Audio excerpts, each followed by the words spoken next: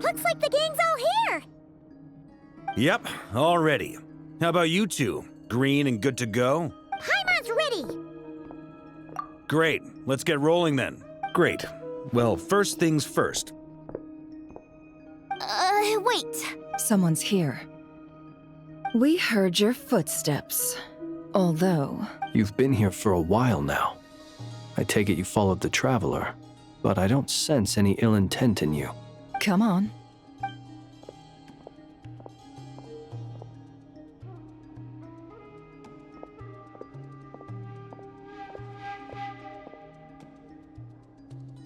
I figured it wouldn't take you long to notice me. I come bearing news from my lady, the Knave. Dottore went through the motions of returning to Snezhnaya, but it was obviously a facade. However, he has not returned to the Kuvaki Experimental Design Bureau, nor has he made an appearance in Nasha Town. Well, in that case, he'll be in his lab way up north. I always wondered why he applied for his own private pad. He was planning this all along. Tell them that Sandrone and I will go on ahead. If they still intend to pursue this matter, they should meet us at the research center in the northern tip of Nod-Krai. Nice of Columbina's two best friends to think of us. We appreciate the heads up. Our sincere thanks to the Fatui for your aid. Lady Damselette may have left our organization, but at least some of her colleagues remain genuinely concerned for her well-being. Not to mention that the doctor's increasingly cryptic conduct gives us great cause for alarm. We have crossed swords many times before, but it's not personal. We're just on different sides. We don't lack humanity. And so, as fellow friends of Lady Damselette, it's only right that you should be in the know about this. Arlecchino's situational awareness has saved us a lot of trouble. I'll leave the map here with you. If you do decide to head to the research center, please proceed with caution. And remember, at least while you're in Nod-Krai, Lady Arlecchino's subordinates are your comrades if you want them to be. This is very accommodating of you. We can't thank you enough. Just doing my duty. I shall take my leave now. If you need us, you'll find us at the Experimental Design Bureau.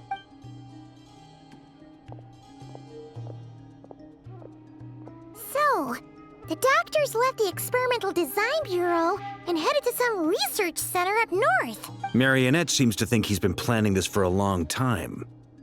But when did it start? Before he even arrived in Nod-Krai?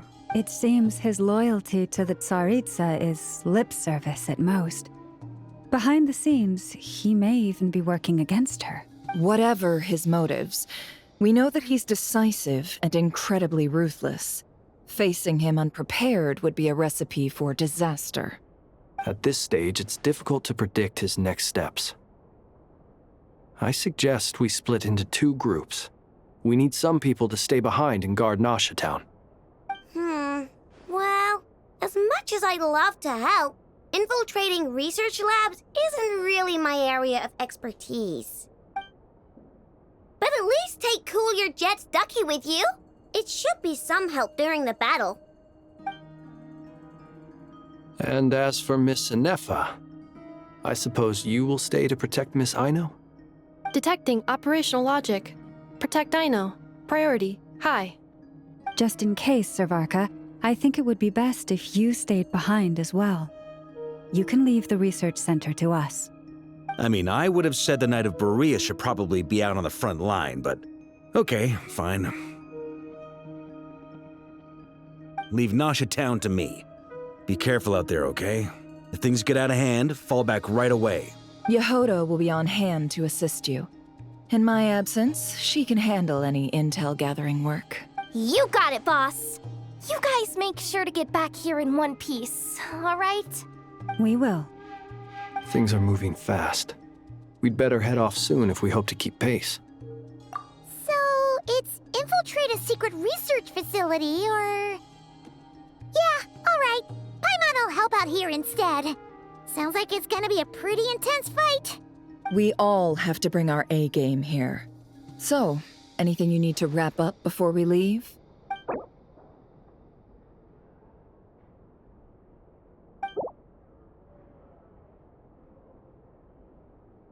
Okay.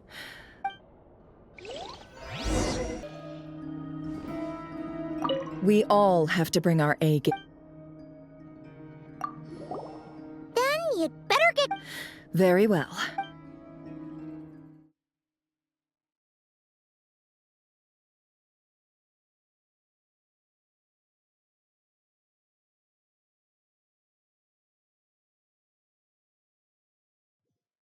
All these broken machines on the ground. Someone got here before us. Could it be Arlecchino and Sandrone?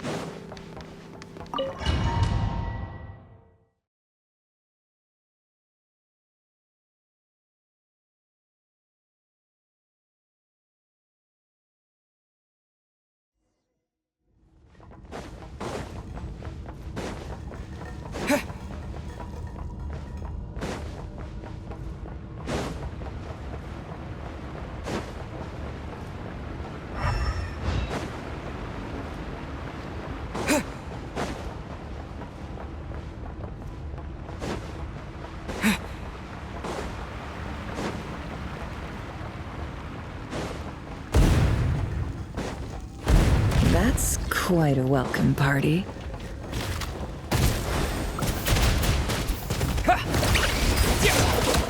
Observe. Be silent.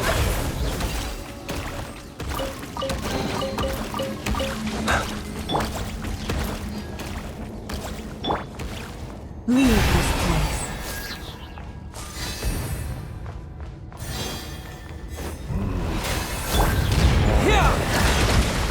No more lies.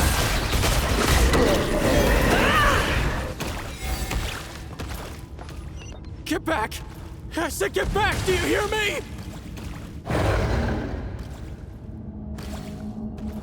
Why isn't it working? No! Don't come any closer! Don't!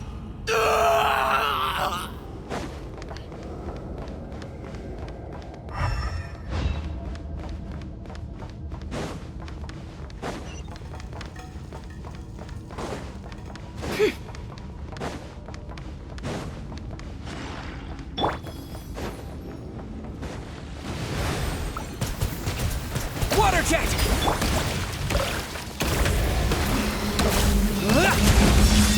Fear the dark.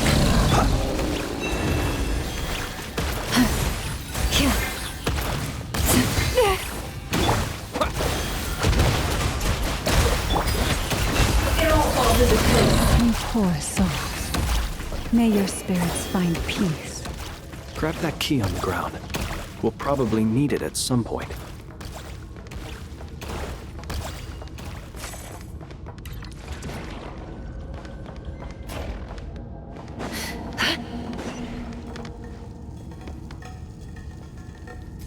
Watch out. There's no way through. Let's go around.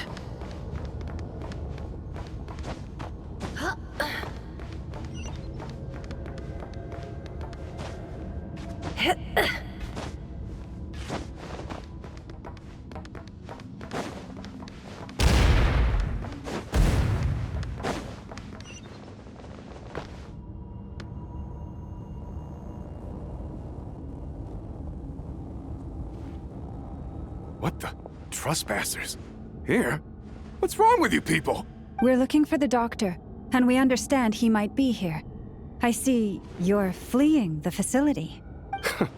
You looking to settle a score with the doctor? Good luck with that. I don't think you have many chances left. Perhaps. But you might have a chance to live if you start talking. 2 other Harbingers had the same idea as you. They're already inside. But what good is it gonna do? The doctor wouldn't do something like this unprepared. Seems to me that you're not too thrilled about being his subordinate. Also, is it just me, or do I sense monsters nearby? If you'd prefer their company to ours, that can easily be arranged. We need to know what the doctor is up to. Please, if you know anything at all, tell me. This is about more than us versus the doctor. His actions could have consequences for all of Nod-Krai, and perhaps even your homeland, Snezhnaya.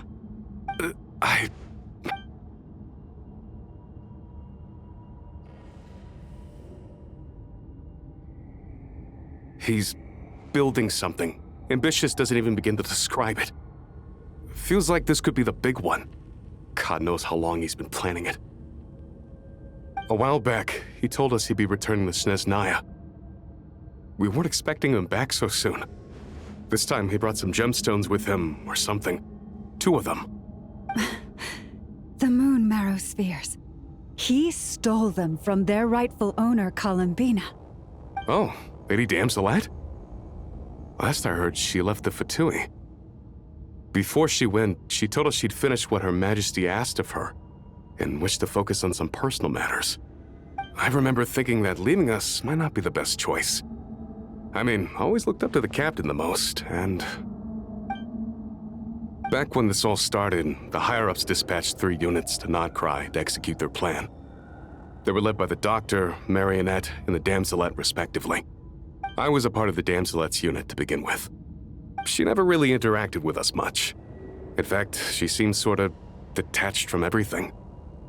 Not because she was distracted, just felt like she was indifferent to the world around her. Like she had no stake in anything that happened. She always seemed like she was staring off into the distance. Almost as if she didn't see anything worth living for in the present, so she had to look further afield. That's right. She always used to stare up at the sky. The Doctor used to stand nearby and watch her. Apparently they got along well at first, but somewhere along the way, she grew wary of him. Started avoiding him as much as possible. After she left, everyone in our unit merged with the Doctor's. He's similarly indifferent to the world, except when it comes to the moons. He seems to have big plans for them. Right now, obtaining the 3 moons is his #1 priority. He even said, if he can only get his hands on 2 of them, he'll create a 3rd one himself. How would he create an artificial moon marrow? Maybe the knowledge he gained from the Hyperborean phantoms has something to do with it. Thank you for cooperating. We appreciate the level of detail. I get the sense that you'd serve under Columbina again if you had the chance. Would that be fair? No, she's no longer a Harbinger. As a member of the Fatui, my loyalty will always belong to the Tsaritsa. I'm only telling you all this because I don't completely trust the Doctor. His actions do not align with the goals that first brought us to Nod-Krai. I understand. We'll do everything within our power to stop him. The Knave's unit is based at the Kuvaki Experimental Design Bureau. Maybe you can seek refuge with them. Well, now we know what's going on here. Artificial moon marrow. He's likely well on the way to completing it.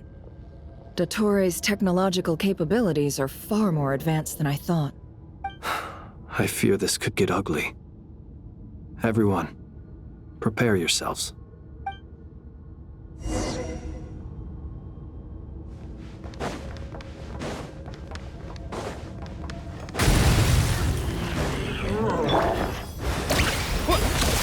Close your eyes. Be silent. To dust. Receive my blessing. Can I be free?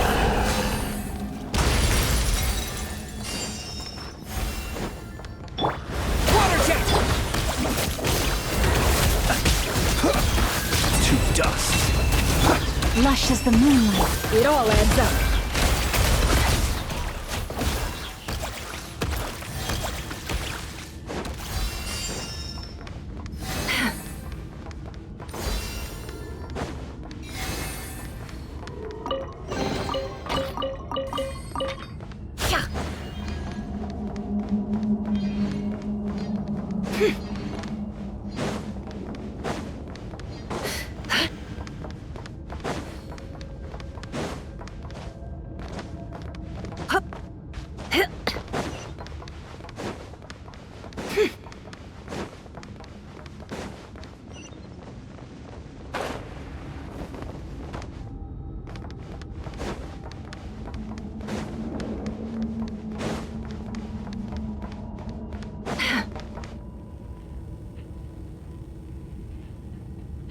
Welcome, one and all. I've been expecting you. I hope my humble research facility is to your liking. Yeah, we really appreciated fighting our way in through a horde of monsters. The gall. You expect us to believe you've just been patiently waiting for us? Of course I have. Should I be worried about something? Everything seems to be going quite smoothly so far, and you've shown up right on schedule. First Sandrone and Arlecchino, now you. Quite a surfeit of guests I've had today. If you were looking for them, I should probably mention that Arlecchino disappeared as soon as she entered the facility. As for Sandrone, why, she stood right here only moments ago demanding answers from me at the top of her voice. Hardly out of character. She never was one for basic courtesy. But I have to admit, I was a little surprised to see her showing concern for someone besides herself. Does everyone you associate with undergo such a change in temperament? Speaking as a researcher, I have to say, it is not a change for the better. It threatens one's ability to remain objective. Well, since you ask... So you've got your hands on the moon marrow, and now you're claiming godhood. Don't you think that's a bit of a stretch, Dottore? I must protest what you are insinuating with that phrase, claiming godhood. I am not claiming anything. I am stating a fact. You're a researcher. I'm sure you appreciate the distinction between the two. Huh? Wait, you really think you're all that? You'll excuse me if I'm not being a polite little lady for you. We're colleagues. We both know what kind of person you are. By the same token, I knew you'd respond along those lines. You and I both understand that facts speak louder than words. To that end, I've had my people send you a small gift.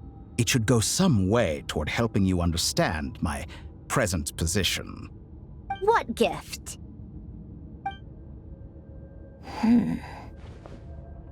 Where have all your troops gone? Who knows? Perhaps they are already marching toward a new world, following in the footsteps of an unknown god. As vulgar and arrogant as you may be, dear Sandrone, I have no intention of taking out my displeasure on your subordinates. They will enjoy equal rights to my own. You sent your people to the Experimental Design Bureau? That's the Tsaritsa's property. Yes, and I am very mindful of Her Majesty's instructions. But you know full well that they do not conflict with my present goals. In which case, all I'm doing is conducting another one of my experiments. Is there a problem with that? Now then, you have a judgment call to make. Am I simply lying to stall you? Or is it possible that every word I am saying is the truth? In which case, your subordinates really are in danger. So now you've turned on fellow Fatui soldiers. You're completely insane. I have set a new rule for myself. Each person gets one chance. Naturally, that includes you, Sandrone. If you wish to leave, I won't stop you. We are colleagues, after all. Scumbag!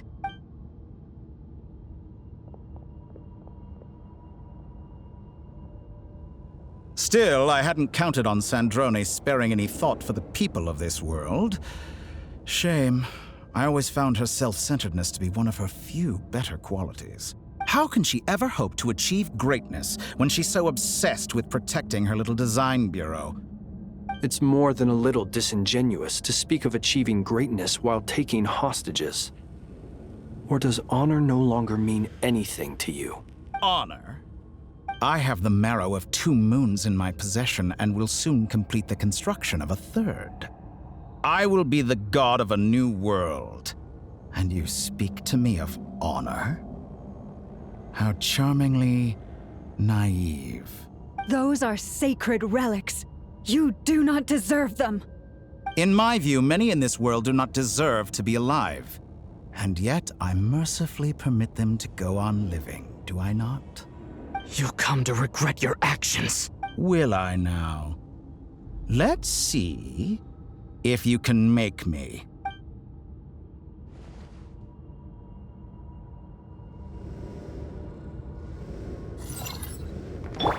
Water jet! Observe, be silent. You won't feel a thing. With one heart, we pray. Wipe out!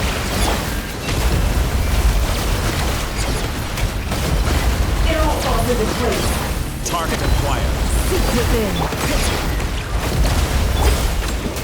Close your eyes. Do you fear the dark? Branch Is into that song. the best you Can't can hide do? the truth. You won't feel a thing. By the frost moon of old. It all adds up. Is this all it takes?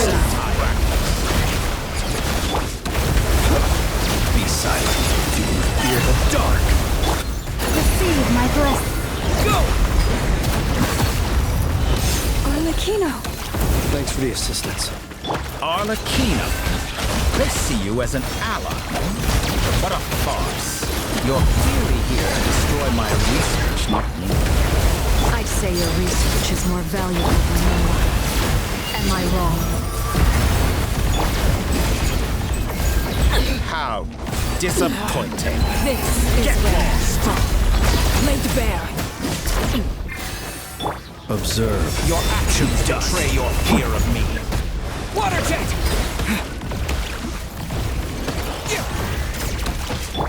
Time to come clean.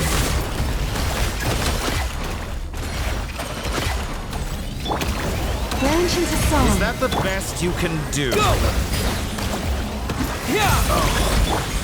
Interesting. By the frost moon of old. Overruled. Your actions betray your fear of me. Get lost. Seek within. Be silent. Close your eyes. Receive my blessing. Everlasting as the moon. Transfixed. Playtime's over. The real experiment For the begins everlasting now. forest. Water jet! No more lies. I expected so much more from you. The mystery unravels. Datora is too powerful with the artificial moon marrow in his arsenal. Fighting him is futile. Quickly.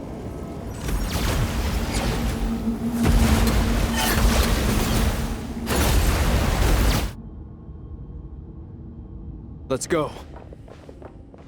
I've always thought it is wiser to flee than surrender.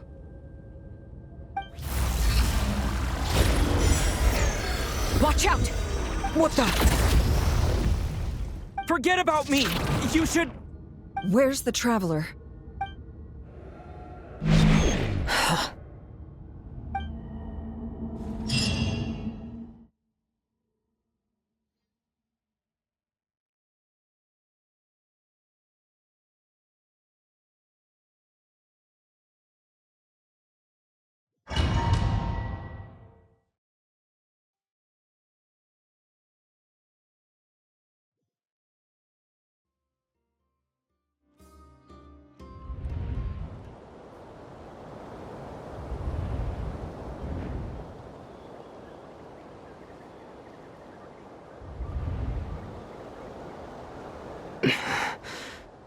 What just happened?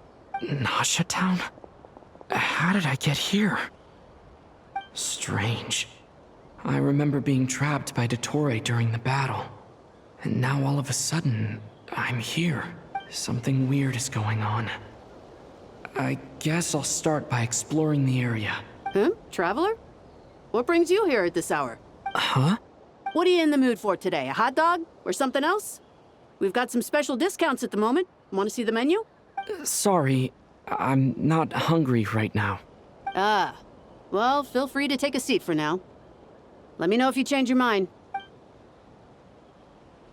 Everyone seems to be acting normal. Am I just overthinking? Oh, darling, look who it is. One of our regular customers. Get the traveler something to eat, would you, dear? Wait, why is he talking like that? Well, I'd love to, but can't serve a customer unless they order something. Anyway, I take it your business is wrapped up? Yes, thankfully.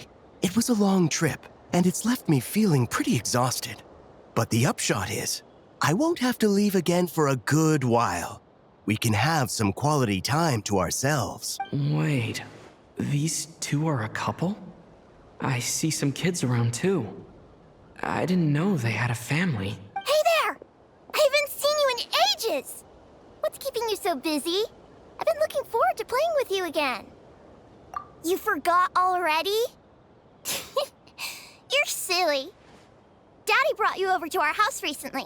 We had some snacks together. What is she talking about? We've had a lot of customers over the last few days, so we've been real busy. And like my mom always says, some people are more than just customers. They're friends. Oh, another customer's arrived. I better go see what they want. This is all wrong. I never once heard the owner of this restaurant talk about their family. It certainly isn't a family-run business. And that child?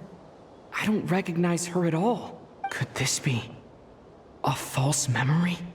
Very good. I knew you had it in you. Aren't you going to try the house special? When did he show up? No. None of this is real. You don't seem to like it here. That's fine. We can change venues.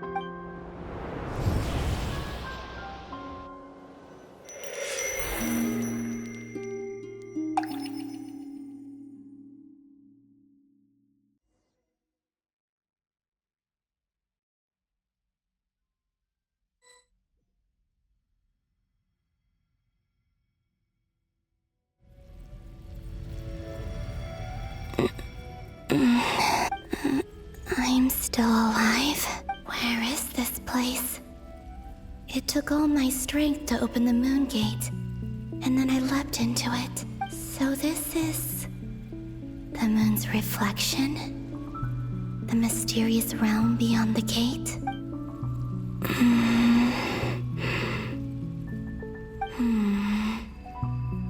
I can't sense anything. I guess I could try opening the gate once more. No response.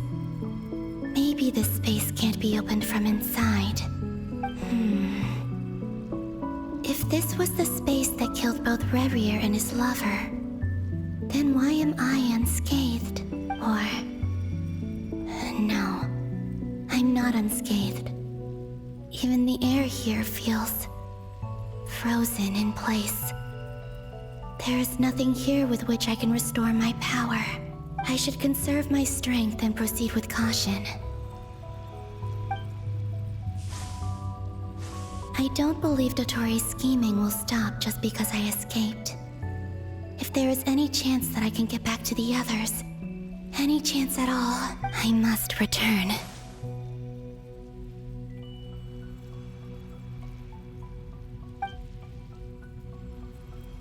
Emptiness, silence.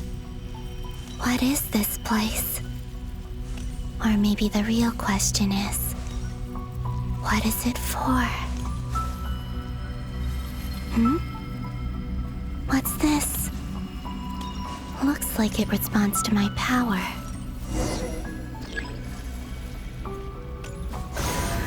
Golden. Like Kuvaki. Is it some sort of guide? And why does it feel so familiar? I might as well follow it.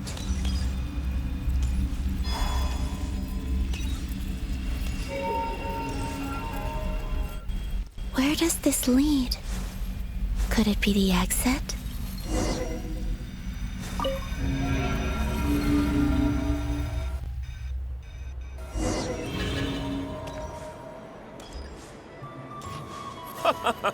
Welcome home, Moon Goddess.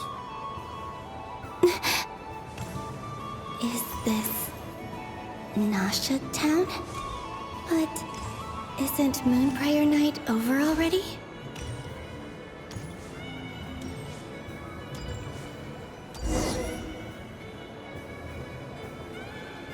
Goodbye for now, Columbina. I hope you have a wonderful night. I will.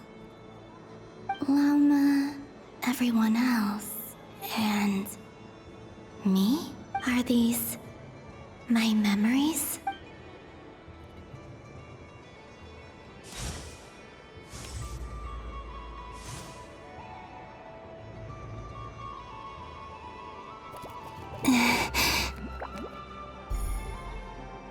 can't touch them. It's as if we're separated by some impenetrable power.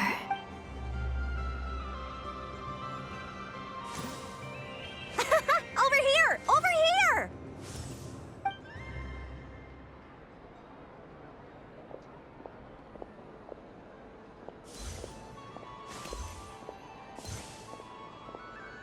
But the people in these memories pass right through me. Just like when I disappeared. If only I had known what would come to pass after that. Even so, I should still take a look around. Just being back here. It gives me the strength to keep going.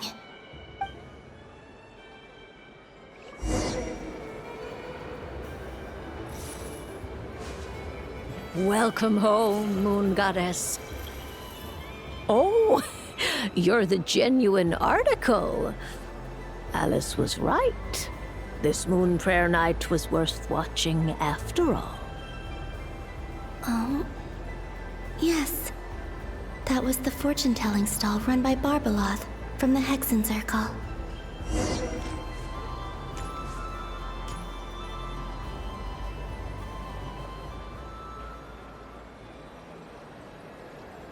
Please, draw the first lunar arcana.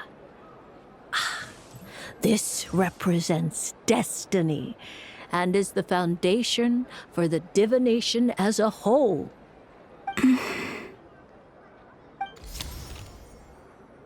My destiny. I believe the card I drew was the moon. Now that I think about it, Barbeloth's divination was absolutely right. It's almost time to draw the last card. The one that represents the future.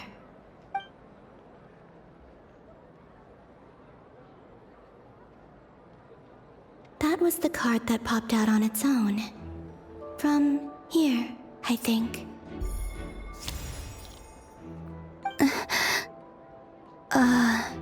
Kuvaki Pulse? What? Fascinating. I've never encountered this before in my role as a diviner. What's going on? Did that card leave the deck? Because of my influence? All I did was try to touch it, and then... Maybe this memory space is not untouchable after all. Are there weak points in the barrier? Or... is it possible that there's more to this space than my memories alone? This card is death. I need to get to the bottom of this.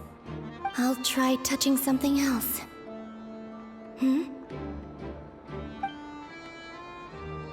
Is this...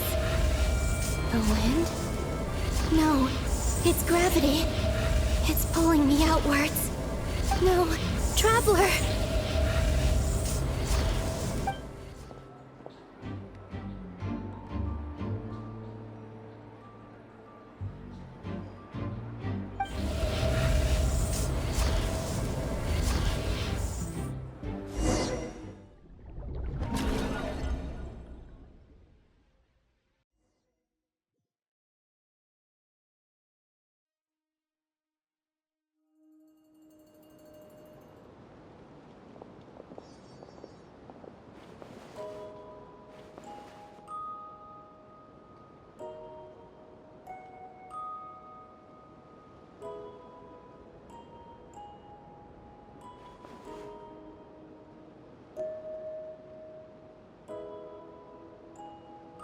Haimon, listen to me. From the bottom of our hearts, we are so sorry. We completely understand how you must feel. The Traveler is trapped, and we all feel responsible for it. Don't say that! Paimon's not a little kid! You didn't leave him behind on purpose! There was nothing you could do! But... he's all alone in there! What if something happens to him? What are we gonna do then? We've barely spent any time apart since we met. Is he gonna... die? We must find a way to rescue him. We were all involved in the operation where he was captured, and we do not abandon our comrades. That being said, It won't be easy. Through conversation with the others on our return, we've arrived at a basic idea of what we're up against. Dottoro's lab has clearly been in operation for a lot longer than we realized. We found many monster samples stored there. In all likelihood, they were materials he used to research his latest technology. We also know that through his contact with the phantoms of Hyperborea, he gained knowledge about the moons and certain Hyperborean technologies. Using this knowledge, he then fashioned an artificial moon marrow to serve as a replacement for the frost moon beyond the sky. Unlike Columbina, Dottore is not being rejected by Teyvat. And even with 2 of the 3 moon marrows, his power far exceeds all of ours combined. Once his 3rd moon marrow is complete, Dottore will have completely seized the authority of the 3 moons. Teyvat's most primordial powers will then be in his grasp. Does that mean... I'm afraid so. No one could have predicted this level of insanity. Not even from Dottore. And unfortunately, his insanity is coupled with an intellect and ambition that not even his peers in the Fatui can match. This is dire. Sounds like the world is done for. The 3 moons' authority can influence the very fabric of time and space. I dare not imagine what a monster like him would do with that kind of power. The trouble's already begun, I'm afraid. On our way back, we discovered that part of Nod-Krai is being enveloped by an unknown energy. We cannot ascertain what is happening inside. I'm convinced this is Dottore's doing. Not that there's any way to prove it. The issue is, we have no idea what his intentions are. The only thing more frustrating than facing down evil is knowing that it will surely come, but not knowing when. The Doctor is guilty of numerous crimes in Mondstadt as well. One of our knights, well, former knights. His father was murdered by Dottore. His ideology and methodology are a danger to everything in his path, from individuals to entire nations. He does not feel guilt, even when he acts against his own people. He doesn't see them as his own people, that's why. People like him see everyone else as beneath them. Right. He views other people only in terms of how they can benefit him. That's the basis of all his social connections. Granted, he's hardly the only harbinger to pursue their own interests. We all do. And Her Majesty is gracious enough to permit it. Still, her mercy has its limits. Dottore's actions have gone beyond even what the Fatui could have imagined. Usurping divine authority to become a god. For a servant of the Tsaritsa, that goes beyond being disloyal. It's treason of the highest order. We can't expect him to heed the Tsaritsa's will once he gains the 3 moons' authority. Even we harbingers consider him the most self-interested among us. Poor Traveler. Of all the people to get caught by... We have to go save him right now! Please! We gotta find a way! Paimon, I promise you, we are with you all the way. I get how you feel. I do. But it's gonna take more than strong emotions to take down an enemy like Dottore. What we need now is more information. Right. We can't even guarantee he's still at his research center. Before we can think about mounting a rescue operation, we need to confirm the Traveler's location. I'll find a way. Paimon knows, but... She's so scared. If anything happens to the Traveler, he might be the strongest person Paimon knows, but he's still human. He feels pain and bleeds just like anyone else. Then think things through before you stick your neck out. Unless you want to lose your head. Sandrone. Miss Sandrone, you're okay? Put the stuff over there, and be gentle with it. Am I okay? As you can see, I've had to move my whole livelihood out of the Experimental Design Bureau. It's been swallowed up by Dottore's energy field. If I'd left it any longer, I probably would have gotten stuck there. Dottore always goes a little loco when he finds a shiny new toy. Not that that he'd ever admit that. But this time, he's gone full psycho.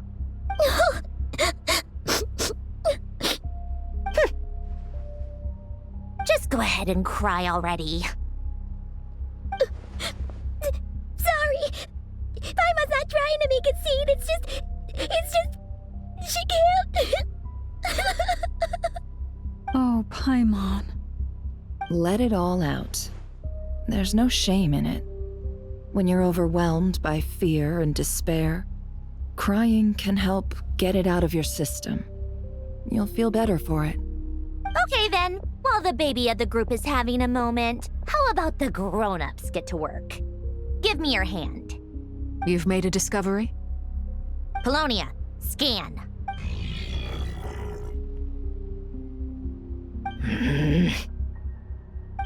You, hand, now.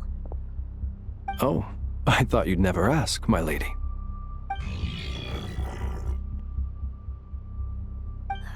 Curses! You're next, then you.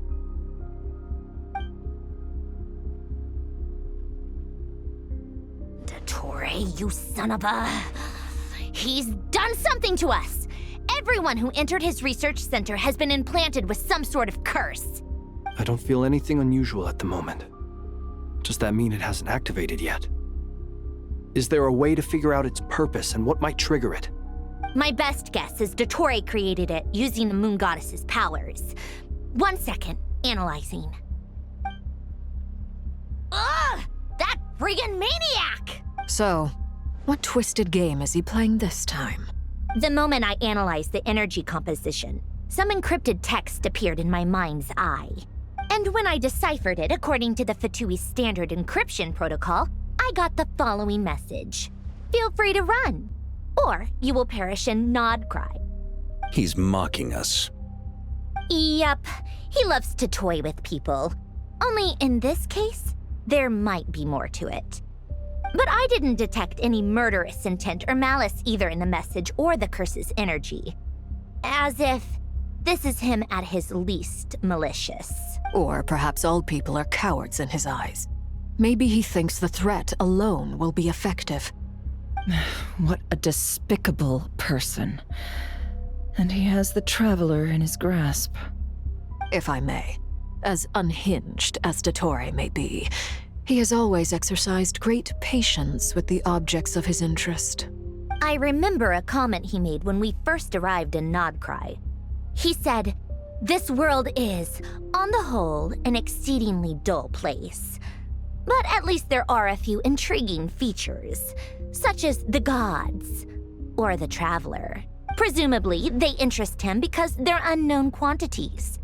He wants to understand as much as he can about them." Agreed. The Traveler is Teyvat's 4th descender. All Harbingers are aware of this. Since Dottore took such pains to capture the Traveler, he is unlikely to kill him right away. Okay, but we still have to do that rescue operation. Of course. I also think we need to read between the lines with Dottore's message. If he's encouraging us to run, that means we mustn't leave Nod-Krai under any circumstances. My guess is, his curse will only trigger if we leave.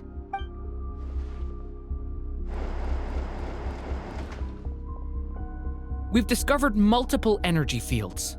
Albedo is still attempting to analyze their structure. He told me to report back first. Each field is slowly growing, swallowing up more of the surrounding area in the process. And the pace of their expansion has increased since we first examined them. He's probably trying to swallow Nod-Krai whole. His nefarious ambition knows no bounds.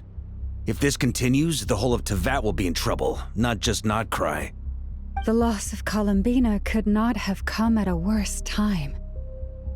Do we think she's truly gone for good? She entered the space beyond the Moon Gate, knowing what became of Rerir and Thelindis. I'm sorry, but I fear the odds aren't good. Don't be ridiculous. If I know her, she's busy finding a way back as we speak just so she can annoy me. She isn't dead. Whatever has become of her, the fact remains that we are two comrades short on the eve of a decisive battle. We need to find out the Traveler's location. But there is also other work to be done. Agreed.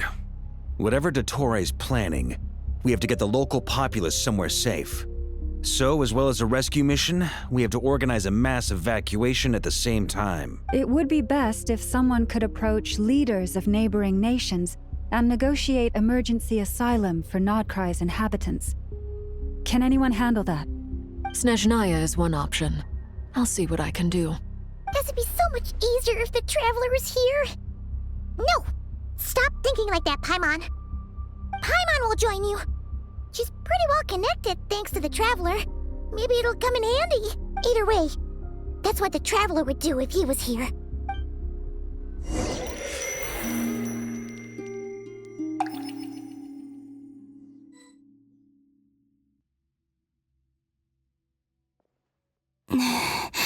Back here again. That gravitational force that pulled me back. Is this where it came from? When I saw that memory of Moon Prayer Night, I think I influenced reality. Was it just a coincidence? Or, if only I could have sent the others some kind of warning on Moon Prayer Night, maybe we could have stopped Dottore. I feel so heavy. Well, even so, I have to keep moving forward. Back to emptiness and silence again. I should try and find my way back inside that memory.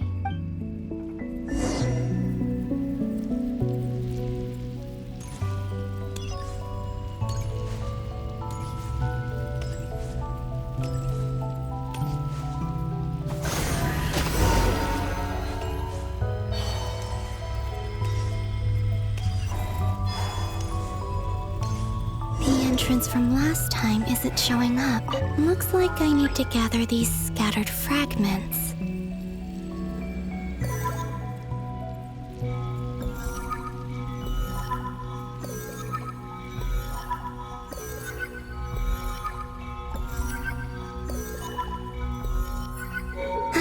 It worked! Hopefully I can stay inside for a bit longer this time.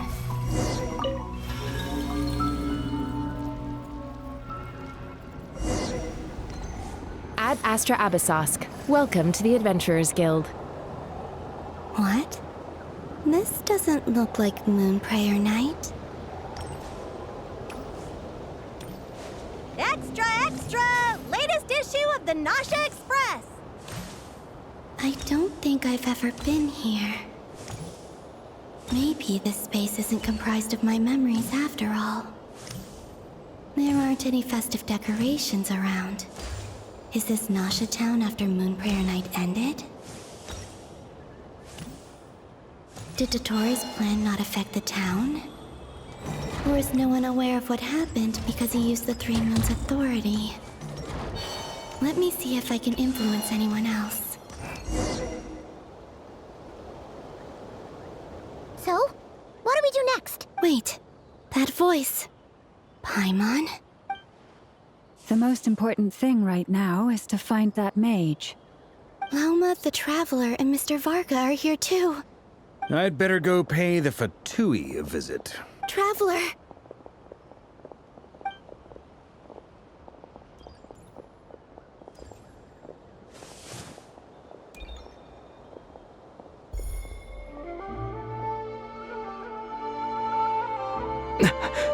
Columbina? I made contact. It's me, Columbina. Huh?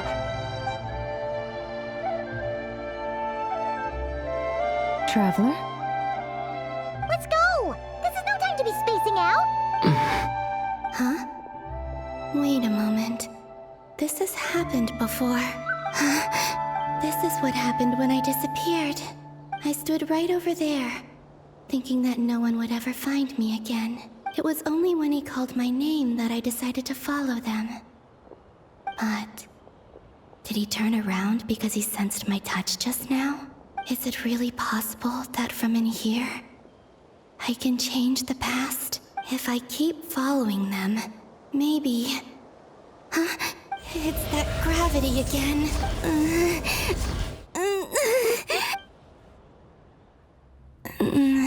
Every time I influence reality within that space, this force intervenes and pulls me back. It's as if it's trying to stop me from leaving. I'm getting weaker and weaker. I'll just have to try another approach next time. Come on, Columbina. Keep going. You have to tell everyone what happened.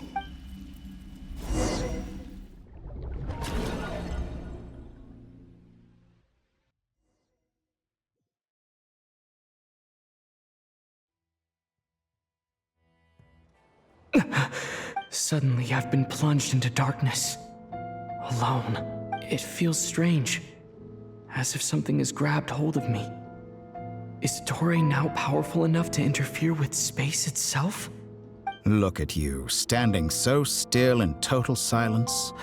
I almost didn't recognize you. Hello there, traveler. He seems to be in a good mood. Wait, what's that behind him? Ah, so you noticed. This is the completed Trilune. 2 primordial moon marrows and 1 artificial specimen. You are wary of it. Good. Maintain that reverence. You performed well in that recent battle. Brave and reckless as always. Courage is the sign of a true hero. And impulsiveness is the hallmark of those who strive to advance. I say this not to belittle you. Most creatures are far more timid by comparison. 3 moon marrows? Does that mean the artificial one is now complete too? Well spotted. What do you think? For a replica I built myself, I dare say it looks the part.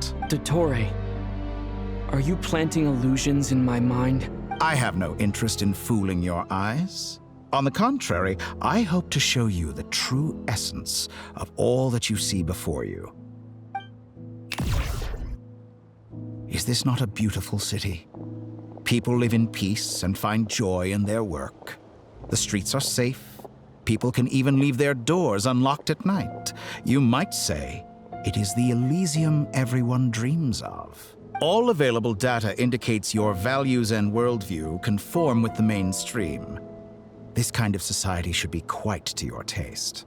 False beauty is deceitful. Lies are to no one's taste. I wonder, is it your moral standards that are too high? Or your expectations of reality? Answer me this. If someone existed in a sweet dream from the moment they were born, a dream in which they never once felt pain, which do you think they would consider superior? The dream or the reality? That's pure sophistry. It has nothing to do with your actions. As I suspected. You have yet to understand all of this for what it really is. What do you want from me?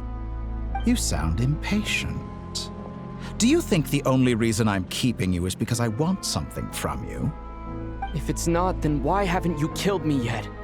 No one can stop you if you're as powerful as a god. I'm delighted you recognize that fact.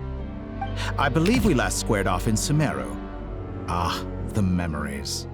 How time flies. You and I have both grown. I'm not surprised that Arlecchino and Sandrone worked with you. You've always a way of slowly but surely ingratiating yourself with all levels of society. People laud you as a hero, but I suspect there's more to it than that. Oh, but to be clear, I don't say that to flatter you. Do you always give your opponent an appraisal before you deal the final blow? Call it a long-time habit. I'm a researcher, and one of my duties is to give an objective assessment of my subjects. But you misunderstand. We are not opponents. Not at this moment. I just want to talk. Think back to Tartaglia, Arlecchino, Capitano, Columbina, and now even Sandrone.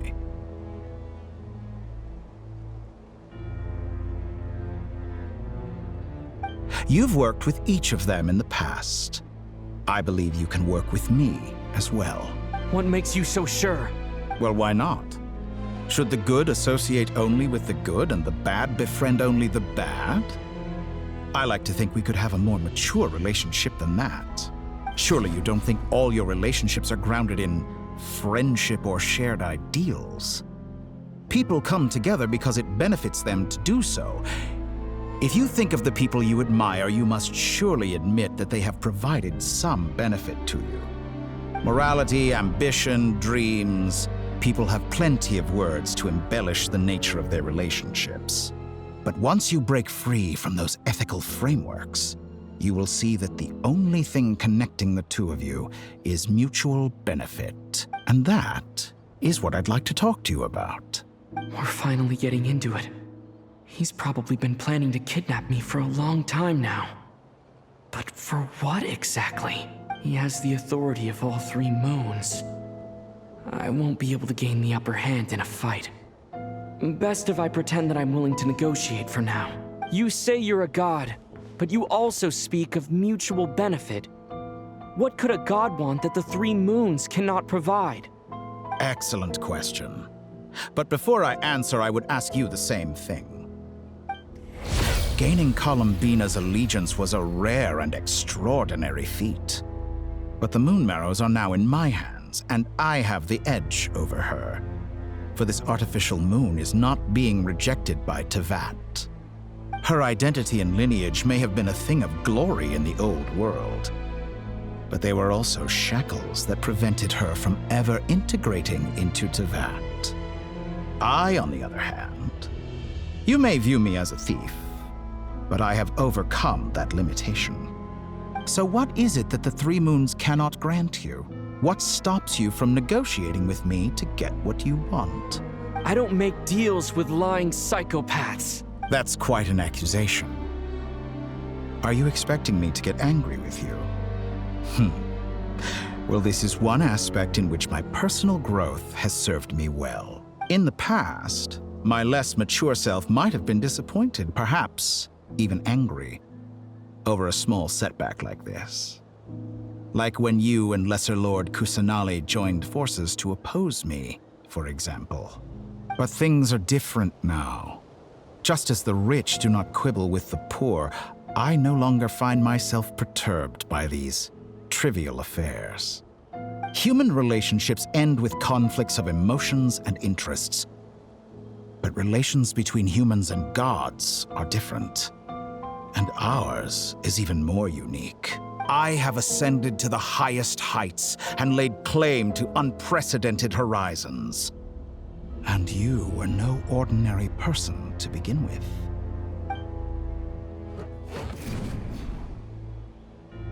Allow me to show you the world, Descender.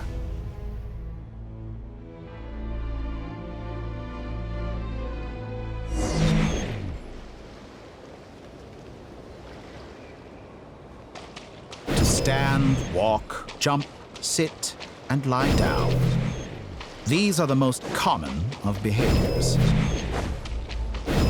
Have you ever wondered why we were born following such laws? Who stipulated that we could not fly instead of walk?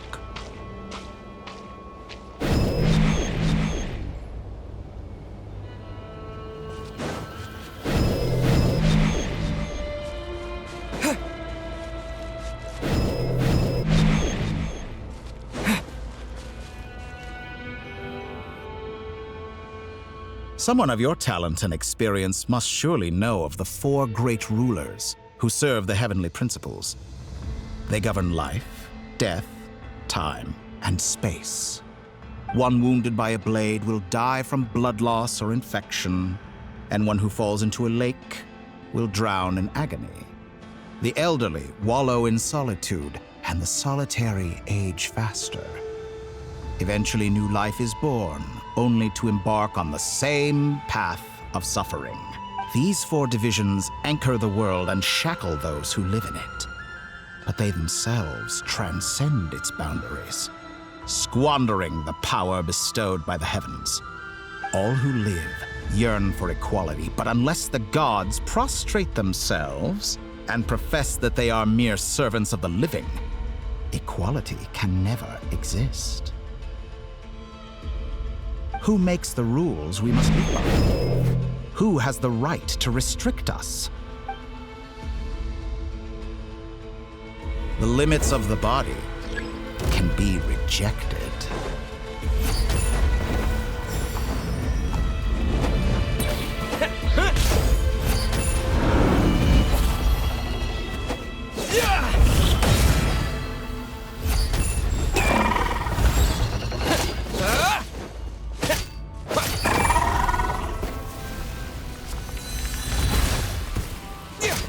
How does it feel to be among those with absolute power?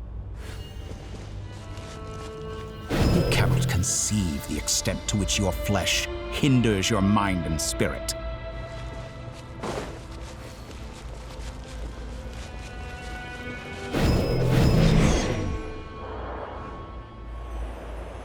Only by discarding our useless, primitive eyes can we perceive a new world. How narrow-minded we all were in the past. Why should the final answer of the world not be the power that predates those of life, death, time, and space? The power of the Trilune.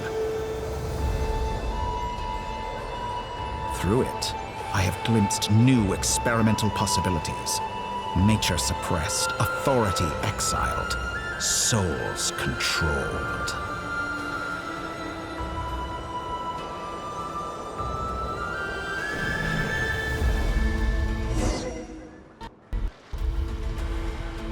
You know, I heard recently that a group of critics reviewed countless stories and drew an interesting conclusion.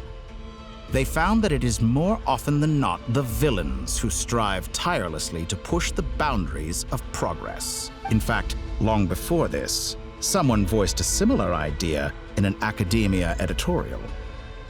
I felt a great affinity with this perspective. I have never been afraid to step up and play the role of the villain. Fanatics are trampled down for their transgressions, and those who transcend are rebuked for their audacity. And so, the majority of creatures are too timid to follow my lead. But all sacrifices made during my experiments have been worthwhile, as you can now see. I can offer you something new, something unique, precisely because I am a villain. Think about it. We are eternally bound through mutual interest. Can you truly say you would never turn to malice if it could give you the life you dream of? After all, what value do perfection and purity really have? They are fragile and feeble things, utterly tedious. I say, better to be governed by a flawed humanity than a gnosis. The true seeker of knowledge is the villain who undergoes countless tribulations in pursuit of their goal. I'm sure many people have told you that you're different. Because I'm a descender? Exactly. Very clever. But what has that got to do with you?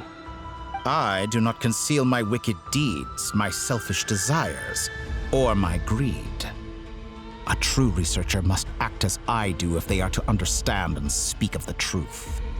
And yet, a knowledge seeker like myself will inevitably grow tired of studying Teyvat beyond a point. You have traveled to all corners of the world and met many people. Along the way, there have been moments when you were misunderstood or even became a wanted criminal. And all the while, you have spent your days doing some of the most mundane jobs in the world. You fight and toil, claim minuscule rewards from my friend Pantalone, then you fight some more, winning some battles and losing others as your search goes on. And this cycle continues, with no end in sight. Surely you must sometimes grow weary of being stuck in this same loop day after day. We're completely different. I embrace everything that life throws at me. I am engaged in every step of my journey. How does that make us different? I too embrace what life brings, researching everything that interests me. Think of all the novel things I've managed to create. Like the artificial moon marrow. Don't you see? As unique a specimen as she was, even Columbina is not irreplaceable. Take that back! She's gone because of your actions! I didn't say that to anger you. Though admittedly, I don't see what there is to be angry about. Anything Columbina could do for you, I can do better. I know what your ultimate goal is. You wish to walk the path your sister walked, and seek answers from her at the end of that journey, don't you? Someone like you could never understand what it feels like to care about another person the way I care about her. Perhaps not, but that doesn't mean I can't help. I could find your sister right now, bring her before you, and make her give you the answers you seek. Don't be so presumptuous. You'll never begin to understand the situation between us. Oh, no. This is no presumption. I'm only offering what I know is possible with the power of the Tri-Lune. But it seems like you would sooner continue with your journey through this world. Why? Do you truly desire this journey? Or is it simply a necessary process from which you cannot escape? Think of all the time and energy you have spent, everything you've had to endure just to make it this far. Is this really what you want? Or has your hand been forced by the promise of that final answer? Yes, you have made many friends. But do they ever spare a thought for the void in your heart and what it yearns for? What you want is not friends. It is family. But do they know this? I, on the other hand, am far more considerate. Join my experiment, and in return, I will bring your meaningless journey and all its struggles to an end. This is a malicious attempt to manipulate me. But at the same time, he's stating some very human truths. Of course he's right about my predicament. How can I deny it? I have faced ungrateful strangers, never-ending troubles, an endless quest for answers. I want to see her. After everything I've been through, words can't describe how much I miss her. How much I want to be reunited with her, wherever you are right now. Do you miss me too?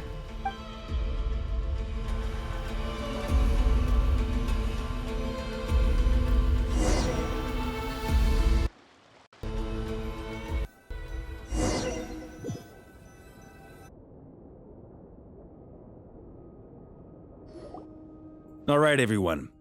Our next mission is clear. We need to contact all the major organizations, explain the situation to the public, and then begin the evacuation. The residents of Nod-Krai are quite dispersed. The two most populated areas are the Southern Isles and Pyramida.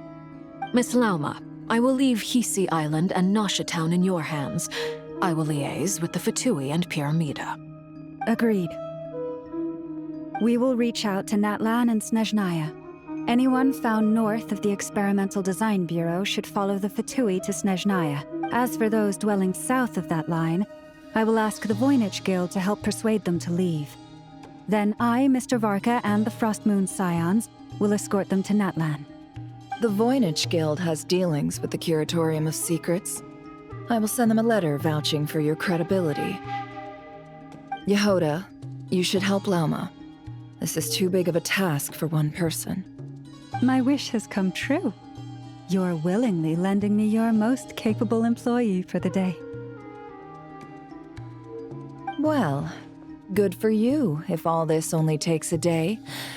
Of course, if it takes any longer, I'll be charging a fee. Boss, wait! Don't I get a say in this? Oh, I'm sorry. Something to add, Yehoda? Well, no one's more important to me than you, boss. And remember how Lauma healed your eyes after that big battle? I think that's worth at least 2 or 3 days' work for the Frostmoon Scions. Are you completely incapable of acting in your own self-interest? Or do you simply devalue your own labor? Are you sure you don't want to come with us? Who will see to our other work if we're all busy evacuating residents? Sandrone insists that Columbina is still alive, and we have a traveler to rescue. There's much to be done. But boss, I'm just worried that... Well, Nefer, I'll link up with you once my tasks are complete. What makes you think I'd need you to do that? I'll need it. And considering the way you approach certain matters, I think you'll be better off with me present. That's quite enough. Just focus on your work first. I bet we're in for an uphill battle here. But we can help out too. Inefa and I are gonna help Nasha Town's residents carry their stuff. Loading schedule. Store essential local research data and technology samples, then escort the people to Natlan. Understood. I will execute this to the best of my abilities. Great stuff. Thank you, ladies. I've contacted the Lightkeepers. A colleague of mine will join us shortly. I will persuade them to conduct a thorough search of the region to ensure that no civilians get left behind. As for me, I guess I'll be making an early return to Sumeru. I think it's important that someone informs the Dendro Archon of what's going on in Nod-Krai. Roger that. Someone should inform Mondstadt, too. Mr. Duran, can I trust you to handle that? I think you fly faster than any of us can run. As an added incentive, get there fast enough and I'll see about getting your gliding exam waived. Really? Ha! Mission accepted, sir. I intend to stay behind and help Miss Sandrone with her research. She has some alchemy-related questions that she'd like me to explore. She recognizes your expertise, then. I wish you a fruitful collaboration. Thank you. In truth, I was surprised to hear her express an interest in subject matter outside of machines. I believe she has been investigating some Fontanian technology recently. She made a point of bringing the relevant materials with her when she left the Experimental Design Bureau. She's sorting through everything in her room as we speak. I should mention that we have one other friend who isn't present. He hasn't made his position in all of this clear. But if we know anything about him, he's likely investigating on his own. Paimon's been very quiet today. But I know how close she and the Traveler are with the Natlanese. She should come with us to the border. Okay. Paimon will do her best. Make sure to heed Sandrone's warning. Many of us have been cursed by Dottore. As such, under no circumstances should anyone cross national borders. Remain within Nod-Krai. That aside, personally, I have faith in Columbina. Things look grim, sure, but who knows how it'll play out. Same goes for rescuing the Traveler. Both of them are important allies and friends. We'll be counting on you to gather intel on them, Miss Nefer. Oh, wonderful. You're all here. That voice again! Nicole? Whoa, that was loud! And it came out of nowhere. So mysterious. Sorry, this is the only way I can speak to you all right now. Please accept my apology. Anyway, time is short. I'll cut to the chase. We're still facing quite a catastrophe here at the world's borders. Alice has roped in every Hexenzirkel member she can get a hold of, except for me. She told me I had to come and help you all out as a matter of urgency. I quote, "You love talking, don't you? Well, now it's finally your time to shine. Take these. Make sure the whole party gets one each. You'll be in charge of making sure everyone stays connected." Huh? Is this a Dodo communication device? Scanning. Unknown device. Analyzing. Unknown device. Conclusion. Cute. Affirmative. It is cute and good. I believe that I quite like it. This is no ordinary Dodo communication device. It's my very own special modified version, specifically... sorry. I almost went off on another tangent there. Anyway, help yourselves. It will allow us to communicate over long distances within Nod-Krai. No more worrying about shuttling messages back and forth. What astounding technology. Am I right in assuming that it relies on your personal abilities to function, Miss Nicole? Yes, exactly. Right on cue, Albedo. Ah, I'd love to brag to you all about how it all works. But no, next time. Anyway, I'll be right with you all, serving as a communication hub. That's all from me. Head off as soon as you're ready. I'll be staying here to keep watch, and I'll be sending you my blessings.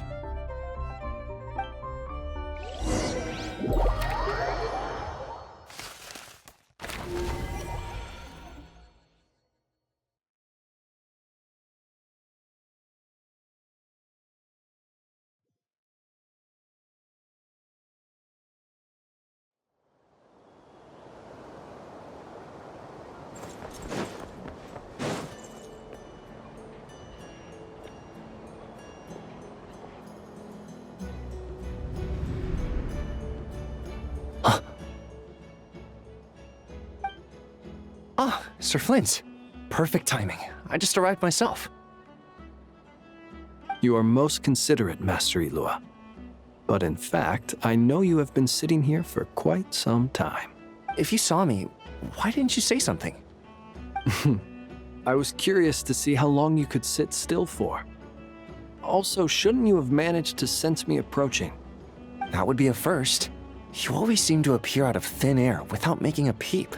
Also, how many times do I have to tell you not to address me as master? I don't qualify. I beg to differ. Why should a young man so well versed in social graces as yourself not be worthy of that title? Please, Lord Flint's. Sir Flint's. I'm begging you, don't flatter me into complacency like you do with everyone else. You understand me better than most. My newest acquaintances tell me I love complimenting others. What do you think? I think they don't understand why you do it. You just love puffing people up till they're a big, happy ball of hot air that floats away into the sky. In all sincerity, I can only hope that they bring good tidings when they come back down to Earth. Is the situation that bad? We just held a strategy meeting. Let me fill you in.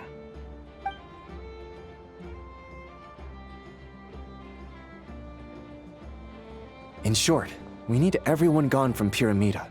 We also need a team of Lightkeepers to scour the more remote regions of Nod-Krai for civilians to evacuate. I only hope we have enough personnel. We do. Old Man Nikita will definitely help, and we can recall anyone out on patrol to focus on this instead. Good.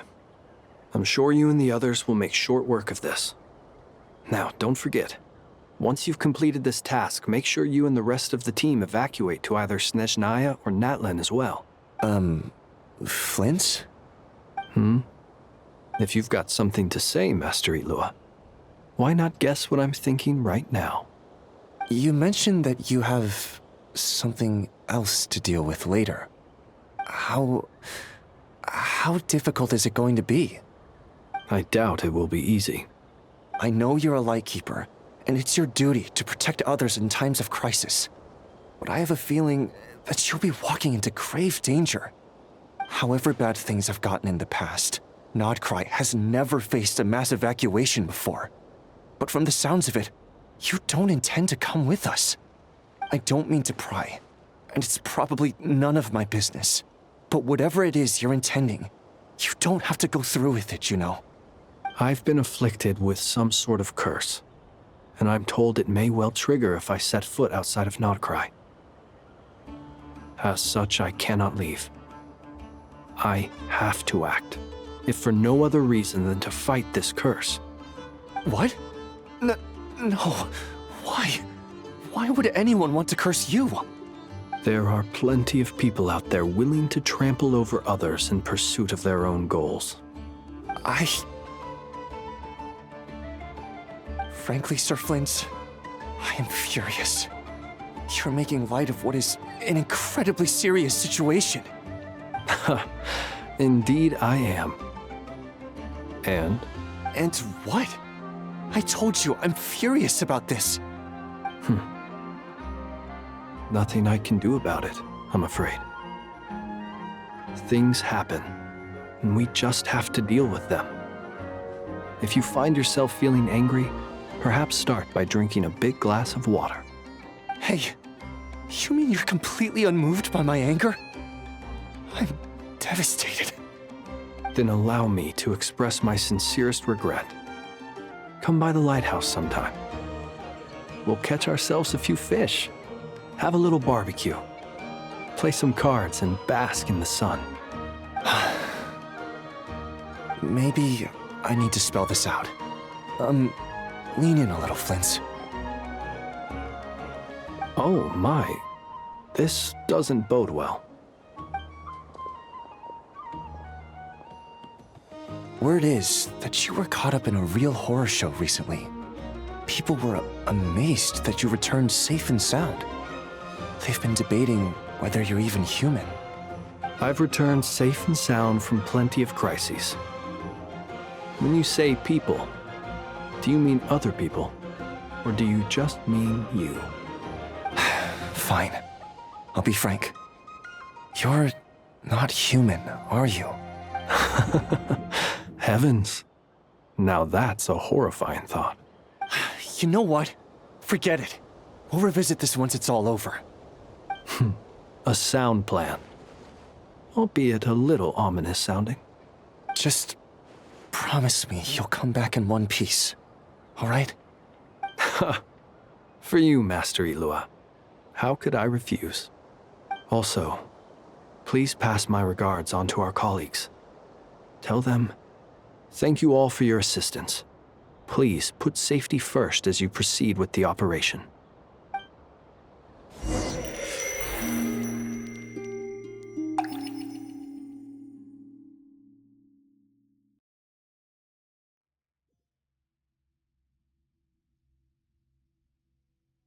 I have to keep searching for a path toward reality.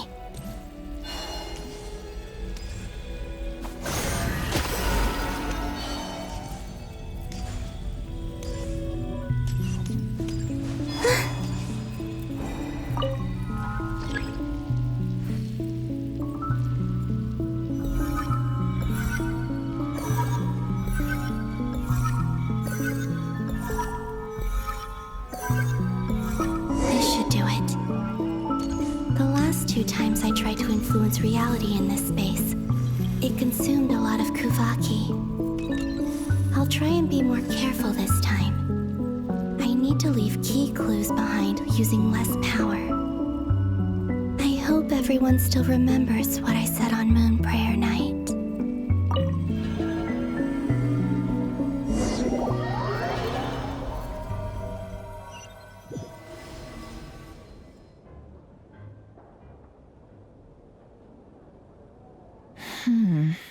Nothing here either. Flint's? Ah, Miss Nefer. What are you doing here? Unless... I just spoke with Ilua about arrangements for the search and came for a walk nearby. As for you, why would... It appears we think along similar lines. And neither of us likes to accept things at face value. As well as figuring out how to gather intel on the Traveler, I wanted to confirm some of my own suspicions. Also, we'll need to bring a lot of force to bear against Ettore, even if we're only looking to rescue the Traveler. We can't leave anything to chance. You don't think Columbina perished either, do you? I'm merely considering the possibility that she survived, just as you are. How much can we really know about a deity like her anyway? Do you remember what she said on Moon Prayer Night? About using Moonlight to send messages to us? Of course. I think that's why we're both here. Where have you checked so far? I've been focusing on the outdoors. Anywhere the moonlight shines. I checked most of Nasha Town, but didn't find anything. I checked the Curatorium of Secrets, and a few rooms where I thought I might find some leads. But no luck here either. The only places I haven't looked yet are the rooms in the flagship. But process of elimination isn't the only thing that brought me here. Oh, really? What's your other reason? After all that build-up, our mystery ally never showed up even once! Huh? Am I imagining things?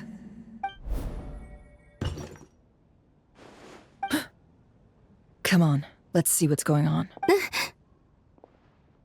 Oh no. I knocked over a vase as soon as I came in. It must have been caused by a Kuvaki fluctuation when I entered the space. Although, it seems like I'm not about to be pulled away this time. It looks like as long as I'm careful with my actions, it doesn't count as influencing reality. Anyway, is this the flagship? The Traveler mentioned that's where he was staying. I only went into the lobby last time, so I've never actually been here before. How does this space work? If nothing else, I can now be sure that it is not simply memory. He mentioned where his room was. I think it's this one.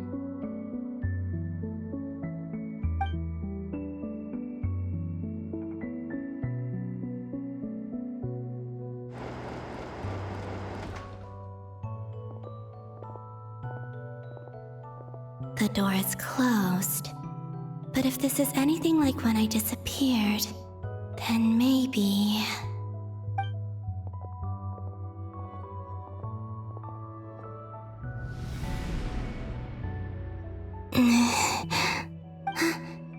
I'm in.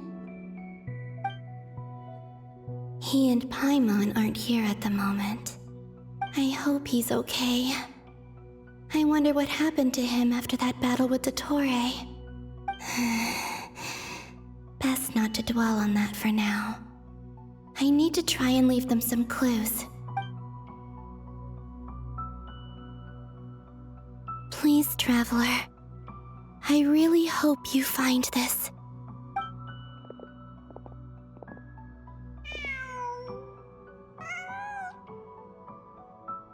Huh. Just a cat. Nothing else here strikes me as noteworthy. Didn't you stay here for a couple of nights once? Before Rerir showed himself, yes. It's also where the Traveler and I first met. Did you notice anything unusual during your stay? I remember thinking how much noisier the flagship is at night compared to the graveyard. Other than that, no. The Traveler and Paimon were most congenial neighbors. This is where they've been staying, yes? Over here? That's right. I wouldn't usually condone breaking and entering, but we can make it up to them later. Focus now. I have to write a message on the wall using Kuvaki, just like I said on Moon Prayer Night. Simply open your windows on nights when the moon shines bright, and the moonlight will naturally flow towards the words I have written. Here goes. I'll need to carefully control my strength.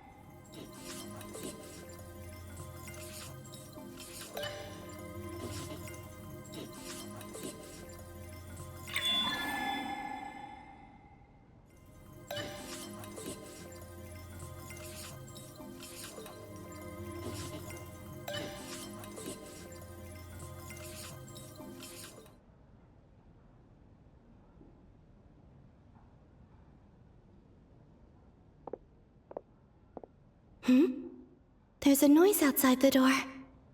Is he back? Please, you have to see these words.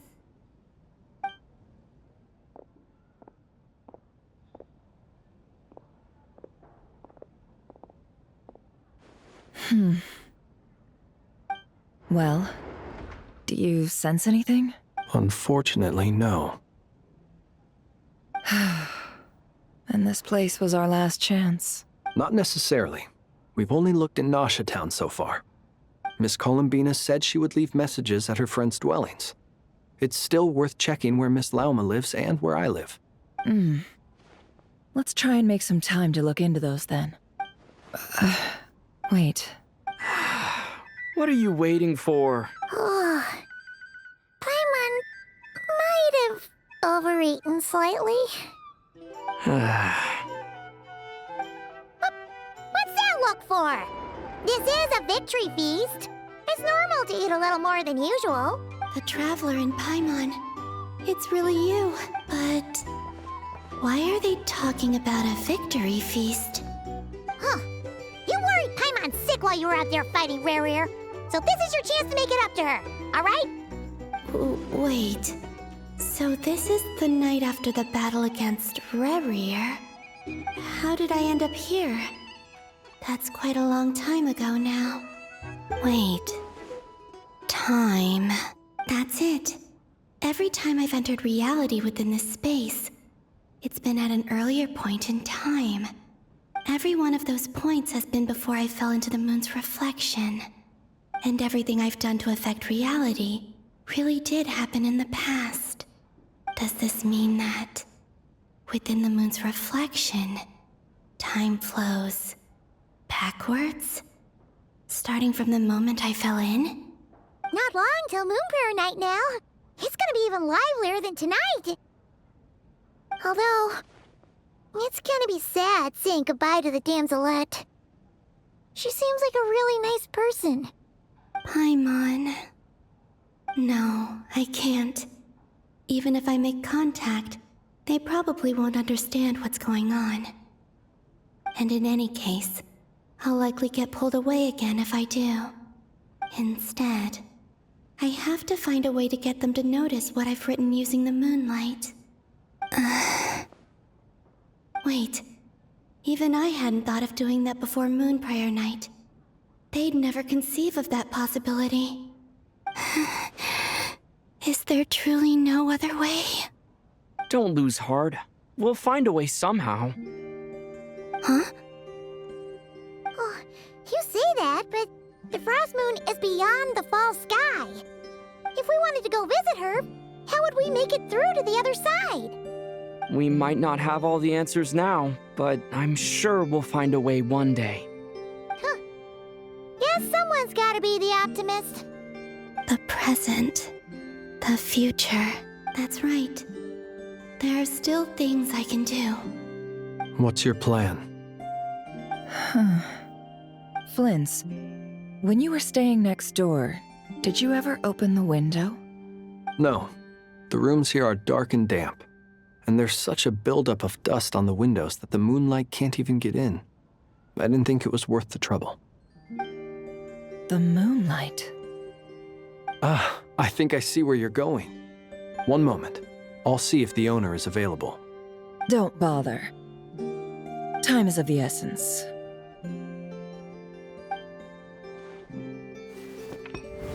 Time.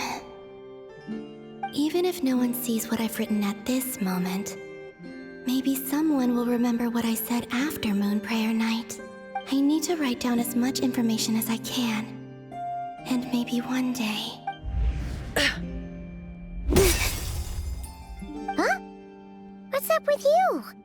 You can't even hold your cup steady. Are you getting tired?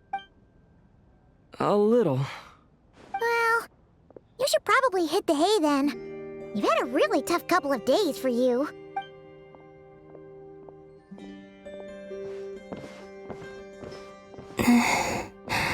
You truly have.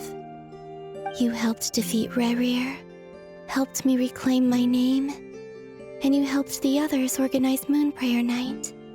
Wherever you are right now, I'm sure you're still fighting against the injustices of fate. This is all I can leave for them. How I wish I could stay here, but it's time for me to go. I hope to see you again in the next time, and if the opportunity presents itself. I will surely return to your side. Huh. Columbina.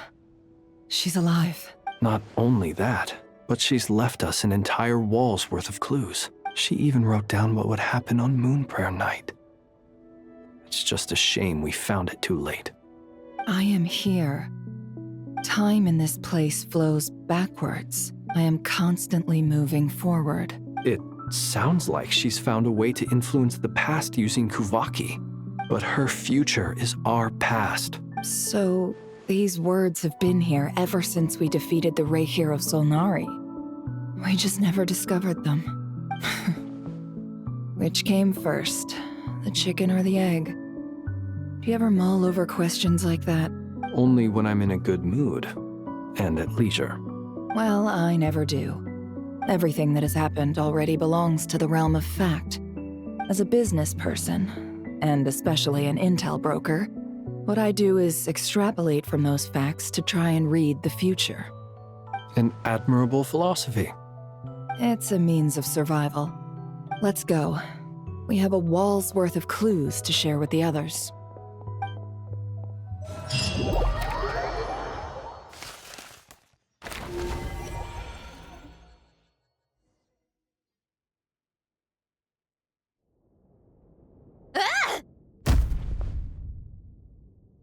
It appears that the doctor's energy signature has changed to something similar to Kuvaki, but not like the Kuvaki we're used to. Nod-Krai's Kuvaki devices will only have a limited effect on it.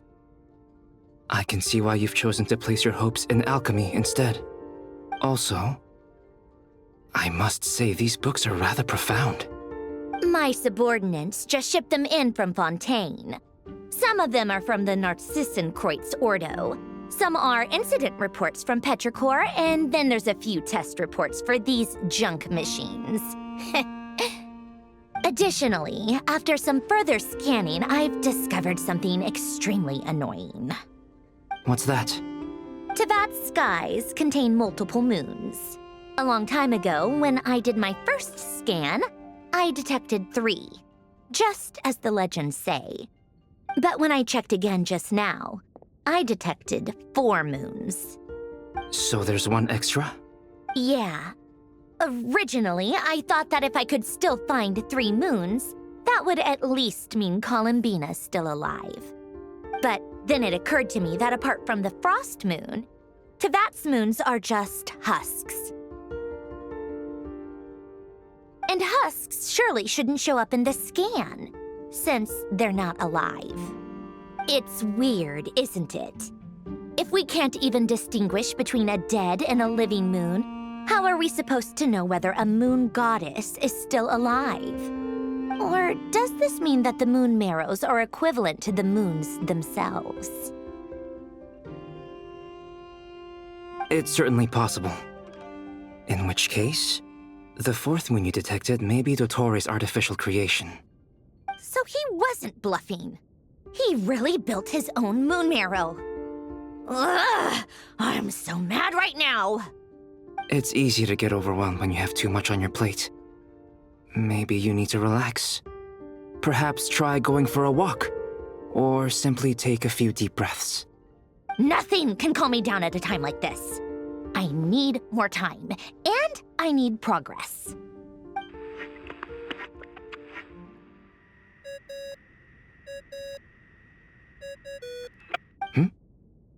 It's Mr. Flynn's. I really hate that ringing tone. Ugh. First the 4 orthants of the Narcissenkreuz, then moon marrows. Now what? Oh, sorry if we're disturbing you. Might I ask what's troubling you? What do you want? We're busy. Are you still at the Curatorium of Secrets? Yeah. Look, everyone else is still out, so there's no hurry. Plus, I'm busy, so I would appreciate if you gave me some space. Even though we have crucial intel to share? Fine, I'm listening. Do you intend to share it via the Dodo communication device? Ordinarily, I would, but this is a unique situation. I think it's best that we discuss it in person. See you at the curatorium.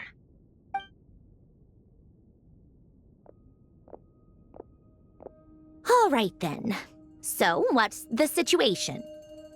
The rest of the team is still out working on their missions and evacuations, but we've decided to fill you in on the most crucial information first.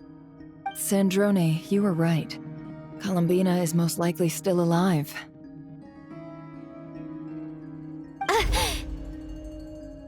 That's the best news we've received in a while, by a long way.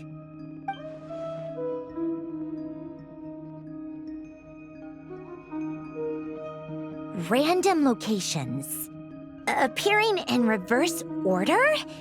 Are you serious? So not dying isn't enough for the Moon Goddess, huh? She has to show off too. Anyway, does this mean we can deduce her condition from the Moon Marrows? Miss Sandrone, there's nothing wrong with simply admitting that you're happy to hear the good news.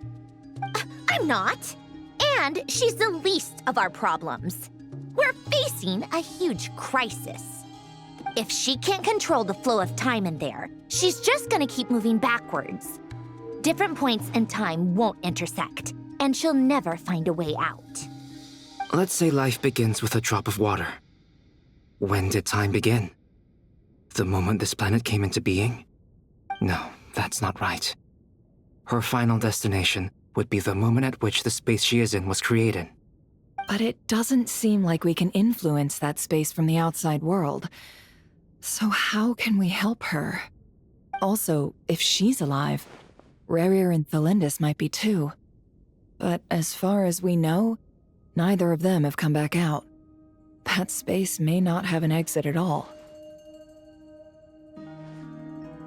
I'm afraid I must concur with Miss Nefer in this. Can't exactly argue with that. Let's leave it there for now. I've taken notes on everything you said. Will it help with your research? I doubt it's gonna help with breaking Dottoro's energy fields. But who knows when it might come in handy. Better to have it all written down than try to remember everything when I need it. All right, I need to get back to my research. Mr. Albedo has made a lot of suggestions that will require my undivided attention. Sure, I'll stay here. I have things to work on.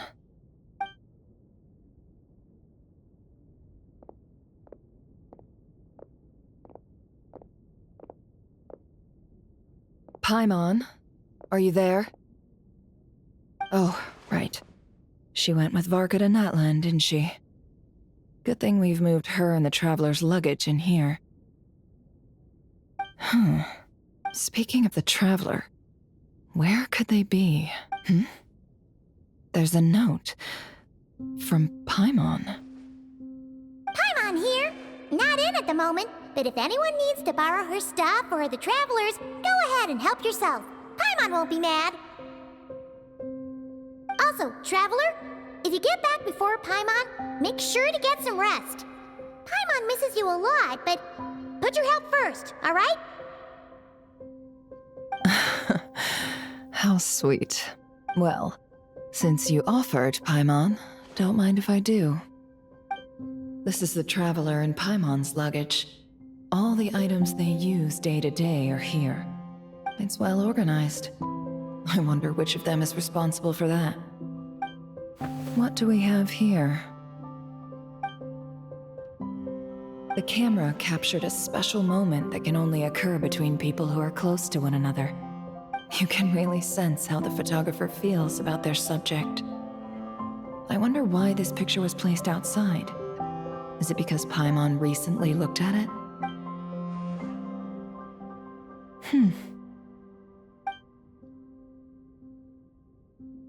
This must belong to the Traveler. Perfect. I'll use this. Hang in there. We'll find you.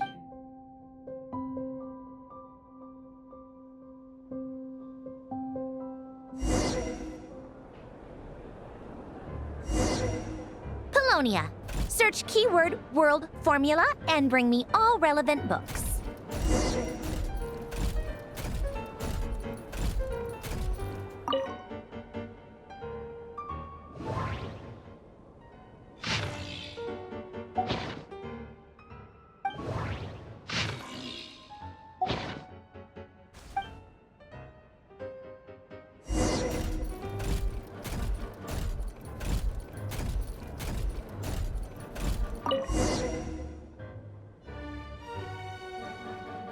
Let's see.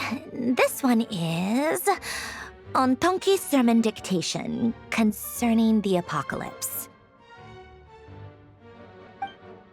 I believe that the correct term for this is Fortuna. This was an ancient Remorian technology, a wisdom unparalleled. I never imagined that Remorian ideas would be so similar to the diagram I have named, the world formula. This is strong evidence that human civilization should gradually shed possibilities as it continues to explore and evolve. The end of humankind may well be upon us right now. The sparks of civilization shall run out, unless we consider introducing variables from outside the system. Variables. Surely that can only mean one thing. Descenders? Dottore likely captured the Traveler because of his Descender status. But the Three Moons' authority comes from the world itself. Why would Dottore need anything beyond that? Where does this variable factor in? The world formula calculates the fate of an entire world. Introducing a variable would therefore give us...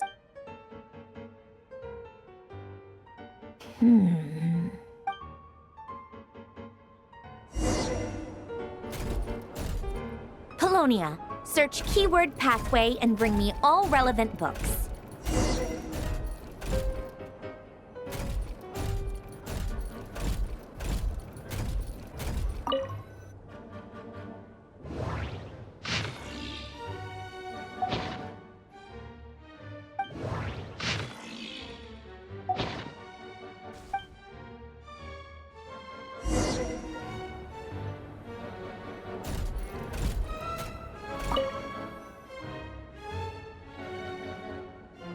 Otonki Sermon Dictation. Explications on the Chemical Marriage. These titles are pretty esoteric. Observe and compute the pathway displayed in the guidance diagram. Deconstructing and reversing its effects could generate potential ideas. So, it's one of Renee's draft lectures. Deconstructing the pathway. I suppose that could lead to a breakthrough.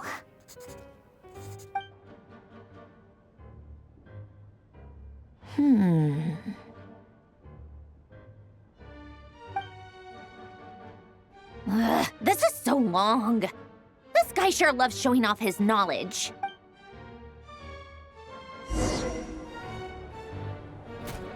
Polonia. Search keyword tree model and bring me all relevant books.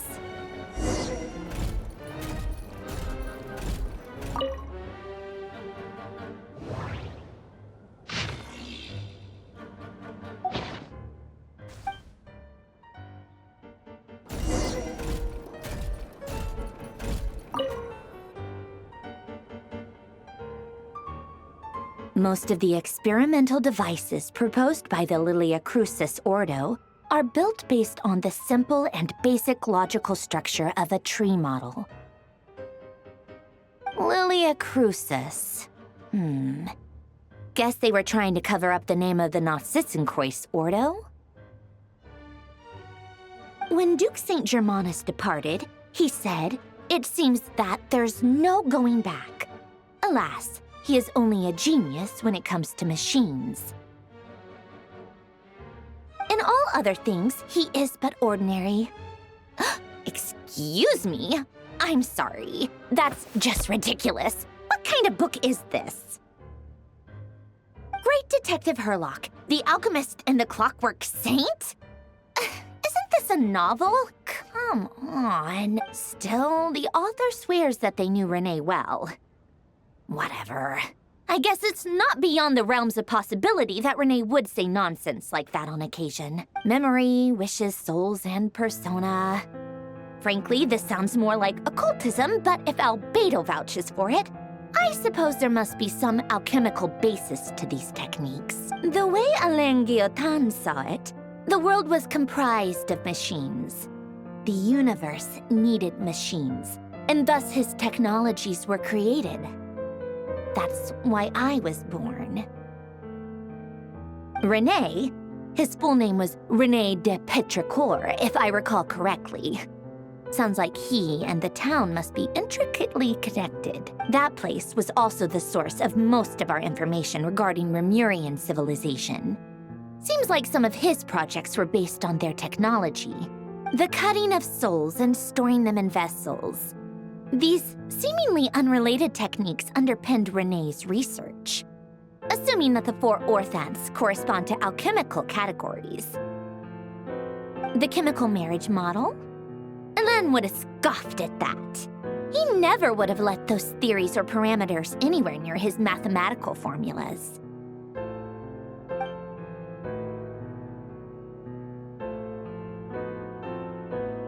What was Alain's view on Renee? I know he mentioned the name, albeit very rarely. Oh, now I remember. Alain's old notes are here too. They mentioned Renee once. Renee seemed most out of sorts when he spoke to me. A lack of sweet foods has dulled his mind, I should think. Either way, his words are not to be believed. Yep, that sounds like Alain. My subordinates actually did a half-decent job digging out all these materials. Makes a change. Good for them. Some of Alain's old files are completely consistent with these records. He must have gotten them from the Tower of Gestalt. I never knew he got his hands on Renee's records that early. He may have kept them, but he never even attempted to use them. Didn't believe a word they said. Come to think of it, Renee's world formula was filled with calculations of constants. That shows he believed that the fate of the world to be predetermined. As for Alain... it's been too long. I forget what he said. What would he have said? A guy like him, fervent believer in machines, but not headstrong enough. The world can be changed. It is worth persevering. Yes, that's how he used to think at least. He created that procedure to save this world. Yet the scale of the world's fate proved too enormous. The result was beyond his ability to calculate. He died having never seen the outcome. And there I was, left behind in the ashes of his dreams. Did you really never take a close look at Renee's research? Or did you read it but deem his philosophy incompatible with your model? The very thought of trying to incorporate his ideas probably made you feel sick to the stomach. Well, don't worry, because there's a whole new category of lunatic in town. Next to Dottore, every other madman looks sane. You once asked me what I wished for. Should have asked him instead. He's the one pining for things you'd sooner die than witness.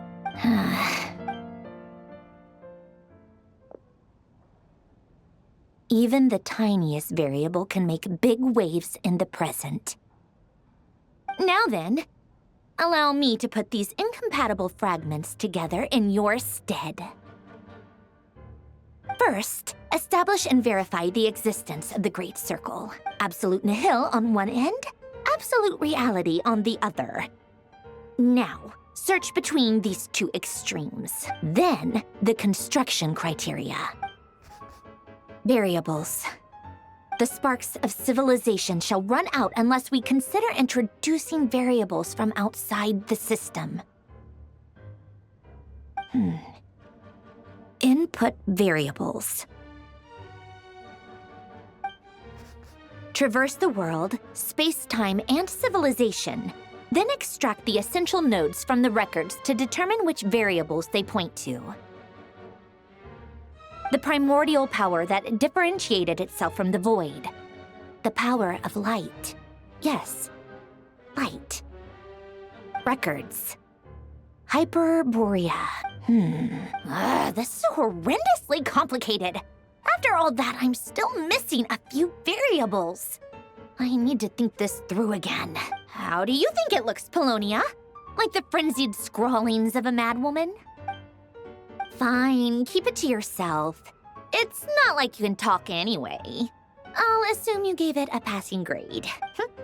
I jest. But true madness does often start with trying to save the world. What would Arlecchino and Columbina think if they saw this incomprehensible hen scratch? They'd probably have me institutionalized. So would Rosaline. She's been dead for a while now. When I close my eyes and think back, I can still see her face.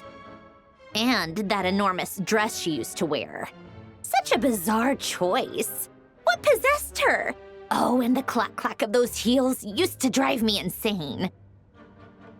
No one's asking me, obviously, but I hope you all know that I never wanted to save the world. I'm not crazy. I don't have delusional ambitions, and that's a clinical fact. The world needs a solution, but I don't need the world's validation. It's the world begging me for answers, not the other way around.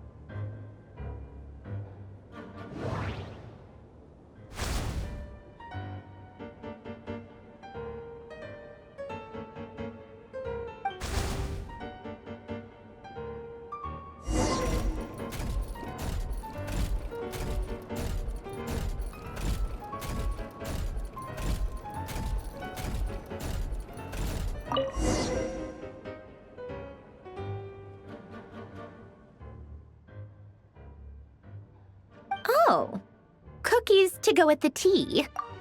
Let's see. They must be from that person who brought those documents. I see they're from Hotel de Boer. Something's written on the box. We are proud to present this homage to the Fortress of Meropede's fun-filled mill collection system. Fortune cookies. Have a lucky start to your day. Sounds like a dumb gimmick to me. Be early to bed and early to rise. Get plenty of sun and drink plenty of water. Then things will surely go well for you. What? Are you kidding me? Somehow I doubt that an early night and a glass of water is magically gonna save a world on the brink of existential peril.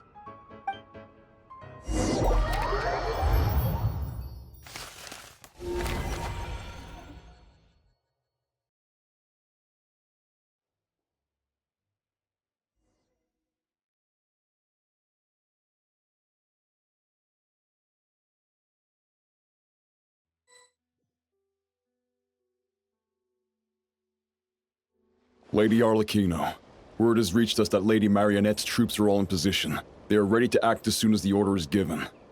Excellent. The only thing is, they are fewer in number than we expected. It looks like many of them must have lost their lives at the hand of the monsters released by the Doctor. Can't be helped. Allow them to join our ranks, and keep in contact. As you wish.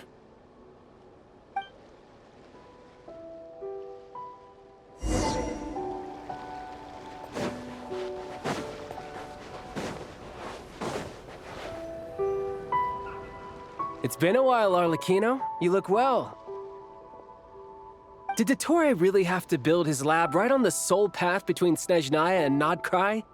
Had to go on a huge detour to stay out of its line of sight. Sounds like an arduous journey. I assume you've brought word from Her Majesty? Of course, all part of the job. Firstly, the Tsaritsa has authorized Fatui Internal Affairs to review Dottoro's case. They will reach a formal verdict on whether he has turned traitor and whether he poses a threat to Snezhnaya. While they're working on that, I've been ordered to come and receive the refugees from Nod-Krai. They are nearby. My team will escort you to them shortly. Great. Aside from that, Her Majesty has a message for you and Sandrone personally. Huh? Where is Sandrone? She stayed behind to work since I was making the trip anyway. It seemed sensible to have one person on standby at base while the other came out to meet you. All right, guess that's just how she rolls. In that case, tell her that the Tsaritsa's decree this time is pretty awesome sounding. I think she'll like this one. Still, I wonder what... Wait, what's that? Did one of our troops turn into a monster? Take him out.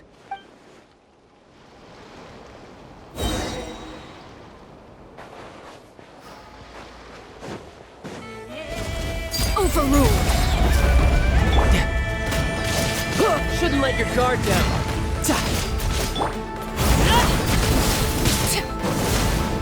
You've gotten stronger, Arlecchino. Nice. Stop that right now. I appreciate the praise, but I am not fighting you today.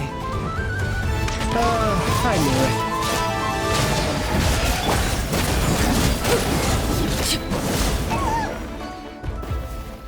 I can't believe it. He was a living, breathing human one moment, and the next... Another fine piece of work by our dear colleague, I'm afraid. What in the world has been going on in Nod-Krai? A lot.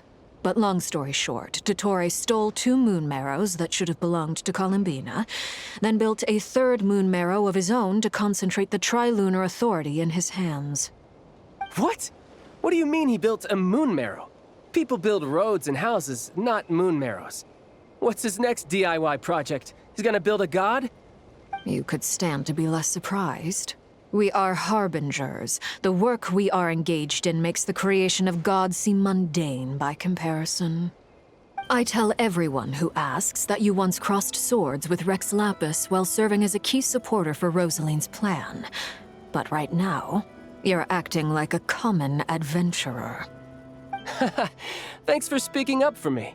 Those 2 really took me for a ride back then. Then again, surely no common adventurer would manage to get tangled up with them the way I did.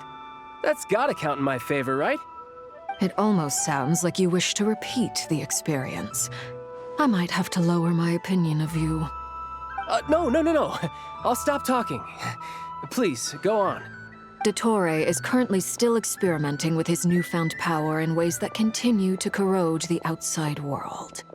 As for the human mutation, I believe this is simply a consequence of his experiments, and not a strategic move. That radiant beast was once a subordinate of Sandrone's. I suspect he was only allowed to live so that he could become an experimental subject. Also, those of us who fought Dottore have been afflicted with a curse. As such, I cannot leave Nod-Krai. This is so much worse than I thought. No wonder Her Majesty's decree is so extreme. While these exceptional circumstances persist, the Harbingers are hereby authorized to use unilateral executive powers. Should Dottore pose a threat, Arlecchino and Sandrone are permitted to eliminate him. My thanks to Her Majesty. I will pass these good tidings on to Sandrone. Her Majesty has also declared that she will refrain from launching an attack on the now evacuated Nod-Krai due to the presence of unretrieved research material. A wise decision. By the way, how's my old partner doing? I'm assuming they're with you? Partner? You mean the Traveler? I'm afraid I have bad news. He was captured after our failed assault in Dottore's lab. His whereabouts are currently unknown. What? Why? Since when does Dottore have a bone to pick with him? That is indeed the question. I'm not sure he does. He must have some other goal in mind. This won't do. I have to rescue him. You can't. We have no idea where the Traveler is. What am I supposed to do then?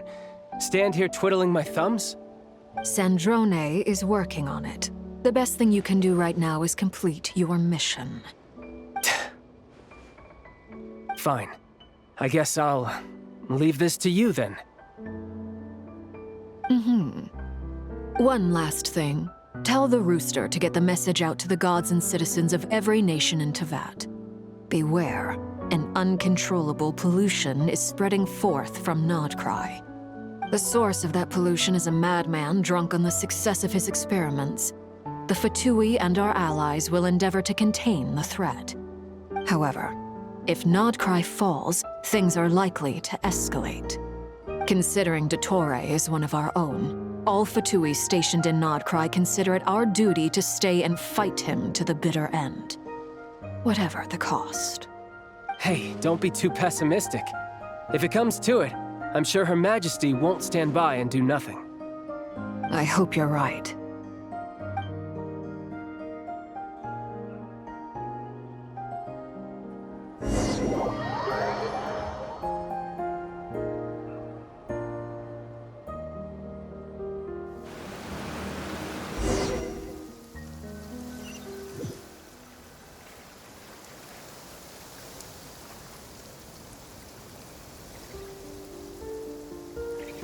You're right on time. Thanks. Hey, do you think I'll get that gliding exam exemption?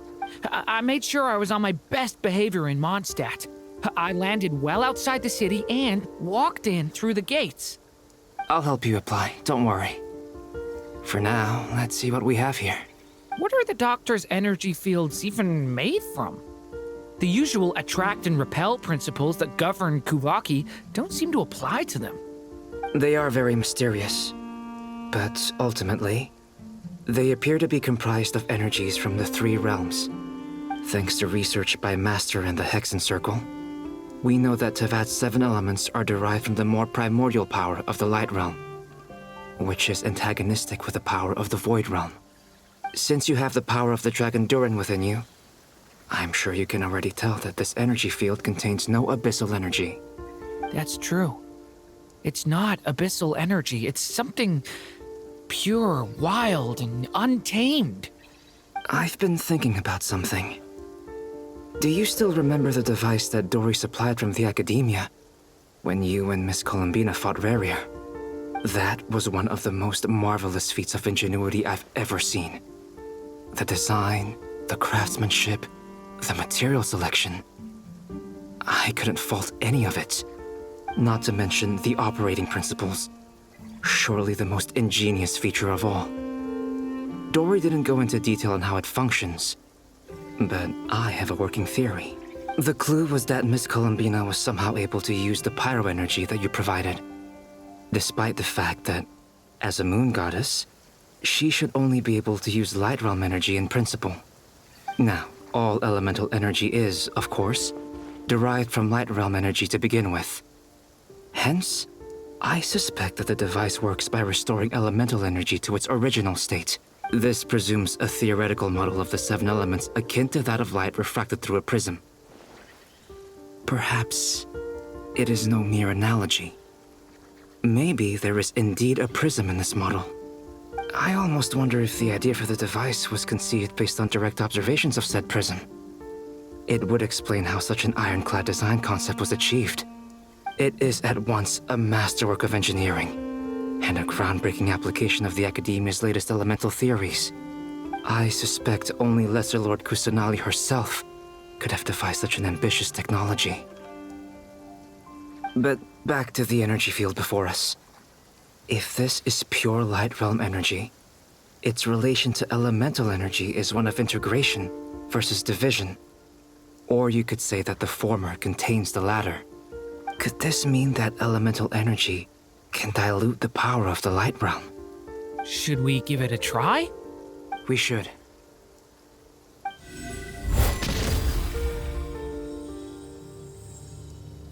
Ha! It works! Clear signs of disruption were detected at the periphery of the energy field. This indicates that elemental energy can disturb or even negate the field. Now you try. All right, here goes. It's working! Switch to abyssal energy and attack again. No surprises there. Abyssal power drains the energy field to a significantly greater extent. I now feel confident in asserting that the energy field is indeed pure light realm energy, and that elemental energy can dilute it. But the energy field is huge. How much elemental energy will it take to neutralize it? We don't have to neutralize it completely. We can try other approaches. That's all for theory. Would you like to continue watching? So you knew I was here? Huh? When did you get here? A while ago. But Albedo sounded like he was working on his thesis defense back there. Back in Sumeru. You can end a person's whole career by interrupting them mid-speech. Very thoughtful of you. I'm truly touched. Could I ask you to lend me a hand? With what? A little test. Try using Anima to unleash a concentrated assault with circular blades, with the goal of breaking through at a singular point. Nice! This time it tore through the field. Tremendous. This is a major breakthrough. Should we go through? We probably shouldn't risk having mutually antagonistic energies in such close proximity. Durin, you stay here and watch the entrance. Hat Guy and I will go in to investigate. Sounds sensible to me. Keep your eyes peeled, Durin. Don't worry, I got this. You two be careful in there. Just give me the signal if you need help, and I'll dive right in. What do you mean, signal? It's based on a new alchemical concoction I developed last month. When 2 bottles of it are smashed on the ground together, they emit a blinding burst of light. If it comes to that, remember to shield your eyes with your hat. Glad I asked. Thanks for the heads up.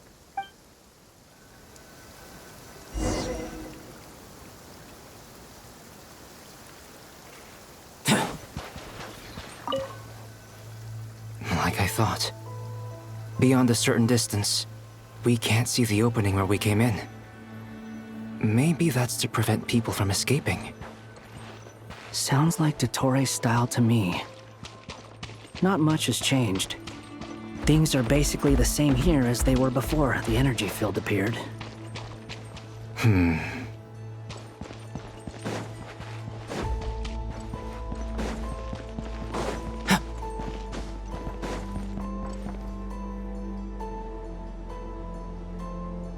They have no heartbeats and they're not breathing.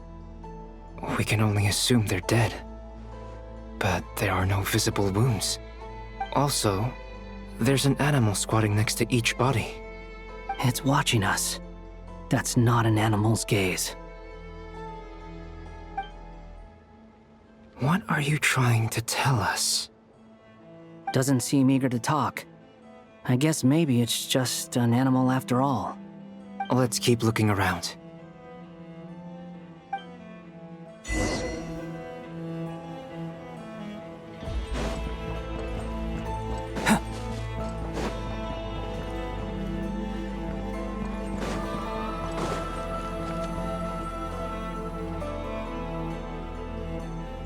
Same situation everywhere. Not a living soul in sight. Just countless bodies with animals standing watch over them. Well, I think we can safely rule out the possibility that they're all pets. Is skirting around the topic your way of showing consideration for other people's feelings? Just being cautious. I don't doubt that you can handle the truth.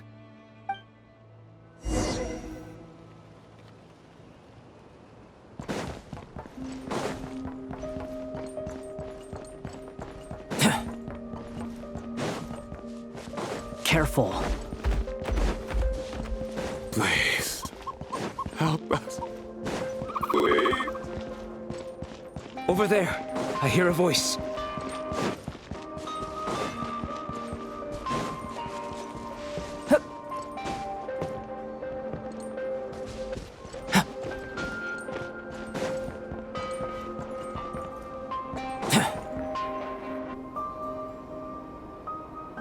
Please, help us. Please.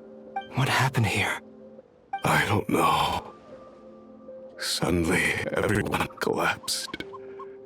Then my line of sight got lower. I still have some of my senses left. I gotta get out of here.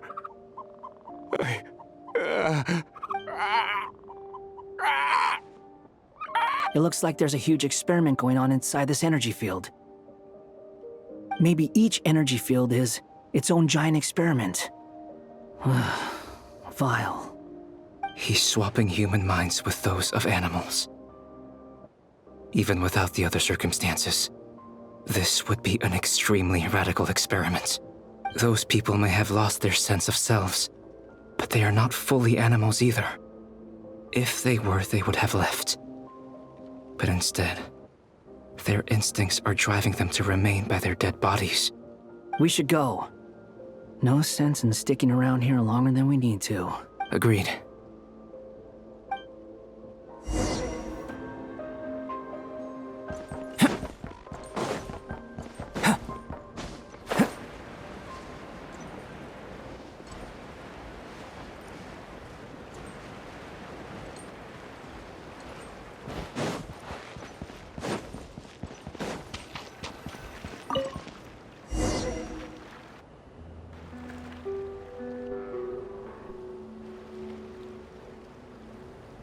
You're back! Everything okay? We saw some things that take a strong stomach. Otherwise, we're fine. We should share our findings with the others.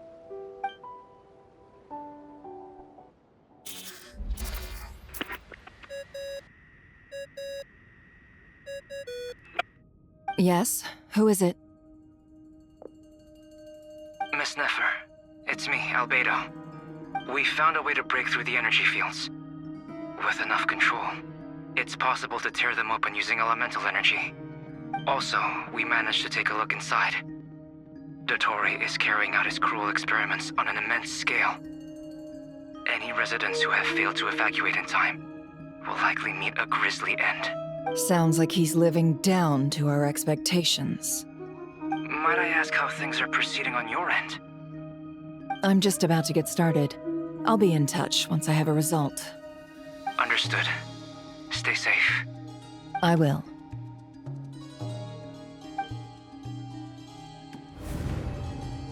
Well, Nefer, I'll link up with you once my tasks are complete. What makes you think I'd need you to do that? I'll need it. And considering the way you approach certain matters, I think you'll be better off with me present.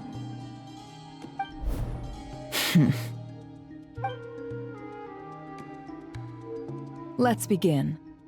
Entering simulation mode. A vast wasteland. Is this the Traveler's inner world? I was expecting something more vibrant, to be honest. Wait, someone's there. What are you looking at? In that case, I'll look at it with you. I want to know all about everything you've seen and experienced. Is there somewhere I should return to? Or should I stay here and be the hero everyone says I am? I don't dislike my current life. Roaming the land, fighting battles, accomplishing missions, earning a living, looking after Paimon. I guess the only thing that's missing is that you're not here with me. This is the conscious layer, which contains a person's true feelings. It is filled with both longing and kindness. I suppose anyone who lives long enough ends up wishing for someone who can't be there. Maybe it's the only way we can feel truly alive. Time to delve a little deeper.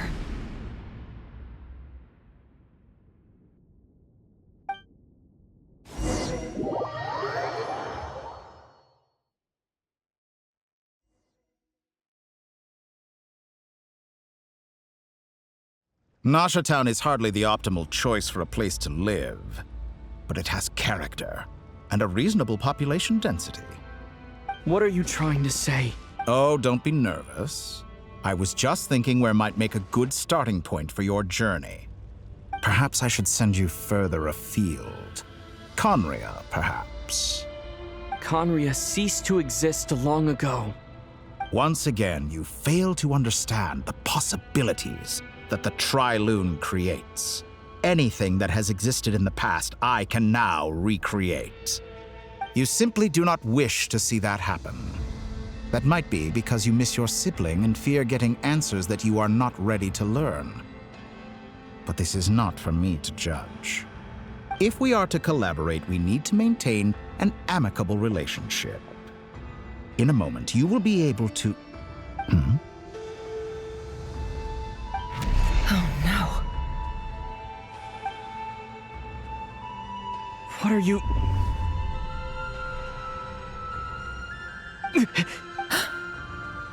What are you gonna do? Don't move. Something unwanted has crept into... Oh? Gone as quickly as it came.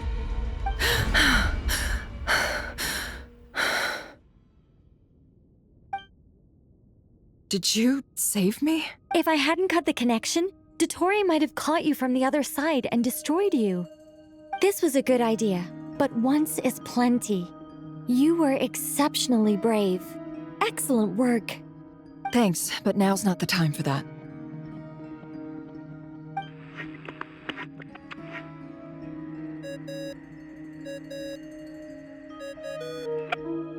Albedo speaking.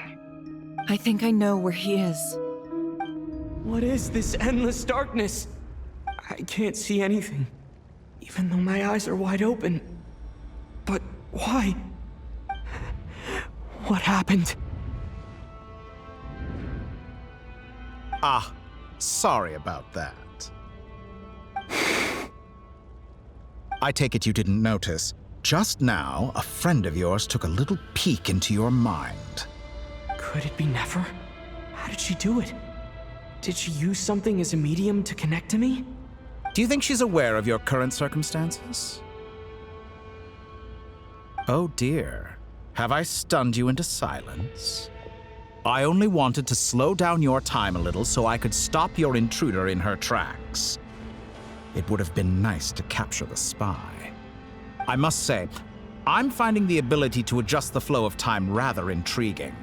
The moment you closed your eyes, time seemed to grow impossibly viscous, didn't it? A whole month passed before you opened your eyes again, but only for you.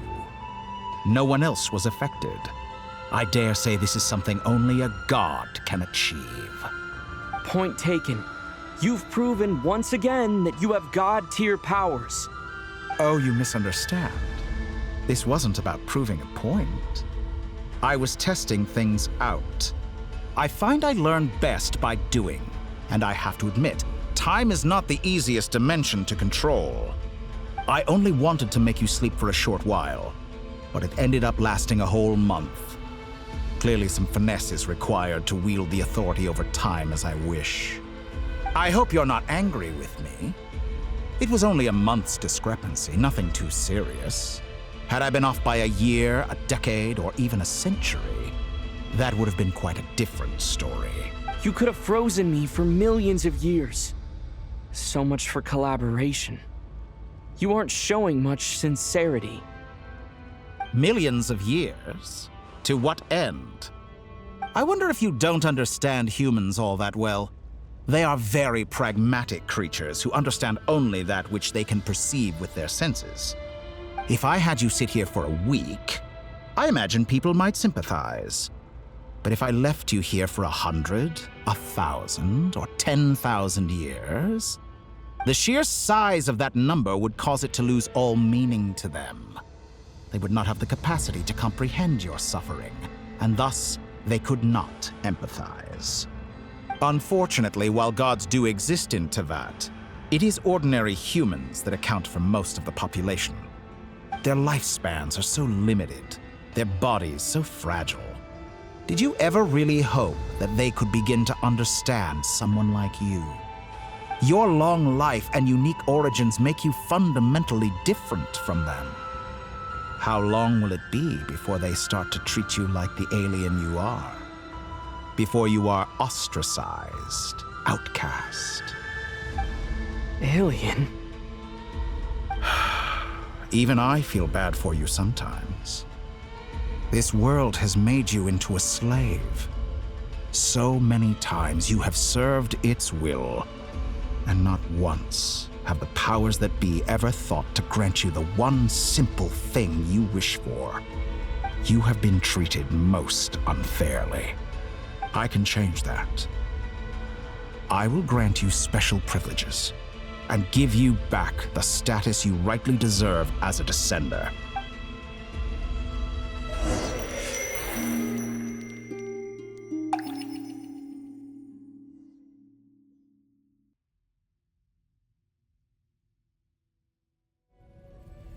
I've entered the past 3 times at this point, but I still have so many questions. For instance, beyond each point being further back in time than the last, what determines the specific locations at which I can make entry? So far, the common thread linking all 3 scenarios is that the Traveler has been present. But it's more than that. I know I sensed something familiar around him. What was it? I'll keep this question in mind as I carry on.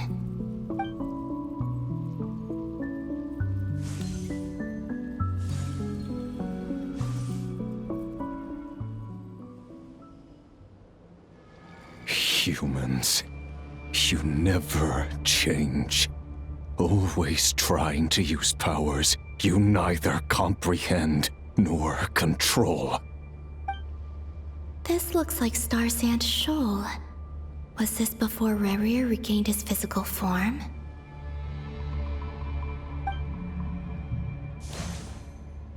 You've messed with the cannon again, huh? Sorry, but this round's not gonna go your way. The cannon. That's right. I was at Silver Moon Hall and I sensed an abnormal Kuvaki fluctuation coming from Nasha Town. And right after that, came an ominous power emanating from Star Sand Shoal. My body was once torn into countless pieces and hurled into the swirling chaos of time itself. But even so, my life and will were not extinguished. I wonder if I could try to prevent his resurrection, but how would I do it? What can I do, here and now? Traveler! Behind you! Look at that light! No, I won't make it in time. He's using the Kuvaki shield, like I taught him. Is he going to use it to block the cannon's beam? He's strong. I'm sure he can manage. But the force released when the beam impacts the shield might lead to collateral damage. Easy Island. The Frost Moon Scions will be exposed to lethal levels of Kuvaki. A question, if I may, kind Miss Columbina. When the cannon's Kuvaki beam was deflected earlier, I saw several bolts of energy streak toward Hisi Island, only to be blocked. Did you also have a hand in that? Maybe that really was me after all. Well, future me. But I don't know if I have enough power left. Siki sato pasa sax, snitivi potofutos. There's no time. Osestikos paratin tirantur risuiku, topir to aithion veraton. I have to make it. Oh, Frost Moon. Oh, great land. Oh, slumbering moonlight of Nod-Krai. If you can hear me, if you can sense my call, then please, heed me once more!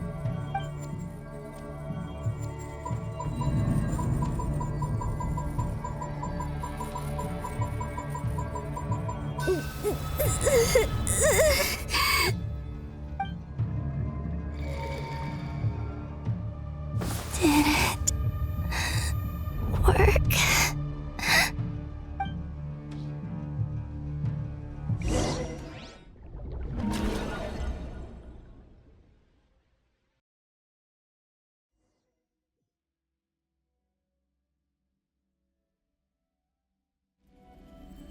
Hey, wake up.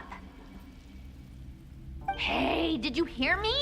Call him, Bina! I said wake up! Now! Oh, good morning, Sandrone. It's 3 in the afternoon, actually. And could you kindly not use my quarters as your personal nap room next time? But I feel so safe here. And your coffee, right? It's so bitter, but it smells lovely. It's like you were raised by wolves in a forest or something. What did you drink growing up? Grass tea? The Frost Moon Scions certainly led a more frugal existence than the Fatui. Then I'll bet you've never eaten one of these before. It smells delicious. That's because it's a Fontanian recipe. I had a little free time today, so I made a batch. Rosaline will be here shortly, but if you really can't wait, I guess you can go ahead and... Hey, at least let me finish before you start eating! Did the Frostmoon Scions not teach you basic table manners? Or did the rules not apply to you because you're the high and mighty moon goddess? These are so tasty. Of course they are. I made them.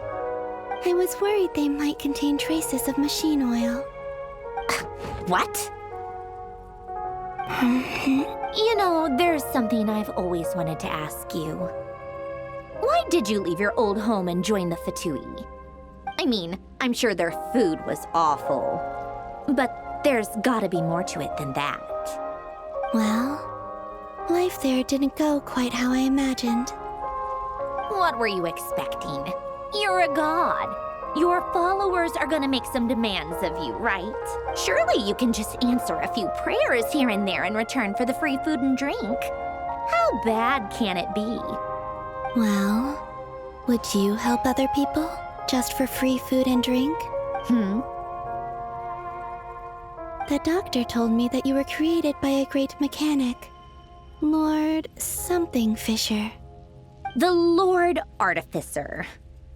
Ugh, some people can't keep their mouths shut. Oh, Lord Artificer. And didn't he have something to do with the, narcissist? Narcissenkreuz Ordo. Yes, that was it. Narcissenkreuz Ordo. So, would you try to fulfill their wishes? You must be joking. I wouldn't go even if they paid me. I don't even know them. Exactly. Well, I felt the same way. I did not know the people who made demands of me. What do you know? We're on the same page for once. In his later years, Alan did ask me if there was anything I wanted to do. If I had any wishes of my own. Well, I don't. And I'm not in any mood to fulfill someone else's either. Who's Alain? He was the... You know what? Never mind. You're not gonna remember. Anyway, the point I'm trying to make is, neither of us is the self-sacrificing type. Let me ask you this. What sort of place would you like to live in, if you could choose? A place where people don't ask me for things I cannot give them. Where they don't worship me, or fear me, but just want to chat with me like a normal person. I'd also like the freedom to come and go as I please. And ideally, it would be somewhere with the smell of coffee and snacks. Not to burst your bubble, but no such place exists in the world. Now, take your snacks and scram.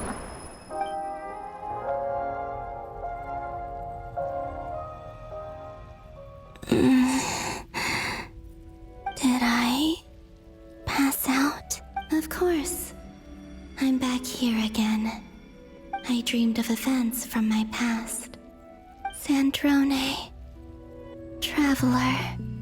I miss you all so much. Back there. I guess I managed to harness all the Kuvaki energy on Hisi Island. But how did I do it? Time Time is flowing backwards here, and I can use that familiar power to enter the world of the past. That mystery ally everyone talked about. It was me all along. I can sense that there isn't much more power remaining up ahead. What lies at the end of all of this? Will time keep flowing into the past? And will I ever find my way back?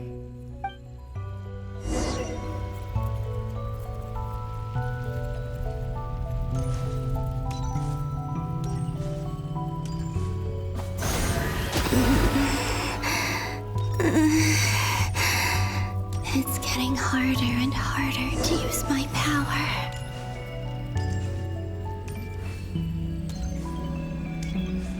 I'm no match for the Abyss in this state. I need to avoid the contaminated fragments.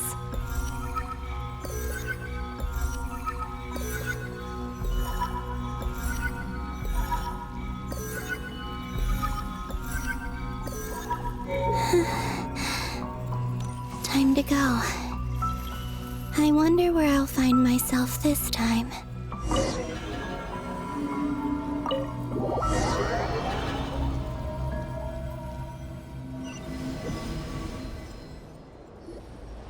The Final Night Cemetery. This is where Flint's is based. Or not! How are we supposed to read through this many files? Difficult, yes, but it is also our most efficient option. Seems like they're searching for information. Oh, I remember. Flint and Varga talked about some files on the Wild Hunt. Was this my doing too?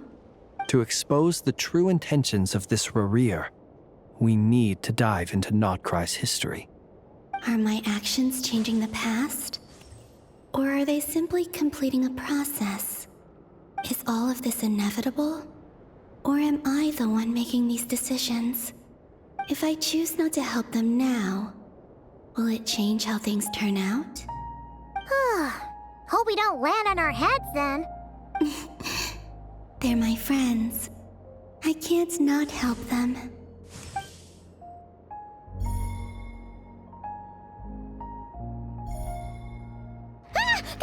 Ghost! And the other one was... here. Hey! Another file's moving!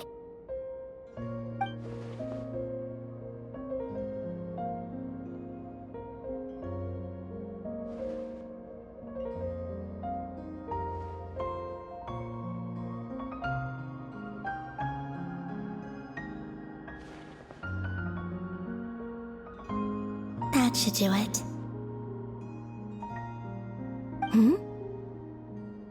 Luanatar? You can sense my presence? Wait!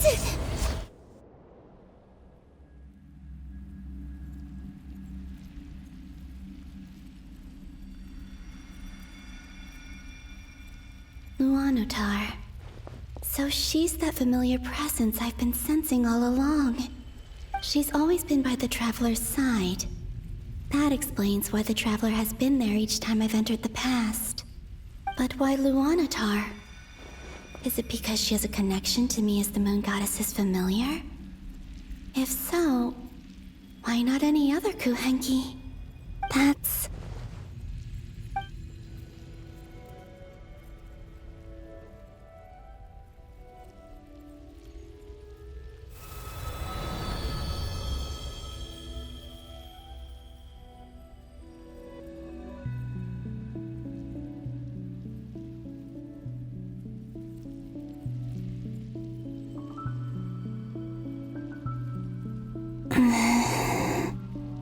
I cannot sense any power up ahead.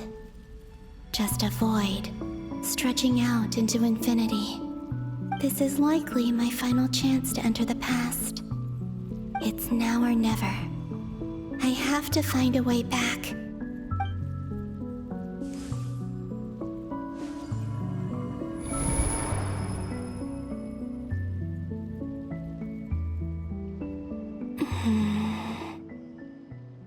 Heesey Island? How far back in time is this? Where's Luanatar? I can't sense her presence this time. Oh, seeing Enefa and Aino reunited like that sure was heartwarming. Traveler, Paimon. No, stay calm. I don't have much power left to change things. I don't even have that much time left here. Think, Columbina. How do I find a way back? A way back... to where? Do I go back to Moonprayer Night? Or to the future that followed? And if I return in my current state, what will become of me then? Dottoro's actions that day proved that he'd been planning that for a long time. He had already seized the power of 2 moon marrows before capturing me. Even if I managed to get back, how can I fight against him when he wields the Tri-Lune Authority? I can't. If I go back like this, I'll be playing right into his hands. I have to find some way of rivaling the power he has usurped. Wait. Time flowing backwards. The Tri-Lune Authority. Does that mean... I think I know what the final destination of this lunar reflection might be. I know what I must do. Speaking of homes, we must already be close to where the Frost Moon Scions live. The vibe here feels different, just like the scenery. But how do I communicate my plan to my friends? Should I write it down here? No. Someone else will see it. I need something with a close connection to me. Something I can use as a medium to tell them what's happened to me in here. Now it makes sense.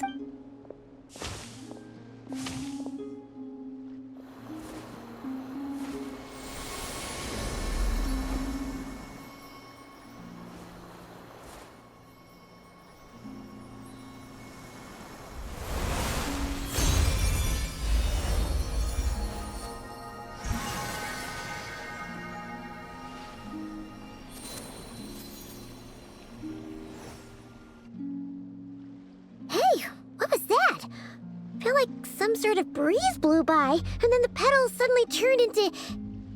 Huh? It was I who brought Luanatar into being. I gave up a piece of my own soul to create her. That's why I could sense a familiar power from the moment I entered this space. It also explains why she's been present in every past location that I've entered. Because we have a deep connection. Hey there! What's your name? And the reason why there are no more gates to the past after this point is that Luanatar hadn't been born then. No wonder I sensed the trace of a blessing when we first met. But I still didn't recognize the soul hidden within you. Back then, I was just a little lost dove. I had yet to become Columbina Hyposelenia. Go on now. We've got stuff to do. Best you find someone else to hang out with. Hey, you scared it off. I'll be counting on you. Remember to stay by the traveler's side, guide him, and help him in my stead. Oh, and bring him to the garden where the Moonprayer blossoms grow. There's a little lost dove there who will need his help.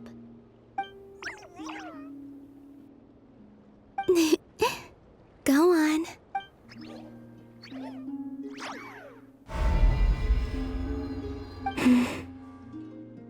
You too. Go and live your story. As for mine must go in a different direction.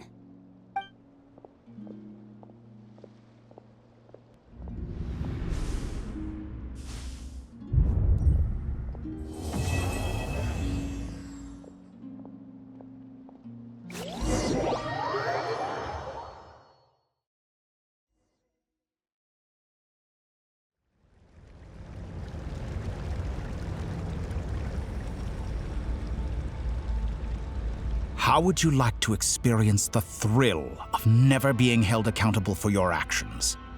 You could crush people like ants without consequence, or tear off their heads or limbs as you please. Believe me, such a life is but one small step away. What point is he trying to make? Freedom? But the freedom to kill? To do evil and get away with it? Why would you offer me that? The creation of a world is the ultimate scientific experiment. I have taken my research to the highest level, where I shall be not just a god, but also a servant to many sacred spirits. I shall heed the truth and perform holy deeds. A god's laboratory is the perfect playground, but it needs the right occupant to explore its full potential. Mortals are found everywhere one looks. Not so with Descenders. I'd prefer my first guest to be a distinguished individual such as yourself. And I know you could make the most of the opportunities it offers. So the condition for entering the new world is to take innocent lives. The same dilemma that Rerir once faced. Could I really bring myself to kill others for my own benefit? Rerir did. And look where it got him. Have you made up your mind? I can't do it. Your playground is no place for me. You're putting your hopes in the wrong person. But we both know I'm not quite the hero you say I am either. I have my own reasons for the journey I'm on. And they aren't all selfless. You've grown a lot since we last met. But there are still things you are unwilling to compromise on. This will only hinder you. Why don't I lower my requirements a little as a gesture of goodwill? I'll give you a little time to learn to be a less noble soul. That'll make things much easier for you. I really doubt I could live that sort of life. And yet you already sound less defiant than a moment ago. The benefits appeal to you because you can read the signs of the times. Why don't we return to my research facility? Your last visit was so rushed. There is much that I have yet to show you.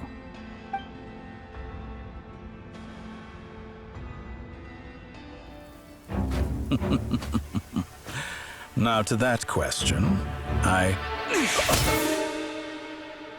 Heroes don't attack from behind. Guess I'm no hero. This is most disappointing.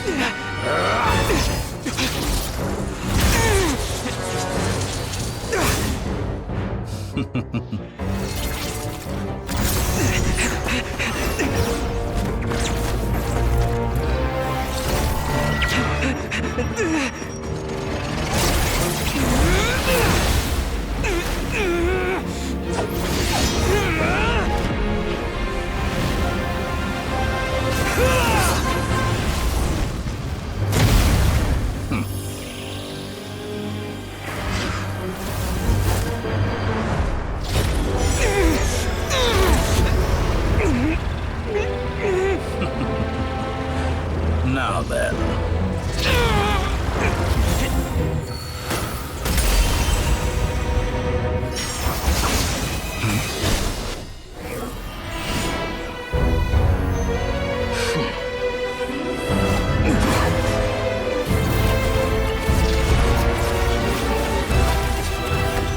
A new face.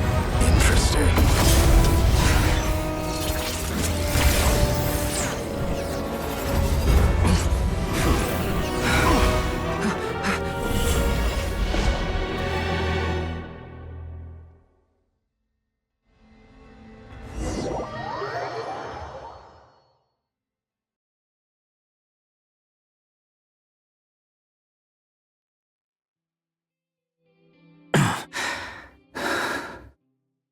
You're still gonna call me Hack Guy after that, huh? I didn't see anyone else in there who needed saving. It's nothing. I'll be fine. Why are you looking at me like that? Is it that shocking that I'd come to your rescue? I owed you a favor back in Sumeru. now we're even. Distracting Dottore was tough. I won't lie, he's not gonna fall for the same trick twice. That was my one shot. I'd hoped to use it to take him out. Ugh. I never wanted to obliterate someone more than I do right now. Dottore doesn't recognize me, but his segments were originally made based on an analysis of my operational principles. I expect it's only a matter of time before he figures out what I am. So Dottore doesn't recognize Wanderer because he deleted himself from Irminsul. Did he really miss his only chance for revenge by saving me? Why the long face? Hey, I'm not blaming you, okay? And I'm not complaining either. Rescuing you and killing Dottore are equally important goals. Everyone would be pretty stuck without you. It's best you live to fight another day. How are you holding up? Are you all right? Hat Guy said to put safety first, so we agreed to run as far away as we could after leaving the energy field and only meet up once it was safe. You don't look injured. It seems that Dottore didn't do anything to you. All right. Rescue operation complete. Let's head back. There's a lot more work to be done before this is over.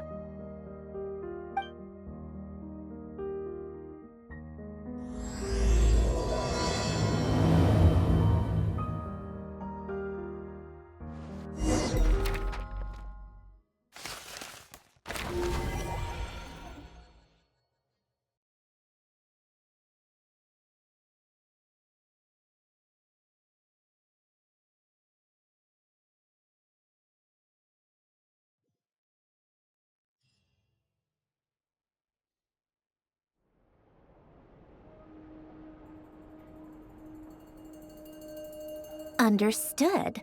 I will bear the Tsaritsa's decree in mind. I don't see what's so awesome about it, though. Does he really think everyone else is as immature as him?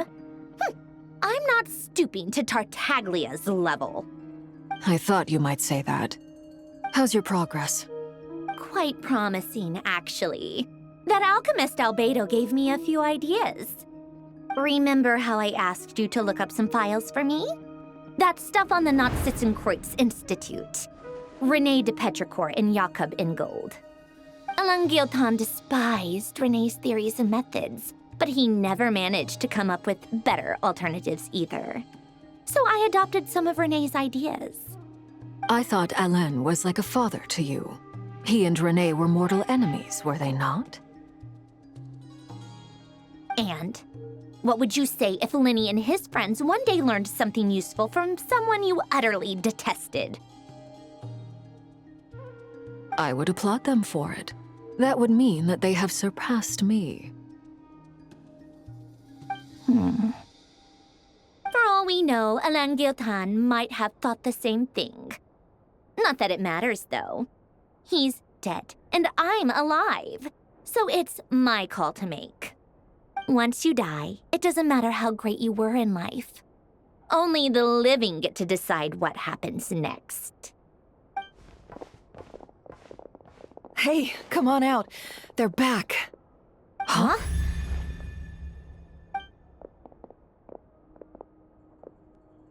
You're back? And your head's still screwed on? And you still have all your limbs? What does it look like? Way to keep your composure, madam. Excuse you. I am perfectly composed. Glad you're okay. Yes, it's a huge relief. Worry?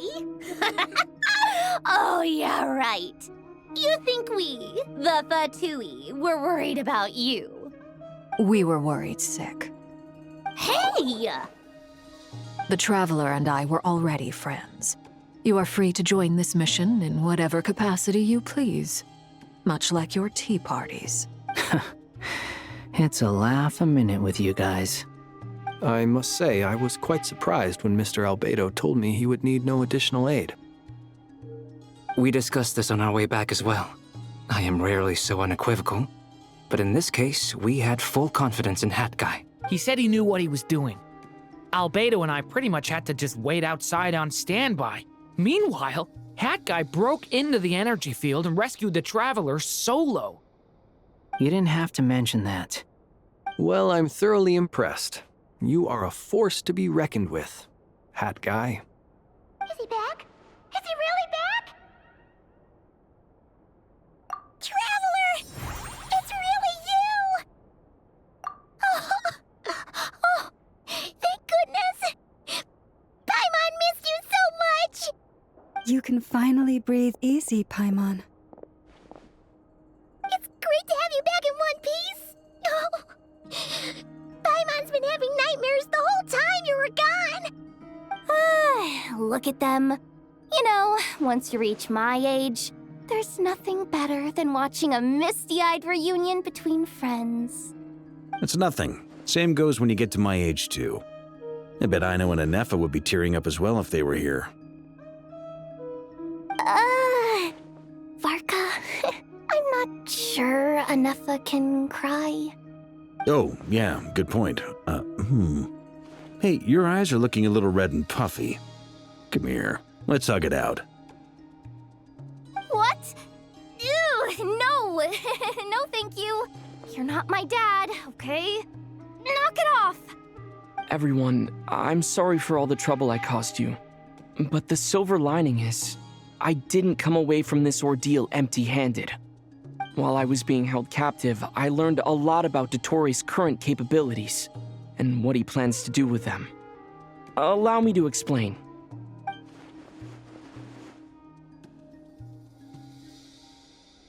The three moon goddesses were even more powerful than we imagined.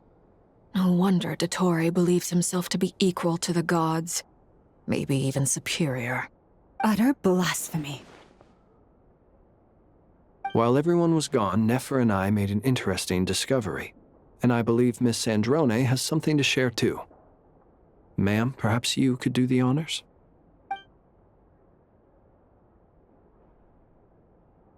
Called it. Getting rid of a pesky troublemaker like her is like trying to clean up after a crumbly cake. It always comes back to haunt you. Our next step is to find a way to bring her back. A place where time flows backwards, with no destination in sight. Surely it must have been created for a specific purpose. But I fear the answers are buried deep in Teyvat's history, held by great powers beyond our reach. It sounds like she's on a specific path through time, just traveling in the opposite direction to us. The question is, where does that path lead? Or will it keep going to infinity? We considered that question as well.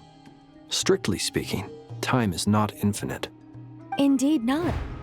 Every road has an end. Nicole!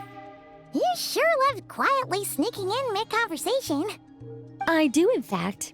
It's something I've always done at our mages' tea parties. Quiet, mysterious, and persuasive. You wonder what lies at the end of her road. Well, just as the world has a beginning and an end, so too does time. And so, the end of the road is the moment that Teyvat was born. But where Miss Columbina will end up along this road, that depends on where this particular river of reverse time began. What about the original moons and the moon goddesses? Do they have a beginning too? All things do. In the beginning, no moons adorned the sky. It was the Dragon King Nibelung who raised the 3 moons into the heavens, and thus were the moon goddesses born. They were shadows of the planet, born to wield Nibelung's authority and oversee the world on his behalf. They were extensions of his will, manifestations of his majesty. But then one day, they disappeared just as suddenly as they had once been brought into being. Nobody knew where they had gone.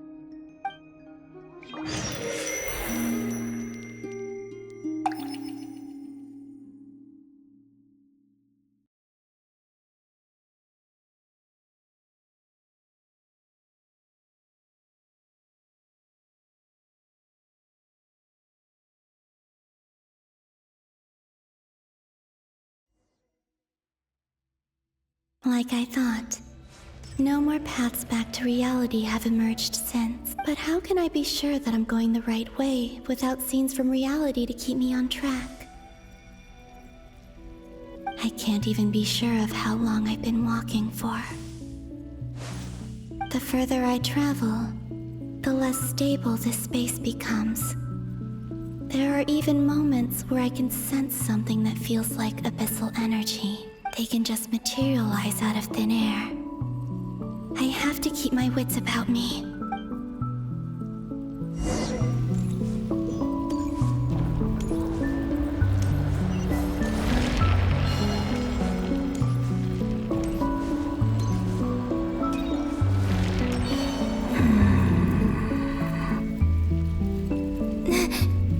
Is that the ray here of Solnari?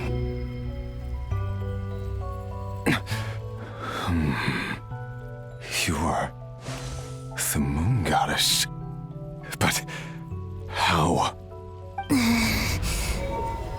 Please, there's no need. I'm not interested in fighting anymore. I find that a little difficult to believe. Yeah. Honestly, so do I. The way you used my own power against me was... It was a brilliant strategy. And then, in the final moment before I was thrown into this space, I got to see an old friend. Mr. Dainsleif. Right. It was so long ago now. But we were friends once. And when I first got here, I was filled with hatred, remorse, and rage. How I cursed and devoured. I tore everything here apart. I was consumed by the desire to leave this place and have my vengeance. But to no avail. This is a place with no exit. This is the second time I've entered this space. Though I have no memory of the first. I was torn to shreds the moment I entered. But this time I survived. It must be partly because of this new body. And partly because of all the Kuvaki I absorbed in Nod-Krai. Are you the source of the abyssal power in here? Not all of it. Some is from when I first arrived here and tried to destroy everything. But there was already a degree of abyssal power here before I entered. And like a venomous snake baking in the merciless sun, it tried to slither into my shadow. Tried to? So, you rejected it? Yes. Because after that, the world suddenly became silent for a moment. What do you mean? The voices in my head, they were gone. And then I saw her. Her? Thelindis. My former lover. Never mentioned that she saw a memory of Thelindis leaping into the moon's reflection. More precisely, I saw her afterimage. I'm sure the real her is long gone. She was just an ordinary Conrian. She couldn't have survived here for very long. Anyway, why have you come here? Didn't you know it was a dead end? If I hadn't escaped through the moon gate, my friends would have been in far greater danger.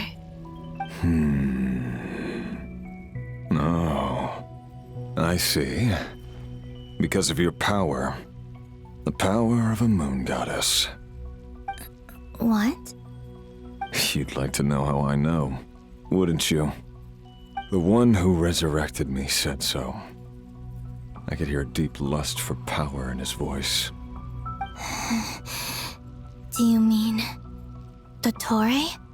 Dottore. So that's what he's called. He'd been collecting fragments of my body for a long time. All so that he could resurrect me at the moment of his choosing.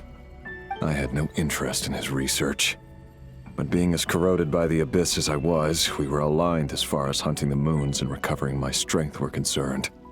So that's why the Wild Hunt suddenly became so active in Nod-Krai. When I left the Fatui in my weakened state, Totori must have felt that his time had come. Moon Goddess, could I ask a favor of you? What? I know this is a lot to ask, especially from someone who tried to kill you. If you refuse, I won't fight it. But this is the only thing I desire now. Nothing else matters. What do you want? I'd like you to take a message to Thelindis for me. Thelindis? But... Yes, she's dead. But like I said, I saw her afterimage. I can sense that some part of her soul remains here. Far, far ahead. Why don't you go and speak to her yourself? I can't. I don't know why, but I can't move freely in this space as you can. All I can see is a glimpse of her, walking away. Just like the moment when I last saw her in life. In return, I will clear these abyssal obstacles for you. No, not in return. I'll clear them for you, whether you want to help me or not. It feels like something I ought to do. Why? Yeah. Why, indeed. I've been asking myself that question a lot recently. Why did I do the things I did? I'm tired of it all. Tired of the person I became. People used me. And then I turned around and started using others. I hurt a lot of people. I think I grew tired of it long ago. But I wouldn't admit it to myself. And ultimately, that's how I ended up here.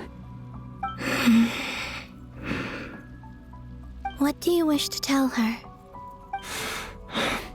All of it. My past.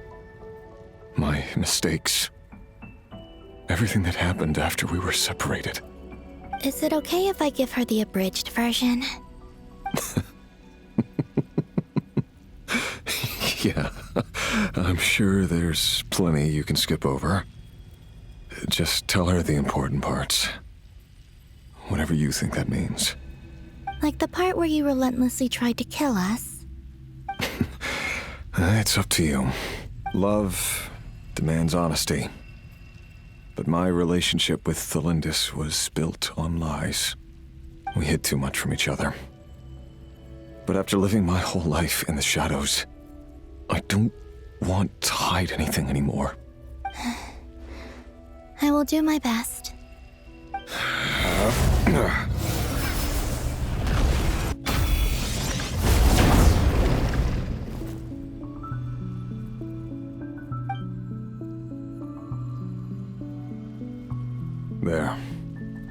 The abyss will no longer stand in your way. Even though Mr. Dainsleif felt he had to fight you, I think he still regarded you as a friend. Dane? He said that you betrayed him. But he also felt great remorse at never having understood what you were truly going through. Why tell me this? Because if he'd known that someone could take a message to you, I believe that's what he would have said. Thank you. It means a lot. I know this will sound strange coming from me, but don't die, Moon Goddess. I can tell that you're determined to get out of here.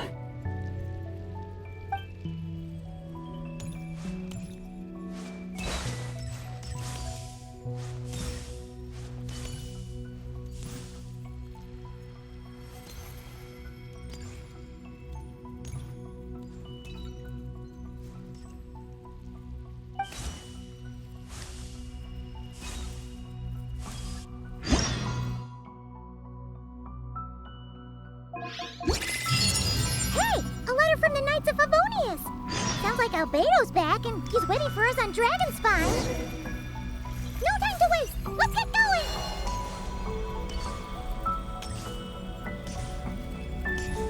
He kept his word. The abyss is no longer obstructing.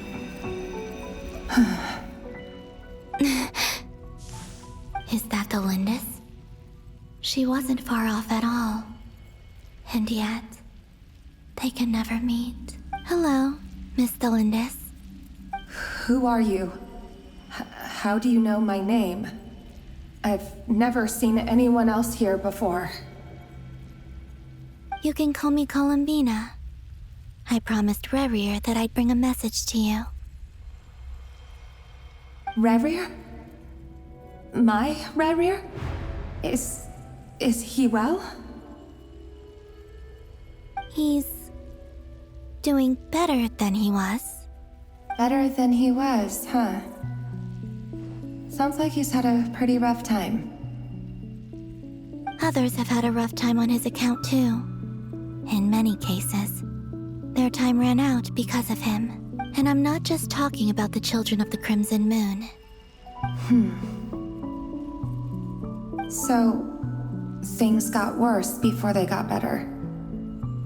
Could you tell me what happened, Miss Columbina? Are you sure you wish to know? Yes. This is my opportunity to learn the truth.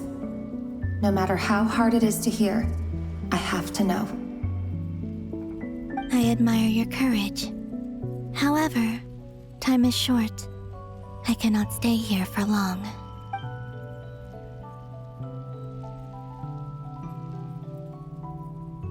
Rerir had seeds of hatred in his heart, and many people nursed them for their own ends.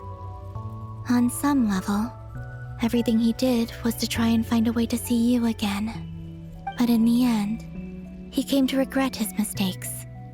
He wanted to apologize for hiding his past from you. Beyond that, he did not say specifically what it was he wished to convey to you, but I'm sure that you've always been on his mind. You are what has kept him going over all these years. I'm sorry, Miss Columbina. This is so upsetting. I'm not sure how to put my feelings into words. It's all right. I understand. Well, that's everything from me. So, I guess I'll be... Wait. One moment. Time flows backwards here. The road ahead only leads further and further into the past. I know. I intend to reach the end of that road. Without a moon marrow, without the 3 moons' power, you won't make it far. Wait, unless... Are you one of the moon goddesses? You could say that. I see. I often think to myself, if life is like a train ride, why haven't I reached the terminus? Where am I even going? And it's not just me. It's this whole place. Wherever it is, it seems like it's existed forever. It's such a mystery. Where is it going? I must seem so ridiculous. I can't answer these basic questions, and yet I jumped right in here without hesitating, only to be torn apart the moment I entered by powerful energy currents. Only my soul remains now. Thinking back, I was suddenly overcome with fear and terror in that moment. Perhaps I too became bewitched by the abyss. I may have been the leverage it needed to control Rerir. I used to be a researcher at the Universitas Magistrorum in Conria, researching the iridescent moon's marrow. Eventually, I came to the conclusion that time in here flows in reverse. Rerir was one of the Finster King's retainers. With me, he was in an impossible position. It plagued him constantly. I wanted to help him escape his lot in life. I wanted him to be happy. So I thought I'd use this place to return to the past. At the time, I thought I could just go back to the day that the Finster King first found the princess. It was only after meeting the princess that the Finster King started going too far with his research into the abyss. That was the day all of our woes began. I thought I could stop the king from ever meeting her and solve everything. I couldn't kill the Vinster King himself, so I had to find another way to save Rayrir. That's why I wanted to go back, to kill the person who had brought new possibilities to our realm. I'm sure it was a futile endeavor, but the Abyss probably enhances the basest human desires. So I naively hoped I could change everything. But I was simply too weak. Like a speck of dust against the whole universe. Look at me. I didn't even survive the journey here. Not physically, at least. I know I'm never getting out of here. But you're different. You can make it, and I want to help you. I owe you that much. How do you plan to help me? Have you noticed the golden energy that exists here? Based on my past research and my observations since coming here, I believe they carry you forward faster. I can share what I've learned, and help you understand the pattern in which this energy appears.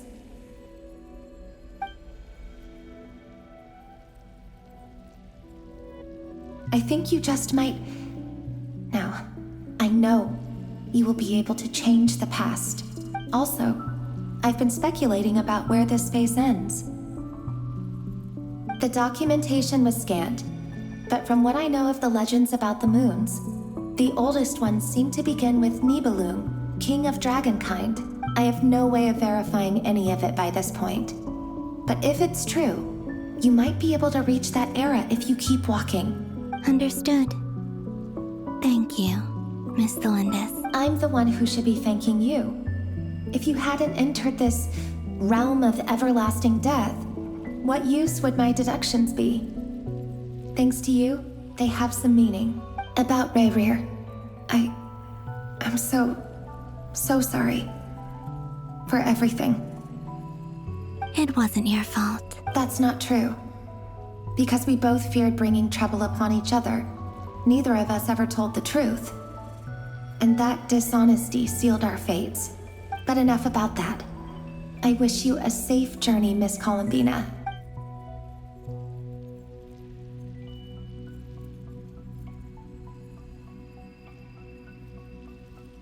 And may the outside world never have to experience pain like this again.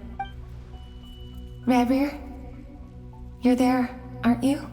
I cannot see you, because you exist in the future. I expect we'll be trapped in this prison of space-time for all eternity.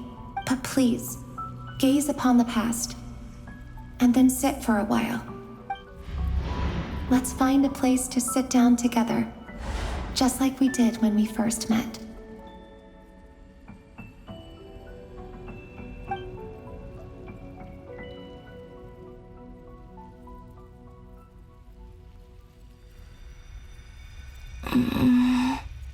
How long have I been walking?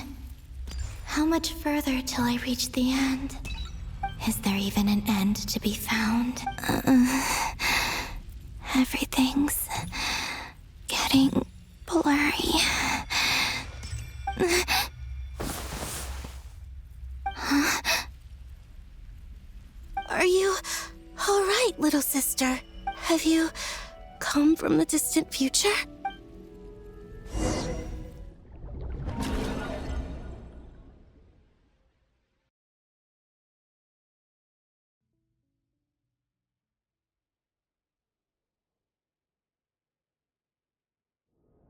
So, how exactly did the moons just disappear? Shouldn't it be a little harder to get rid of major creations like moons? The world is a vast and ancient place. On a certain scale, all life lasts for but a fleeting moment. Miss Nicole explained that the moon goddesses likely perished in the War of Funerary Flame. The moons themselves were also destroyed at that time, save for the Frost Moon, from which a new moon goddess was later born. Am I missing something then? 'Cause the stories say that the moon goddesses were born on the moon, but doesn't Columbina say she was born in Nod-Krai? Huh, you're right! Why do their birthplaces differ? What's the difference between the two generations of moon goddesses? Also, remember what Sandrone said? Her scans detected 4 moons. In other words, 4 moon marrows. Technically, the result of the scan means that 4 moon marrows were detected and positively identified as moons in that moment. In other words, this piece of information alone isn't enough for us to know how Miss Columbina is doing right now. Yep, we have no way of staying up to date on whether she's dead or alive. She's on her own for now.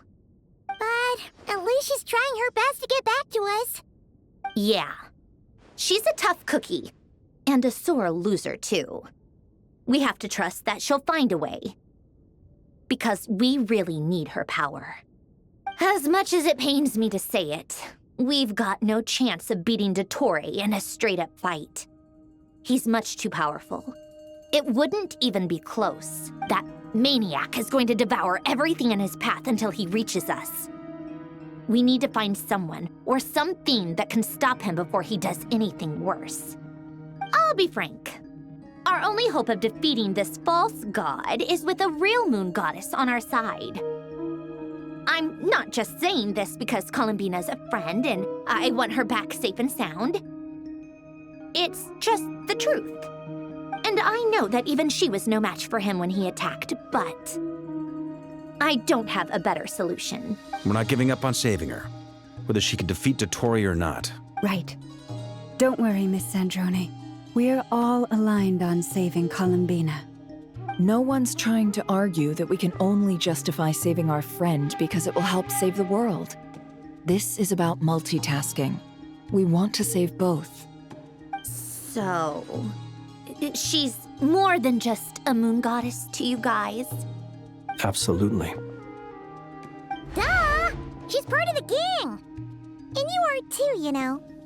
Yes, I know. You don't need to labor the point. I knew that the moment I came running over with my documents that I was part of the in-group. I mean, if Arlecchino can fit in, I certainly can. Anyway, as for how we get Columbina back, I've been working on it constantly. But I think I'm still lacking certain information about the moon. I'd probably get there if I could continue my calculations, but the problem is, I've run out of computing power. Computing power? You mean you need more energy? No, the issue isn't energy, it's processing power. There's so much data to get through that the whole process has just ground to a halt. That's a tricky problem. René de Petrichor of the Nod-Krai Ordo once foretold the fate of the world. But I don't know how he did it. My guess is that he used the primordial sea's power. However, that won't work for me. His methodology was vastly different from my own. What's worse, they're incompatible. And to top it all off, we can't even leave Nod-Krai. Ugh, this is so annoying. If I'd known we'd run into a bottleneck like this. Well, no, the design bureau's a bust as well. Curse that Dottore! Couldn't have made this harder for me if he tried. Oh, what do we do then? How about we grab a bite to eat and take a break? Maybe something will come to mind after you've cleared your head. You don't get it, do you? I'm trying to calculate the fate of an entire world here. And I need accurate results, not big prophecies. Where the heck am I gonna find the computing power for that? Ahem. Anyway, time to shelve the discussion on technical difficulties. Being a killjoy isn't very ladylike, after all. Either way, we've done what we can. Rest well, everyone. Remember to let us know if anything new comes up. Hat guy? Is he hinting that we should talk outside? Let's go somewhere a little more private.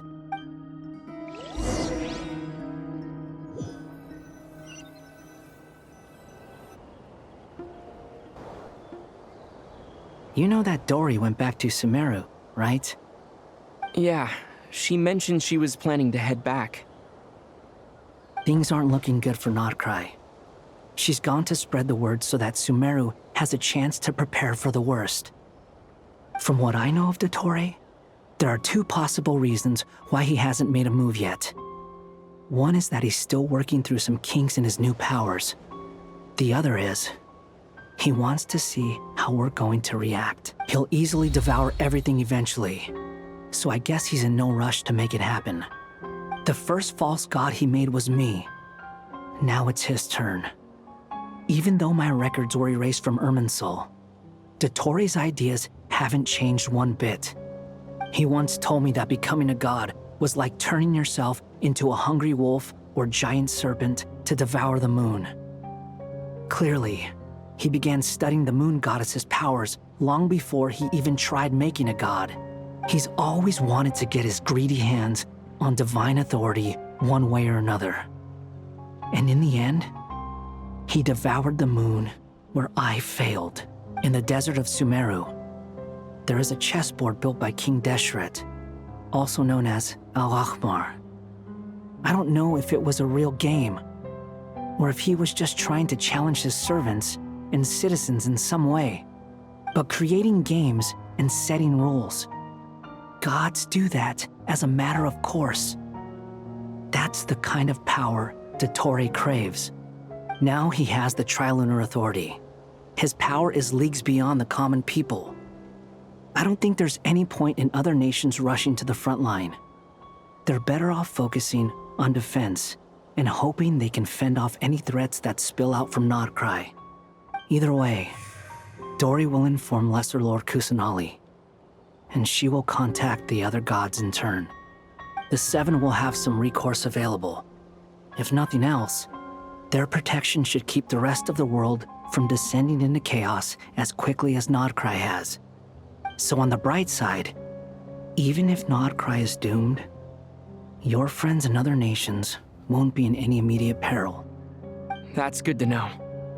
But I'm not ready to give up on Nod-Krai yet.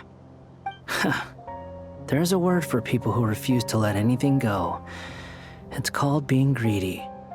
Maybe it sounds greedy to you, and probably naive too. But whatever you call it, that's what gives me the determination to keep fighting. Battles are fleeting, but the will to fight is a long-term commitment. Give up for even a moment, and your resolve will shatter. Why do you always feel the need to do the right thing? No one is born to be a savior. I mean, who's gonna criticize you if you fail or give up? Don't take this the wrong way, but Dottore said something similar to me. I guess the Fatui attracts people who don't believe in saviors. Not necessarily. It's less about belief for me. I just want to know how determined you really are. After all, I don't owe anything to anyone else here. Only you. You look kinda worried.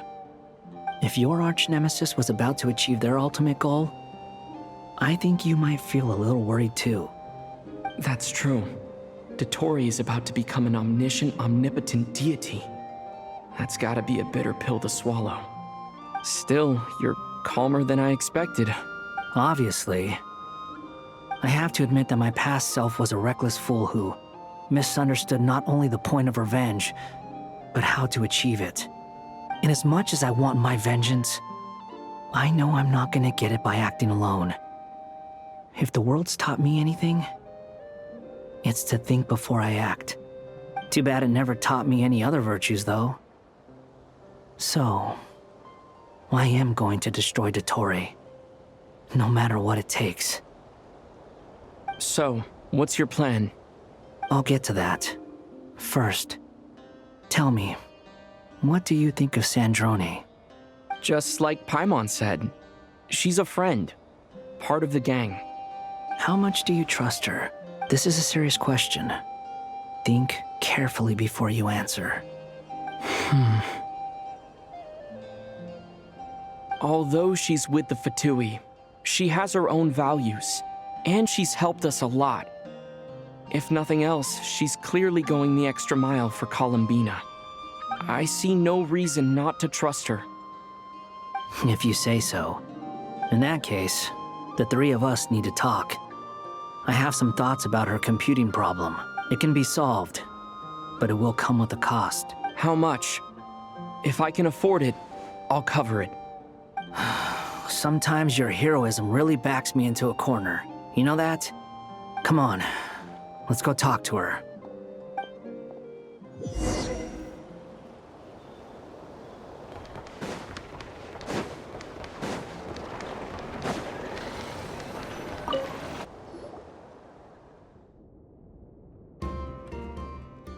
Miss Androne, Traveler.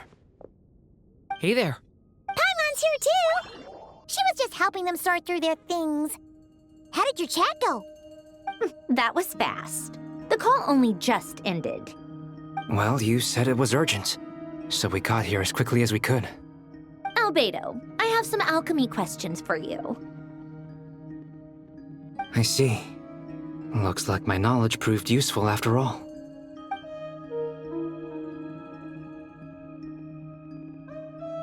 If I might ask, what is the end goal for the modified formula you'll be using? I needed to predict the future of the entire world. But I've run into some teething issues since trying to implement Renee's theory of the 4 Orthants. I see.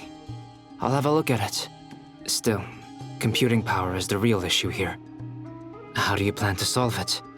About that, it's been sorted. Oh, with the Traveler's help? Actually, you're not wrong. He found the person with the solution. Was it Hat Guy?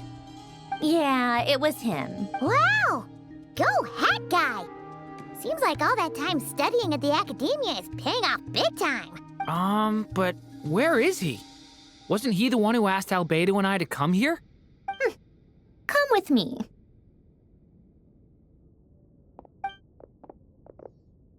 Hat Guy? What's happened to him? Hat Guy! Can you hear us? No response. I guess he's in hibernation. Hat Guy mentioned that he was a puppet. It seems that his functions are currently shut down. I presume this has something to do with the solution to your computing problem. That's right. He and the Traveler came to see me. Wait, what? You have a solution? Would you calm down? Why do you always react so hysterically to everything? Excuse me? How would you know? You shouldn't be so quick to judge complete strangers. It's very bad manner. Oh, please. It doesn't take that long to figure out that you have a temper. Where does a mere student get that kind of confidence? I've actually published more papers than you. Not that status counts for much. Even Paimon's applied for academia admission. Huh? Are you serious? See? This is why I can't be bothered to explain myself. She recognizes no one's skills but her own. Okay, fine. I'll hear you out.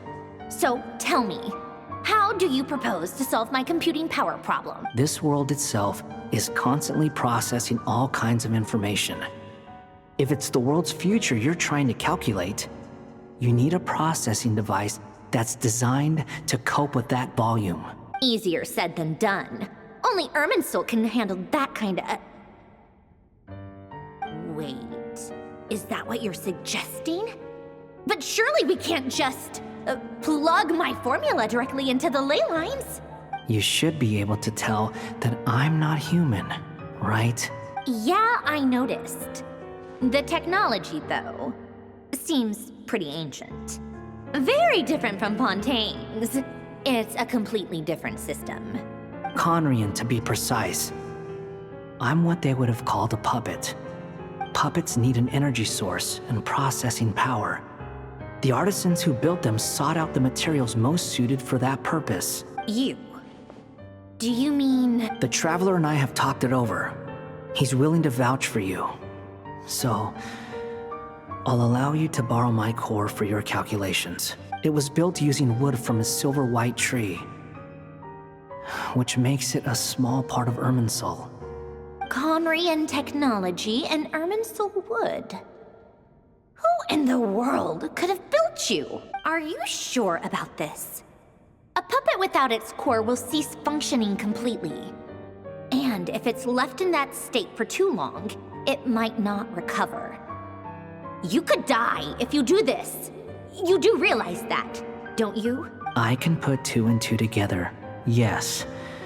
No need to rub it in. I won't lie to you. This has never been done before. I cannot guarantee your safety. Doesn't matter. I'm prepared for the worst. Did you two actually talk this through? Is he... Are we really considering this? Yes, we discussed it. The bottom line is, he trusts me, and I trust you. Let's give it a shot, shall we? Honestly, I have no clue where this kid even came from.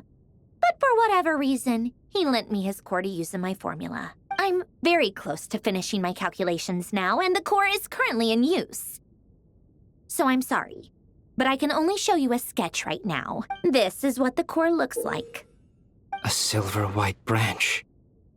It certainly matches the legends told about Irminsul. Is Hat Guy gonna be okay? He's not gonna die, right? Right? In theory, he should be fine.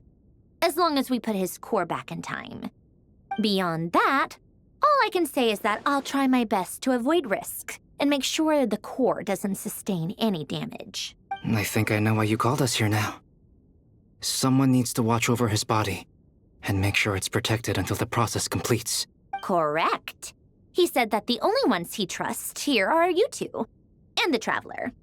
And the Traveler will have other work to do. He will have our undivided attention. Aww, Hat Guy. On a more positive note, things are progressing steadily on my end. I'll call everyone in for a meeting once the results are out.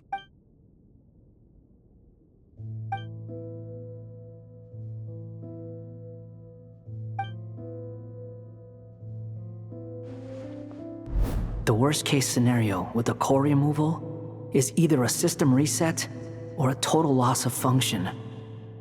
But I'm not afraid. A quiet death should have been my fate long ago. A core is completely different from a heart.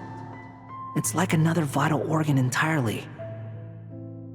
I never believed it could be a true replacement for what I sought, but in the end, it turns out the core was more useful to me. Pretty funny when you think about it. It's like the punchline of my entire life. Do you think there's any difference between a puppet and a human? If not, then this would just be another samsara. I have already experienced both a past life and a next life. Part of me wonders whether I'm only capable of making this decision because I've become a real human. What's with that expression? Isn't this a good thing? Sandrone will succeed, won't she? She has to. She will. We all have to persevere until this is over. That's right. And I'll protect you all until the moment of victory arrives.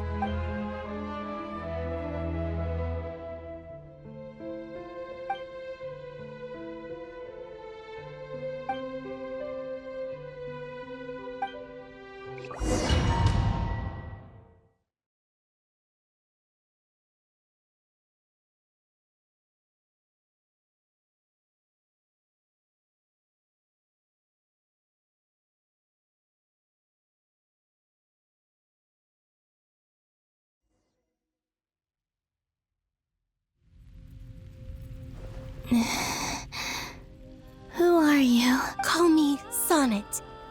You have the same power as Canon. Sonnet. So, you're the goddess of the iridescent moon? Oh, goodness. You recognize me? Well then, what's your name? Columbina. Columbina Hyposelenia. Hyposelenia? What a lovely name. Did you choose it yourself? It was a joint effort between me and my friends. Friends? You mean your friends in the heavens? Huh? Oh, sorry. You must be exhausted. I apologize. Hang in there. Let me introduce you to my older sisters. Do you mean the other two moon goddesses? Arya and Canon? Wow, you sure know a lot. Hey, does that mean that our story goes on into the future? Oh, I guess that wasn't the best question to ask. It's all right. We were prepared for that possibility. You could say we were too prepared. I can't even remember how long my sisters and I have been here by this point. When did you get here? How long has it been?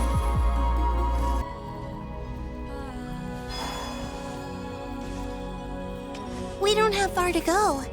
The place where my sisters and I are based is just up ahead.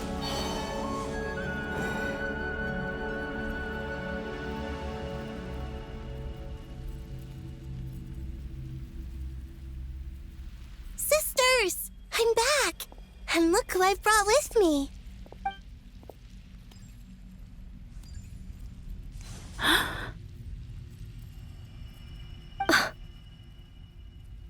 It's our lovely little sister, born in the far future. The pleasure is all mine. Allow me to introduce you to Columbina Hyposelenia. This is Arya, the goddess of the eternal moon. And this is Canon, goddess of the frost moon. Canon, don't you think Hyposelenia's power is similar to yours? Hello, Columbina. I apologize for our startled reaction just now. And please, forgive our little sister if she's been annoying you. She tends to talk a lot. It's fine. You seem shy. Don't worry, Columbina Hyposelenia. No one can hurt you here. Could you tell me where here is? Please. I must know. My dear sister, this is where Teyvat's original ruler, the Dragon King Nibelung, imprisoned the moon goddesses. What? You're scaring her, Canon. No, I'm fine. Please, continue. Nibelung, our original master, created us in the distant past to maintain Teyvat. But he left this world and traveled into the dark universe beyond, to explore worlds vaster still. Day and night, we fulfilled our duty in the heavens, until the day that the first descender arrived. The great ruler of the firmament. The heavenly principles. Is that what later generations call them? I see. But we did not reject them at first, nor did they seem to harbor ill intent towards this world. We coexisted in peace. They were like a guest in our home. Slowly, however, we came to realize that our guest had a growing desire to change and dominate the world. And you didn't stop it? No. There was an order to the rules they set up that Nibelung never taught us. We wanted to know if this order would bode good or ill for Teyvat. All right. Canon and I wanted to know. Sonnet was against it from the outset. Later, we discovered that this great ruler of the firmament bore an almost paranoid hostility toward the desire of certain life forms to seek power. Or perhaps they feared them. They would even cast down celestial nails as manifestations of their power, to punish the civilizations of the world below. Only this was far beyond mere punishment. Right. Their rules brought order, but the price people paid for merely testing the limits of those rules was far too great. I did everything in my power to help the punished escape catastrophe, but still, too many lives were lost. The ancestors of the Frost Moon Scions were some of the ones you helped. But just when we had decided to take countermeasures, the Dragon King, Nibelung, returned. And so began the War of Funerary Flame. So, that's the name the world gave that war in the future. Well, who won in the end? As far as I know, the Heavenly Principles won, although it came at a great cost. They remained in Teyvat, where they continue to rule to this day. And the world's original master, the Dragon King Nibelung, was destroyed. And what of the moons? Are there still 3 moons in Teyvat's skies? You can tell us the truth, Columbina. We know we are but remnants of a bygone age. We are prepared for the answer. Only the frost moon remains. But it has been cast beyond the false firmament by the heavenly principles. The eternal and iridescent moons were both shattered during the war. So death finally came for us in the end. Sonnet. But you're still here, aren't you? A moon goddess cannot live without her moon, Columbina. She's right. That's why I began to disappear. Because the frost moon is cut off by the false sky. How much worse it would have been if it were outright destroyed. Our souls may endure within this lunar palace, but if our moons are destroyed, Then we shall disappear the moment we depart from it. I'm sorry. There's no need to apologize to us, dear sister. If anything, we owe the world an apology. If only we'd decided to act sooner, rather than arguing amongst ourselves. all the more reason not to spend this time in regret and repentance. Instead, we should focus our efforts on how we might help our future sister. Sorry? Don't you see, Columbina, your story is not yet over. Is that not why you are here?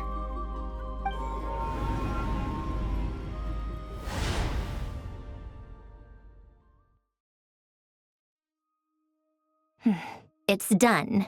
Initiate numerological array. Continue running primary process. Calculate the world's fate through extrapolation. And identify nodes of potential change. Secondary process? Scan for moons. Still 4. The number of moon marrows hasn't changed. Wait, let me think. Is it possible that there's something I've been misunderstanding about the moons all along? Variables. Variables in the world. I know where potential variables within the world come from. So what about the moons? Are there any variables there? Like their life or death, for instance.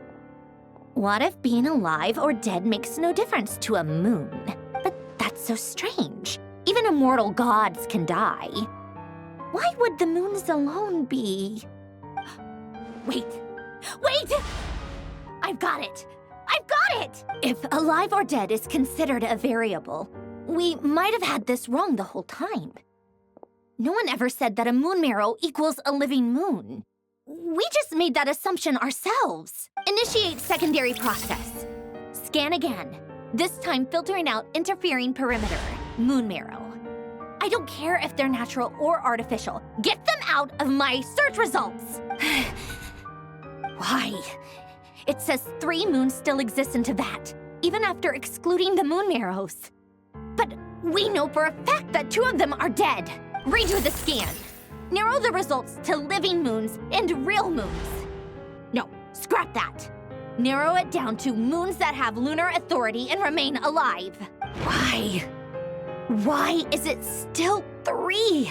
What is this, Columbina? Has the world lied to us? Or are you the one pulling the wool over our eyes?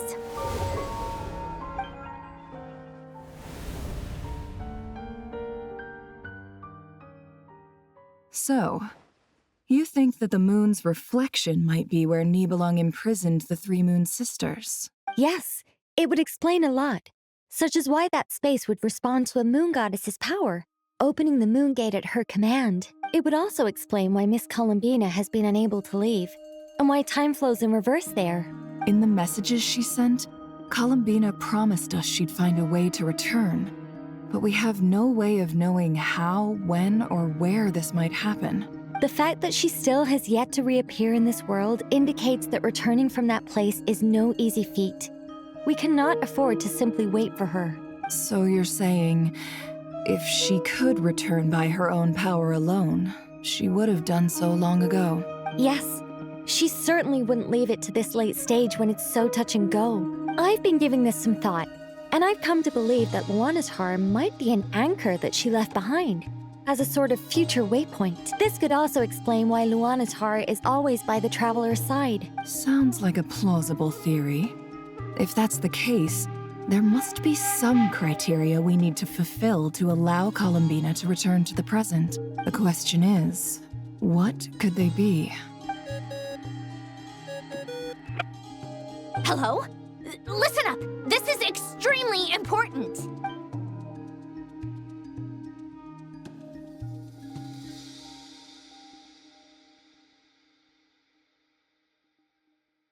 Not only is Columbina alive, but she may well exist in a form unimaginable to us. I'm still unclear on the details, but she's done something truly inconceivable in the past.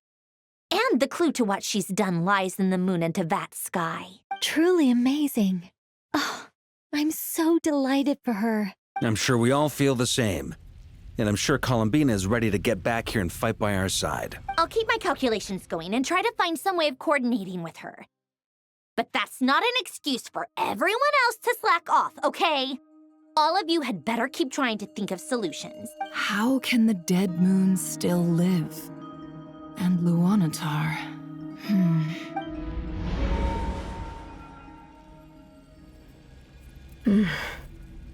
It's hard to believe that's what will happen in the distant future. Our authority is linked to the most fundamental rules of Teyvat. I suppose it's no wonder that many would covet that power. I didn't realize that when you said friends, you meant people who live down in Teyvat. That's so lovely. I always wanted to go down there and have some fun. Have you ever tried leaving this prison? Of course. Between us, we've tried everything. But no matter where we go, this space will eventually bring us back here. It's like the center of a whirlpool. Everything ultimately converges here, at the moment when Nibelung imprisoned us. In that case, have you tried using any of those pathways that connect this space to the real world? Sorry? What are those? They're passages through which you can make small-scale changes to reality by using Kuvaki. Or am I the only one who can use those passages? Because part of my soul remains in reality. Kuvaki. What is that? You don't know? It's a unique kind of elemental energy found only in Nod-Krai, the land from which the moons arose. Oh. Well, it's true that the moons first rose up from the part of Teyvat you say is called Nod-Krai. But there is no difference in the elemental energy between there and anywhere else. What? Could you show us some of this Kuvaki? Hyposelenia? Maybe if we see it, it'll make more sense. Okay.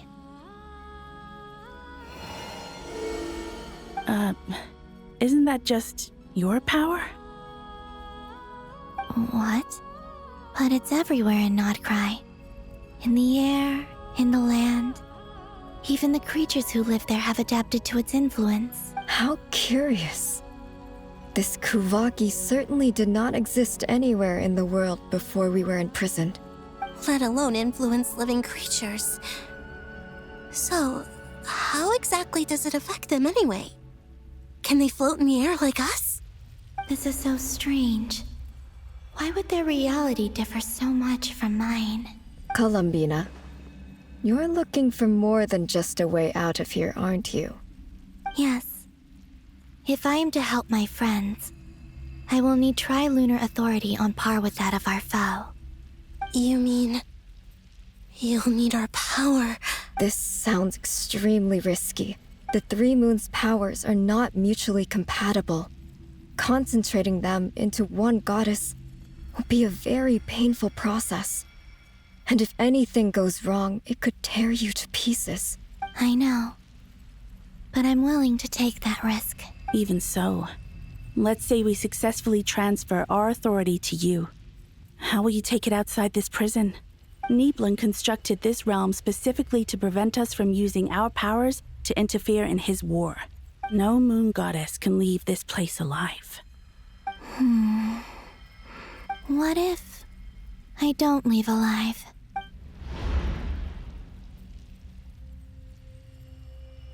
Where do we even start?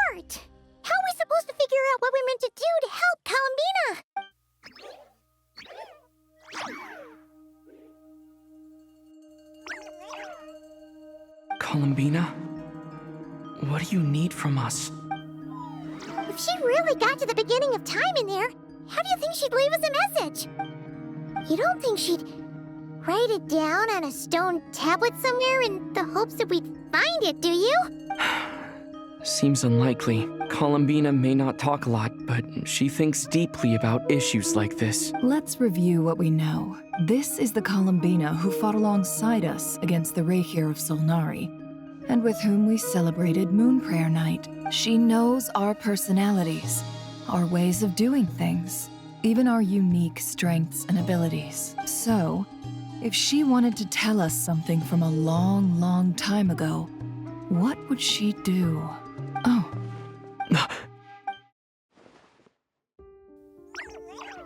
Traveler, you once said that those golden ripples also appeared when Luanatar was born. What if Columbina left Luanatar here, not just as an anchor to the real world, but for some other purpose? If she is part of Columbina, and Columbina knows that I can see past events through her. Oh yeah! Like when you peeked into Rerir's past through his heart! Nefer, wait! If you're right about this, and you can really see past events through Luanatar, your eyes, they'll... Oh, I know. Looking at Rerir's past in Conria was already enough of a strain on my eyes. Looking this far back into the past, it'll surely blind me. But it's our only chance. This is the only way. Boss. We spoke about this once, a long time ago. Do you remember what I said, Yehoda? The day I lose my sight, the Curatorium of Secrets will be yours to run. But... What's wrong? I'd be overjoyed if I were you. This day's come a lot earlier than either of us expected. I need to know you'll honor our agreement, Yehoda. Promise me. Yes, Boss Neff. I promise. Are you sure you don't want some time to think this through? What is there to think through? I should have gone blind after our battle with Rerir. Frankly, it's almost criminal that I got away with it for this long. Then at least let me take some precautions on your behalf. And if you really do lose your sight, I'll visit your office every day and make sure you're well looked after. Oh, please, anything but that. I was actually ready to go through with this. Are you trying to scare me into backing out? As if I could ever scare you. I'll assume you're just joking to calm your nerves. All right, enough chit-chat. Let's do this.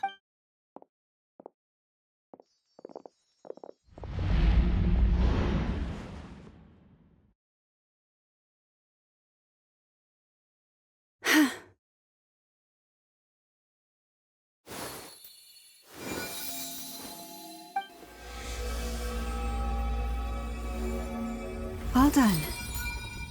Good. Now give me some space. Come on then, little one. Show me what happened in the past.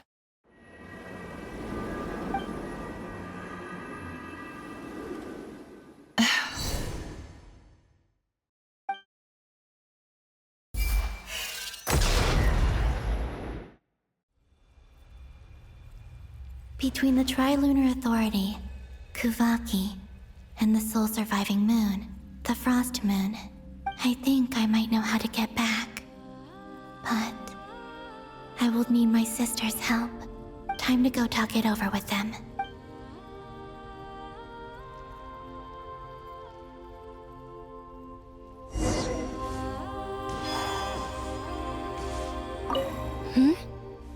Have you decided what to do? I hope it's not too dangerous. You really scared me when you said that thing about not leaving here alive. Come on, let's go find the other two.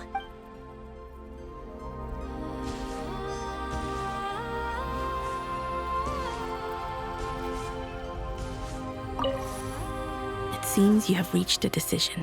I'm all ears. What do you propose?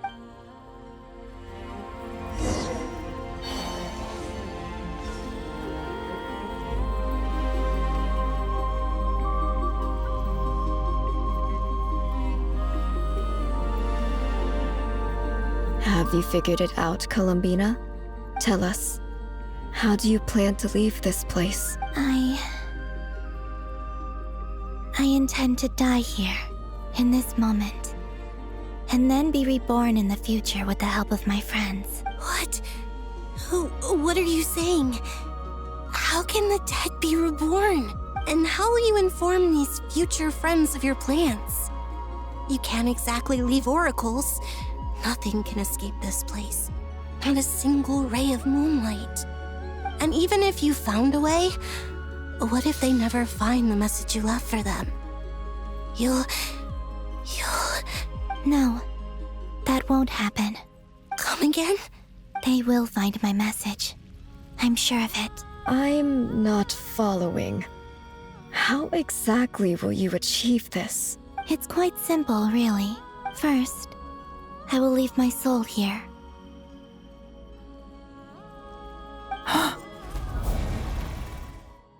I see it. Your soul? You mean you're a divinity? Yes. I once left a portion of my soul in the future. One so small that this prison barely noticed anything. In this very moment, she can resonate with my soul across time. When the time comes, I believe that she can serve as an anchor to pull my soul from here back to the future reality. Just as gravity connects the world to the moon. Exactly. In the future, where I came from, the moon has been cast beyond the false sky, but I can still feel that it is there. In a similar way, I can feel a connection to the soul fragment I left behind even now. My friends can use it to detect my presence. But how do you just leave your soul here? Is that even possible? On my way here, I met an ordinary mortal who entered this place long before I did. Her body is long gone, but her soul remains. And before that, I encountered an old enemy whose entire soul survives here intact, while the power that once corrupted his body has faded away. So, perhaps this space is specifically designed to imprison divinity and authority, but not the physical body. Still, even if your body can escape, would it not just be a lifeless husk without the soul inside? Wait, is that what you meant when you said you wouldn't leave alive? Yes. I shall turn my body into moonlight and pour it over Nod-Krai. That power shall protect the land and quietly blend into it, awaiting my soul's return in the future. However, I cannot do this on my strength alone. I would need your help to do this. So I'm humbly asking for your assistance. Oh, dear sister, you need not be so formal. As I said before, we are but remnants of a bygone age. You, on the other hand, were born alone in that distant future, and you have walked a long and lonesome road since then. How could I bear to let your story end here in this dungeon? Don't forget, we are your sisters, your family. Arya's right. Actually, I've always wanted a little sister. Can you imagine how it's been for me? Getting nagged by two older sisters all the time. Now, I finally get to be the big sis. And not just that, but I get to help you return to your world, too. How could I say no to that? Sonnet. Kennen? I'm sorry. I know this is a bold request. The Frost Moon is rightfully yours, and it remains intact. Oh, no, please. Don't misunderstand me, Columbina. I was just thinking back on the years that the three of us once spent together. You cannot imagine how happy I am to hear of the future world you describe. The Frost Moon Scions, your lovely, kindly friends. For the three of us, whose purpose in life was to maintain the peace in Teyvat, it is a great relief to know that the people of this world live in such an abundant future. If your plan can save them and save Nod-Krai, I will gladly give you all that I can. Besides, the three of us have been together since the day we were born. I could never abandon them to live on alone without them. Canon. Still, I do have one question I would like to ask you before we proceed. Certainly. What is it? Why do you cover your eyes?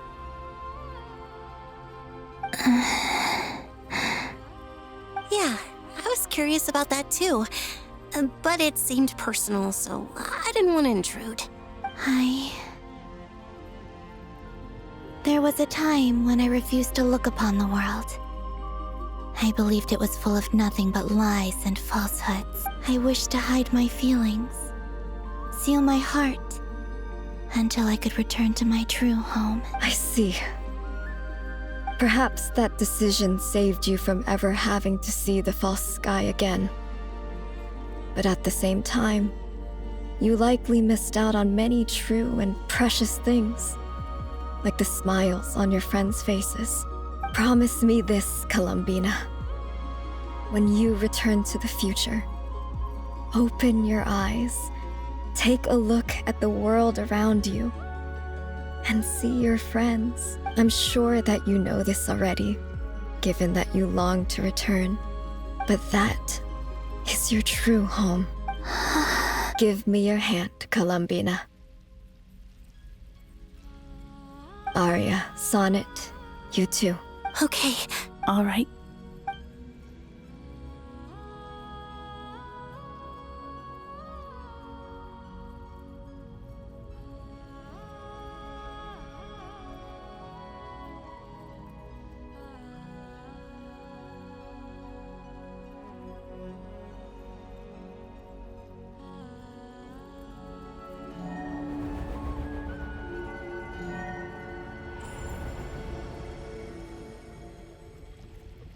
We once were the song sung for eternity, but now it is you who must continue to sing.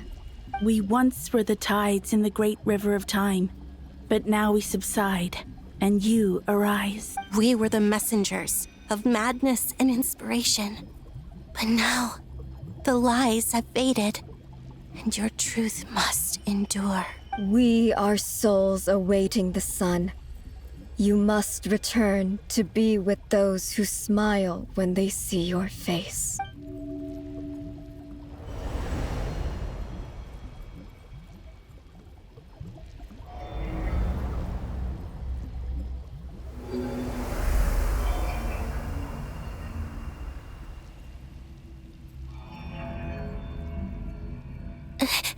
Is it done?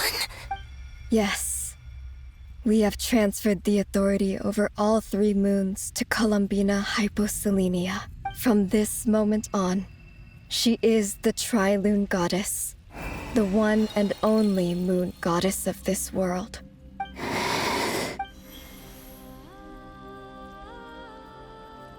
Thank you. Thank you, my sisters. Now go, and do what you believe is right, Columbina Hyposelenia. Be aware that we cannot grant you the power of the 3 moons beyond these prison walls. The conflict that arose over their remains following our disappearance will still take place. I understand. Sisters, oh, my body. It feels...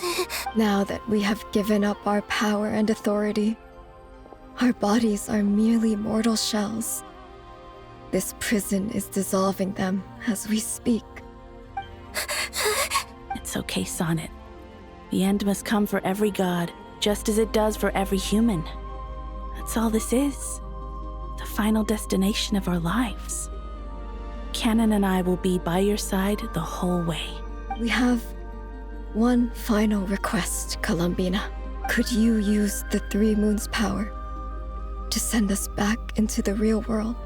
Now that we have lost our powers, I doubt this space will seek to hold us further. It's just... We would like to spend our final moments together in the only place we ever called home.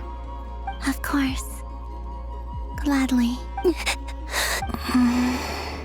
Sonnet. Yes. Don't. I wish I could tell her not to give in to the abyss. Not to be afraid. But is this really what I should say at this moment? Don't forget.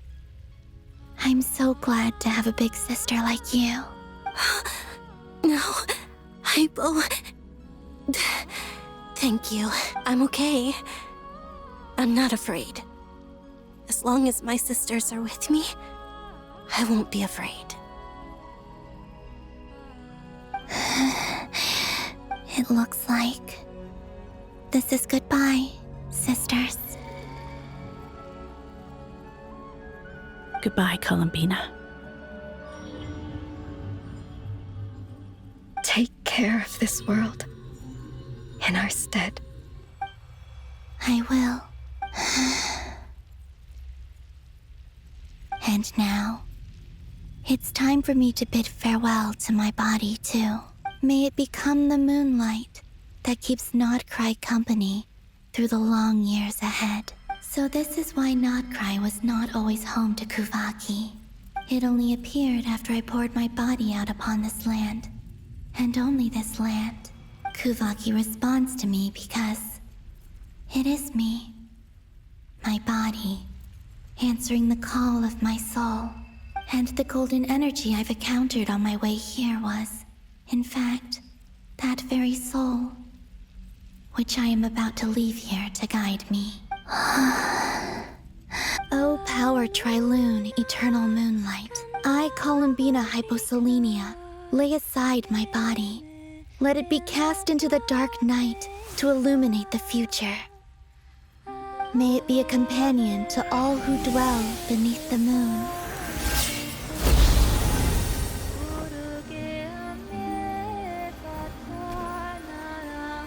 Until the time comes for me to return home.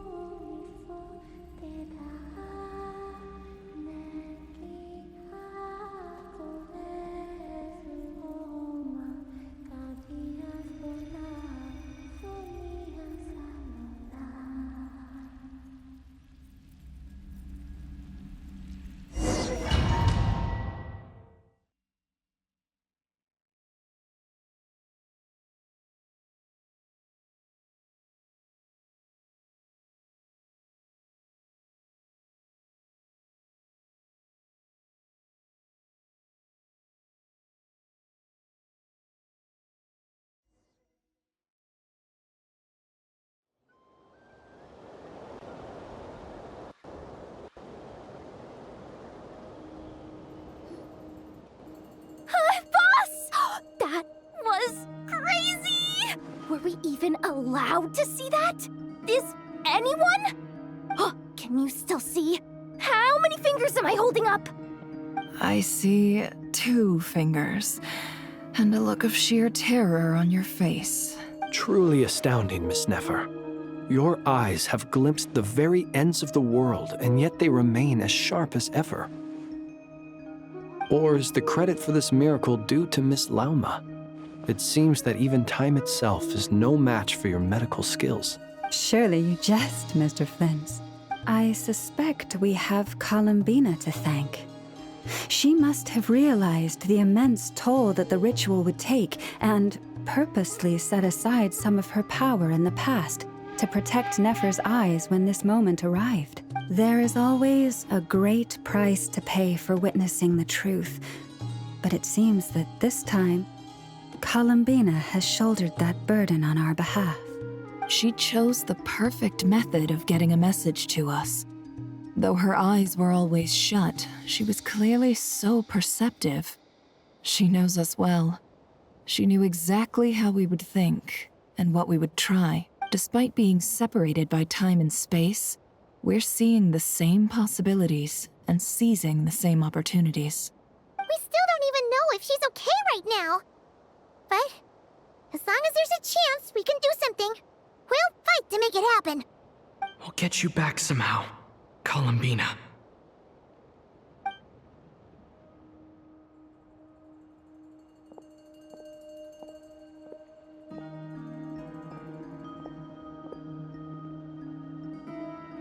Well, based on the information we now have, let's figure out our next moves.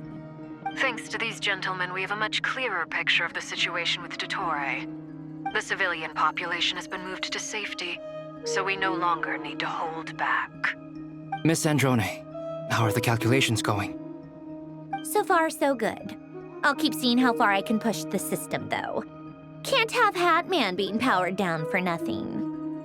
There's still a long road ahead. Where should we begin?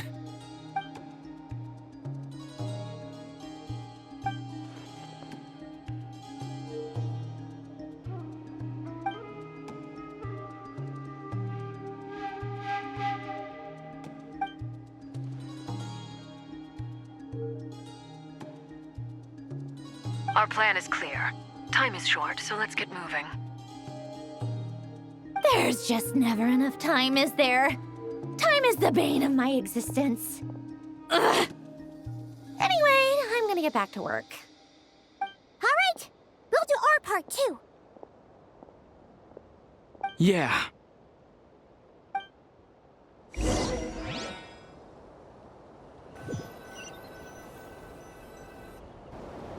Albedo's theory says that elemental energy can dilute the Light Realm's power, but I'm no expert in building elemental defenses. Sounds like something out of the Advanced Elemental Theory section of the library. Whew. You seem quite troubled. Well, yeah. I mean, who doesn't get a little flustered when they're completely out of their depth? You were the very picture of confidence back when you approached the Hexen Circle. Yeah, I could have been faking it through that whole meeting for all you know. Who's to say I'm not just a ball of nerves in a charming and gregarious package? Oh gosh, really? I'm so sorry, I had no idea. Well, you're all the braver for it. Still, I was much more in my comfort zone than I am here. At least in Mondstadt, you can cry for help from a cliff top and actually stand a chance of summoning Barbados himself. Things have never looked bleaker than they do now. If we don't pull this off, Teyvat's doomed, isn't it? Oh, you think so? Actually, yes. Yes, it probably is. It's a shame. Don't put too much pressure on yourself. Teyvat has faced annihilation many times in the past, but it also gave us you, didn't it? Hey, don't give me that. It's not like I'm anyone special. I disagree. Every human born in this world is special. We angels have always believed that. In that case, this humble human being has a big favor to ask of you. I thought you might say that. I'm sure Alice, in her great wisdom, sent you here precisely to help us in this difficult time, yes? Well, that has less to do with her wisdom and more to do with my power. Of course, of course. Well, the thing is, these elemental defenses we're about to build, I don't think it's a question of if they'll fail, but when. Durin's findings from his patrols make it clear that Dottore is constantly expanding his territory. First it was his lab, then the design bureau, and now this. It's not realistic to completely stop him encroaching on the rest of Nod-Krai. Rather, our goal should be to stall him for as long as possible. If Miss Sandroni's calculations are correct, well, they're the closest thing to certainty we have in this situation, so let's assume they are. Anyway, her calculations suggest that our best hope for victory lies in Miss Columbina's return. It's up to us to slow Dottoro's advance and buy time for her to make a return. Are you asking me to help you with building the defenses? No. I'd like you to prepare for what comes next. When he eventually reaches us, we will have to fight him. You were an angel once and a mage now. I'm asking you to lend us your protection. Oh. Can I take it that you're triggering the terms you fought for during our three-way talks? Well, technically those terms were about protecting Mondstadt. But if you're happy to agree to the change in location, then yes, let's do that. You're cashing in on this much sooner than I'd imagined. Well, yeah. The way things are going, I might not get another chance. Very well. The mages have heard the knight's plea, and we will respond. To tell the truth, Alice and I had already discussed how we might help you all, so I didn't come empty-handed. I always like to be prepared.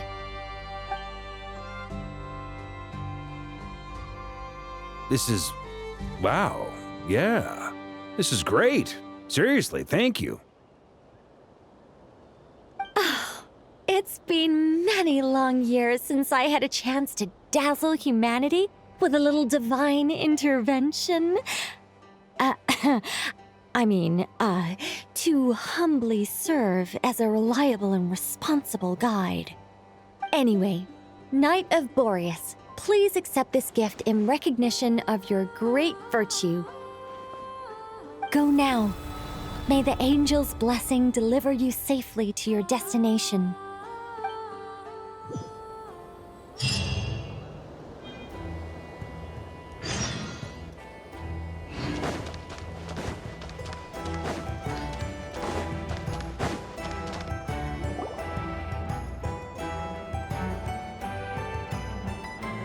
You're here.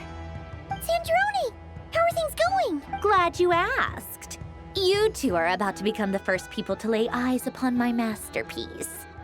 Or should that be the first person and the first, specter? Hey! Whatever. Come, feast your eyes on this. Wow! We've never seen something like this before.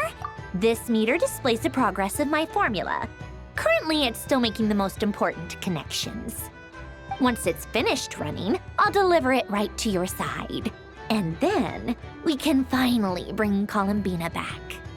What do you mean, deliver it? Can't you just tell us over the Dodo communication device? It'll just be some numbers, right? Ugh, you're such a greenhorn. This isn't the kind of formula you solve in math class. It's a highly complex algorithm capable of constructing a framework of rules. Whatever. We'll be here all day if I start trying to explain it.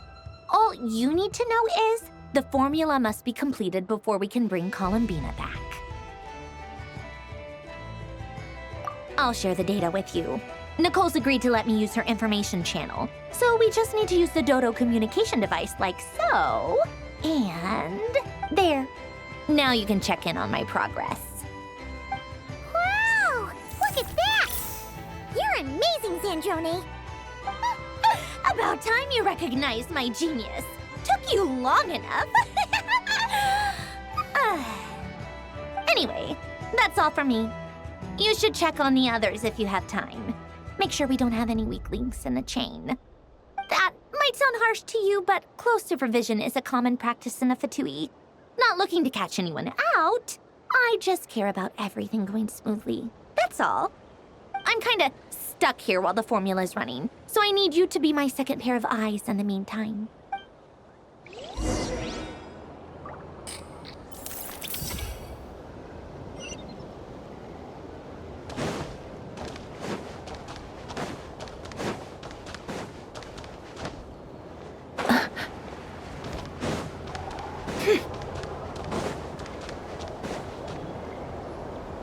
Thankfully, Miss Nicole has come to our aid. Nasha Town is now looking very well defended. Golden Flame. Yes, that's Nicole's power, all right. Based on the latest message from Grandmaster Varka, it sounds like they've reached an agreement. The situation should be more stable with her assistance. Everyone will have at least some degree of protection. Albedo! Durin! Hello there, you two. Are you well rested? That's good to hear. As per the plan, Albedo and I will be in charge of Nasha Town. As Dottoro's energy field expands, it's creeping ever closer in that direction. But we will do our best to hold our position. We fought side by side many times before, and always with great success. I believe this time will be no different. So don't worry about us. Focus on fighting Dottore.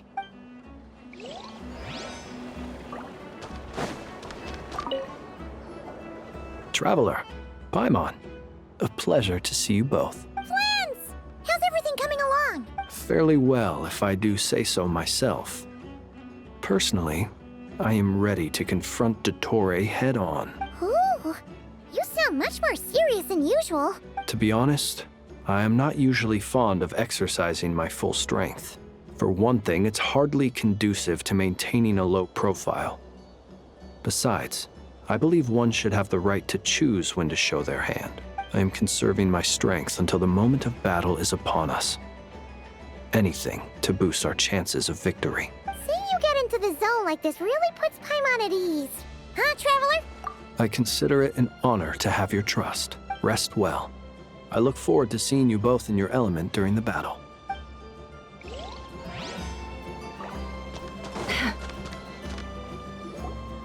Yes, Miss Moonchanter? What are you staring at? You always address me in the strangest ways. Lady Moonchanter 1 minute, Miss Moonchanter the next. Yes, and? Are either of those incorrect? Not as such. It's just that I simply call you Nefer nowadays. Uh-huh. That's my name. What's your point? The point is I don't add any honorifics or titles. Meaning what? That maybe we're on friendlier terms now than we used to be. Is that how you see it? And I thought I was the one with eye damage. Never! Wilma! Paimon, Traveler. Just swinging by to check in on you. How are things going? Did you manage to get some rest? Don't worry about me. I won't slow us down. And I give my all to ensure our victory. Ah, yes. Allow me to give you two a quick checkup. All done. You're both in good shape. You're welcome. You'll have your work cut out for you in this battle against Dottore, so make sure to get some rest in first. Paimon will keep an eye on him, don't you worry. I'm glad to hear it. Take good care of yourself, too, Paimon. Sure thing.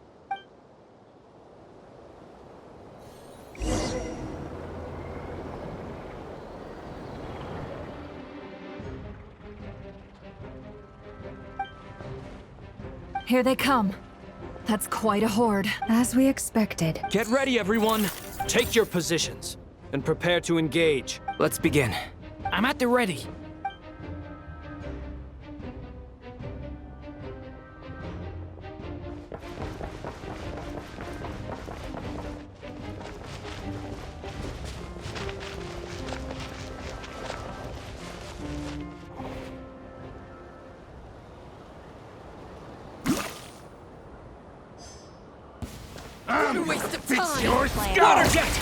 Close your eyes. Be silent. To dust. Go! Didn't take too long. Another one. Out. The long sleep beckons.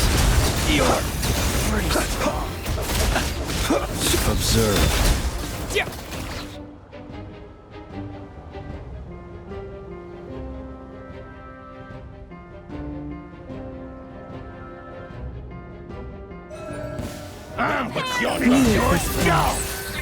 It all adds up. These creatures cannot stand against us. Oh, fighting talk. Just don't let your guard down. That goes without saying. I'm hardly the risk taker in this group. Excuse me?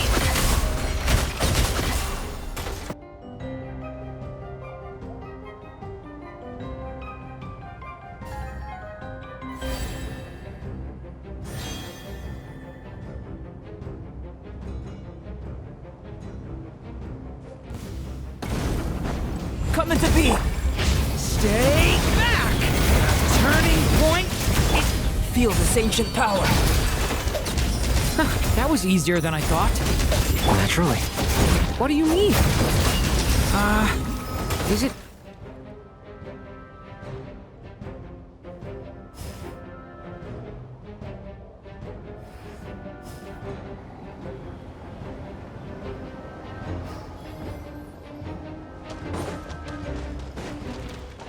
Water jet! Close your eyes. To dust. People have always used fire to drive away wild beasts. Wouldn't a lantern work just as well?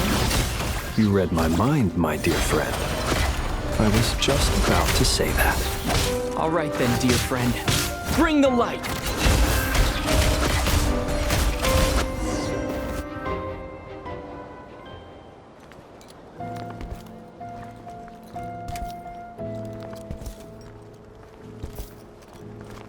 You're looking well.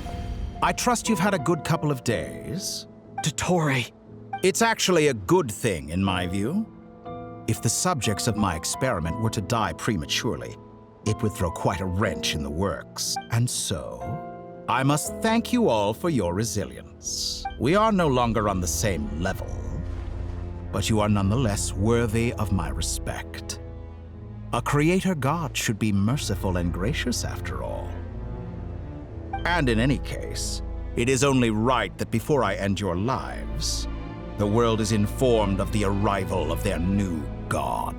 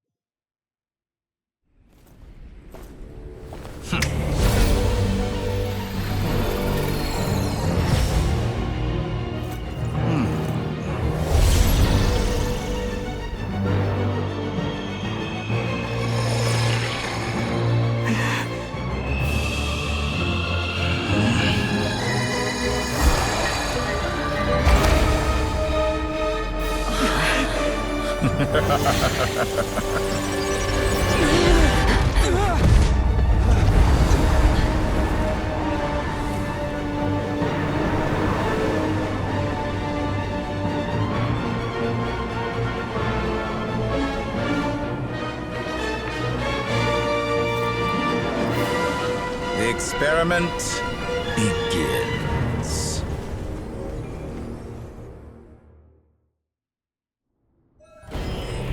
With the marrow of the 3 moons in my hand, behold the false moons fall!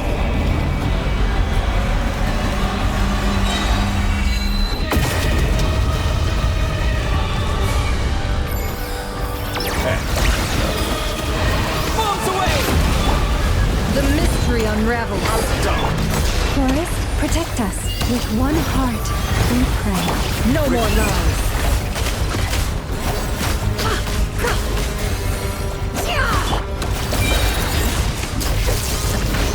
Water jet! Seek within. It all adds up. Entropy. Clear. Branch into song. By the frost and Such a gold. simple attack, and you're already struggling. Observe. Beware the creatures of the night. Be silent. Excellent.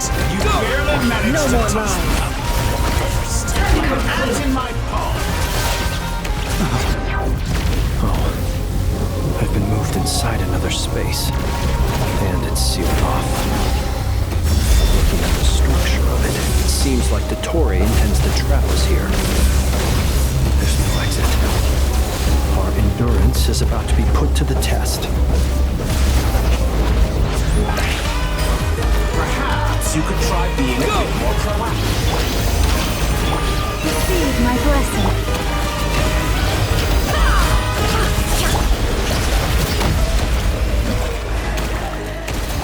Did you honestly think It all adds up.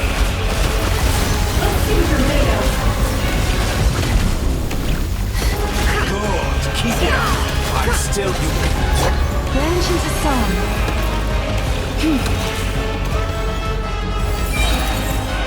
Entro bears to me.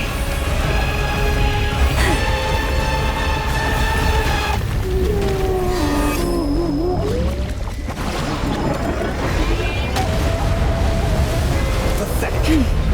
You poor master. With the marrow of the 3 moons in my hand, behold the false moons fall!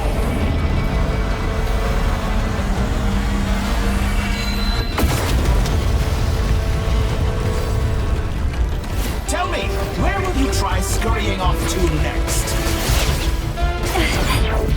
Looks like Dottore has opted for a divide and conquer strategy.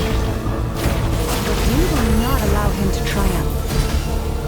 Now, I shall pray for our victory.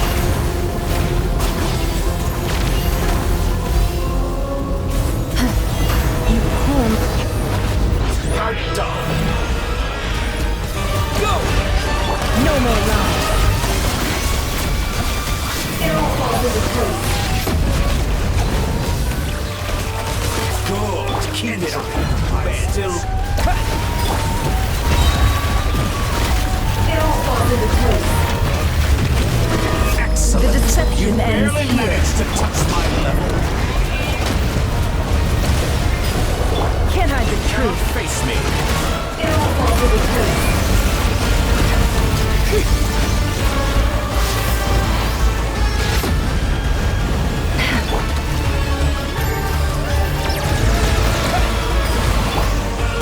It all adds up.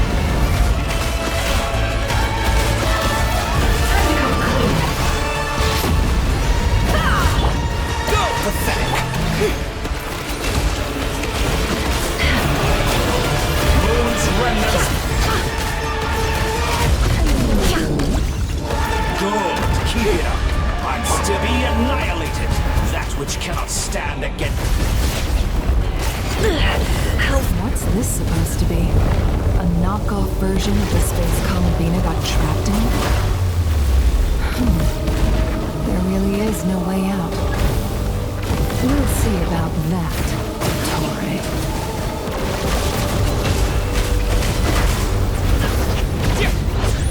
Enjoy. I have not intended to take your teammates from you. But you have a choice. Obey, and I can release them. An excellent deal, if you ask me. Won't you consider living within me? Go!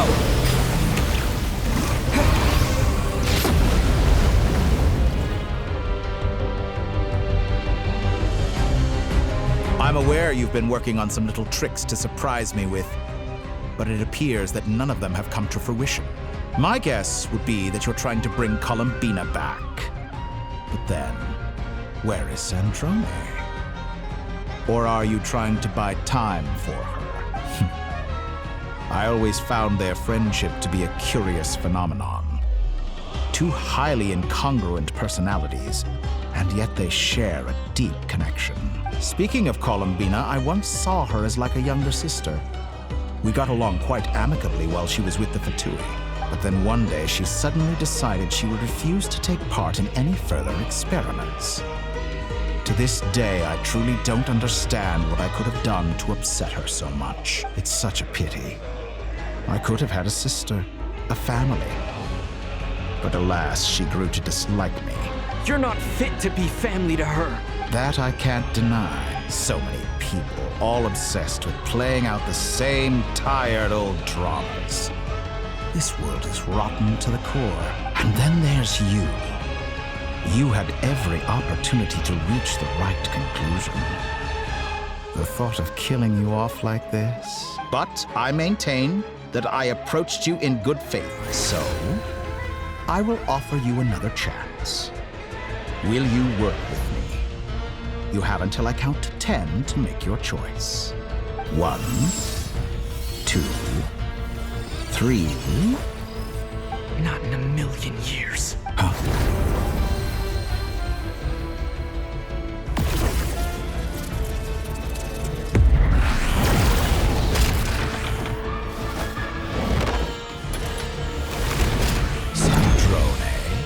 What a pleasant surprise.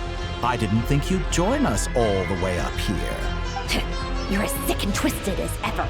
Don't fool yourself into thinking anyone's grateful for the chances you're offering them. Sandrone?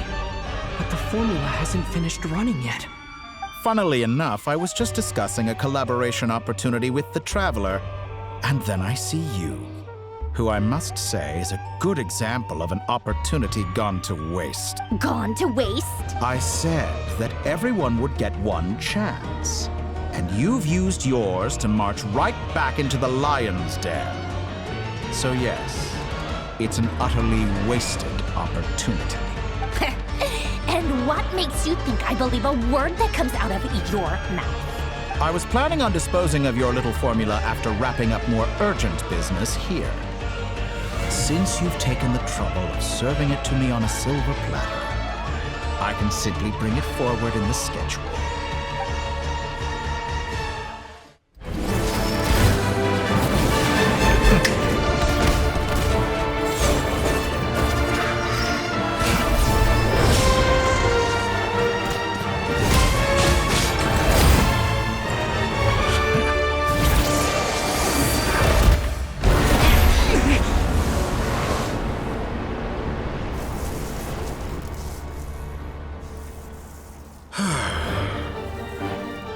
Is this your life's work? This piece of trash?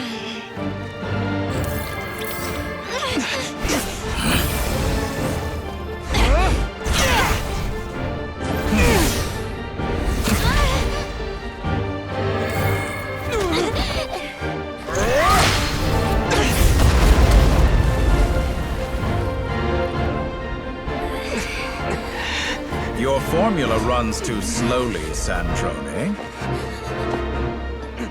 You put your hope for success on others instead of fighting dirty.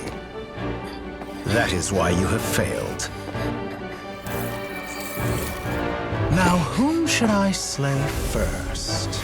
Any volunteers? No one? How nice of you to leave the decision to me.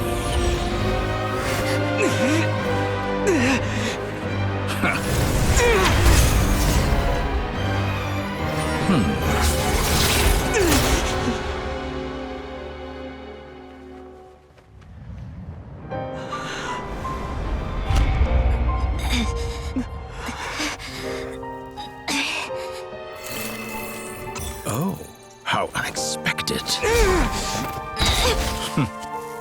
Sandrone, any last words for me, comrade?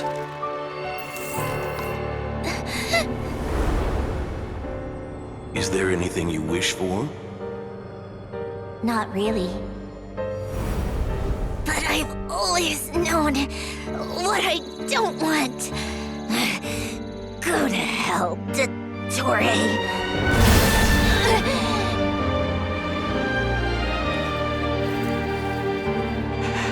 No!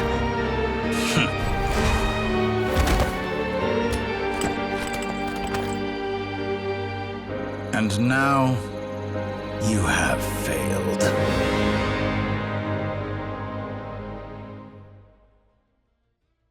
Sandrone! Now you see how fragile mechanical contraptions are. Just a gentle tap, and they fall to pieces. However keen of an inventor Sandrone may have been, her death spells the end of the formula that was running inside her body. Of course, I have to commend her for making it this far. As her colleague, I have to admire her stubborn tenacity. Now, it is time for you to take your place by my side. My count was interrupted, but the second chance I extended to you still stands. Once again, you are welcome to join me. By now, I'm sure you have gained a greater appreciation for the power and authority I wield. What is stopping you from embracing a new world of endless possibilities? Not in the mood to talk? As you wish. You seem less talkative than usual today. I'll change the topic to something more apropos. Sandrone was always like this, never trusting anyone, always so reluctant to share her research with them. Objectively speaking, she had her strengths. It is remarkable how she extracted and even optimized the world formula from so much data. But her inability to trust was her undoing. Had she allowed someone else to monitor or run the formula for her, you might still have a chance at victory even now. But regrettably, she was a stubborn fool. As much as it pains me, she had to go. Dottore, maybe this is news to you, but people can change. Columbina surprised you when she escaped. And I think Sandrone would surprise you too. Change? You can twist the truth however you want, but I see it clear as day. You're the one who can't trust other people. Is that how you see me? By this point, what can you hope to do about it? It is pointless to fight on. You've already lost. Wrong. You can't win this, Dottore.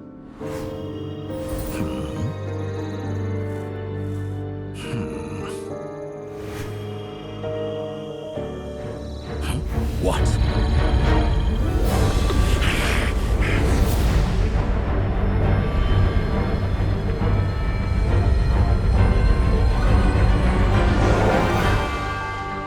My formula can get us 90% of the way.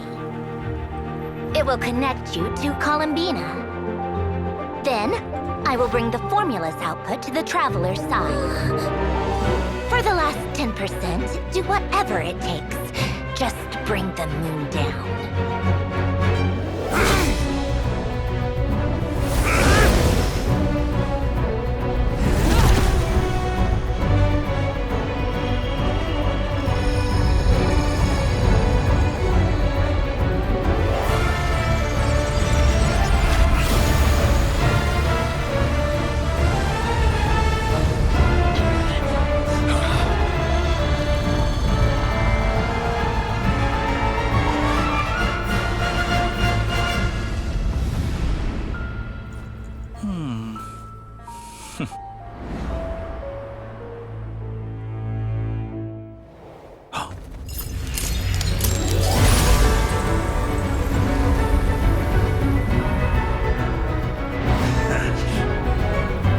The moon will never be yours!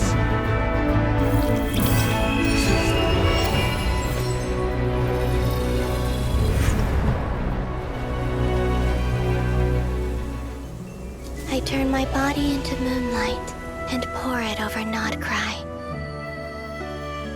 My soul, I leave here to inform my future friends. Lastly, I will hide the Trilune Authority within the Frost Moon. And when my body, soul, and authority are reunited, finally... Columbina!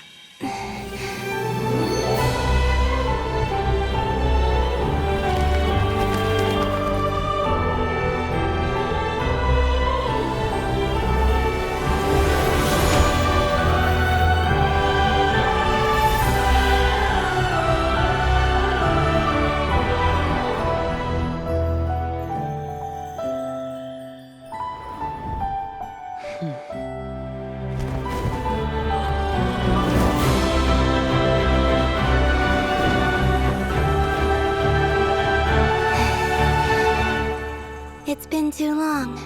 I'm back.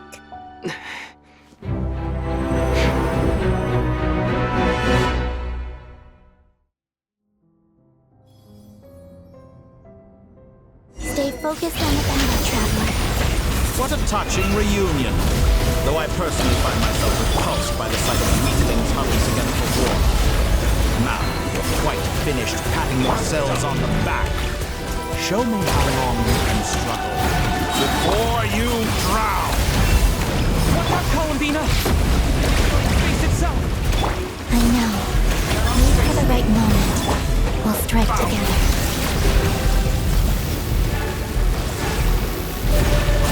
That's more.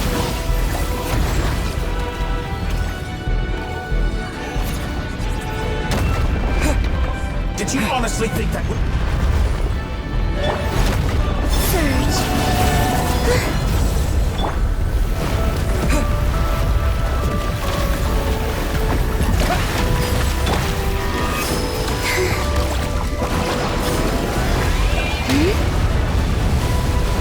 Enough! First, like an ant in my palm.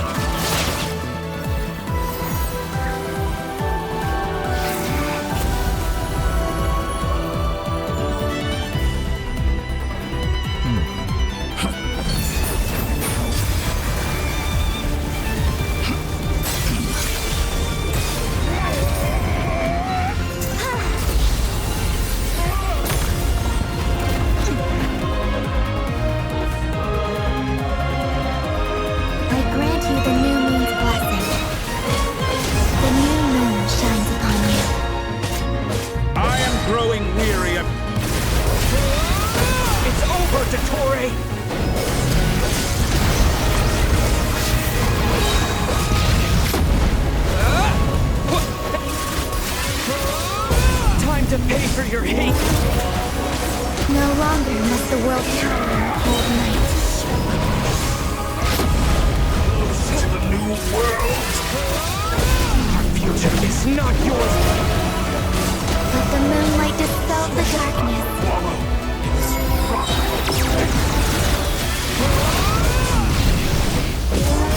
Everlasting as the moon. Shape the new world.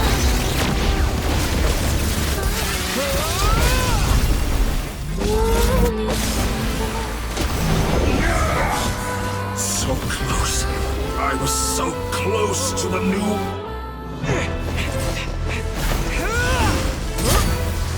Willfully blind. How can you be so satisfied with your fate?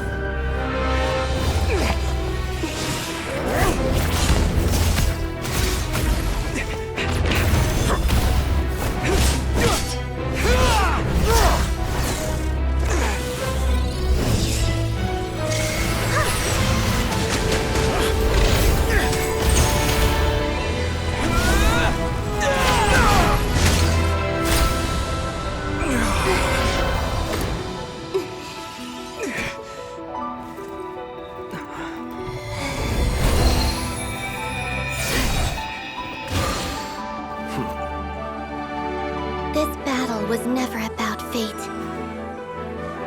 It's about friends, family, and the home you stole from them. So dull. Only the weak rely on each other for comfort. You shall see. Once I transcend fate, you will be nothing but fodder for my grand experiment! That will never happen.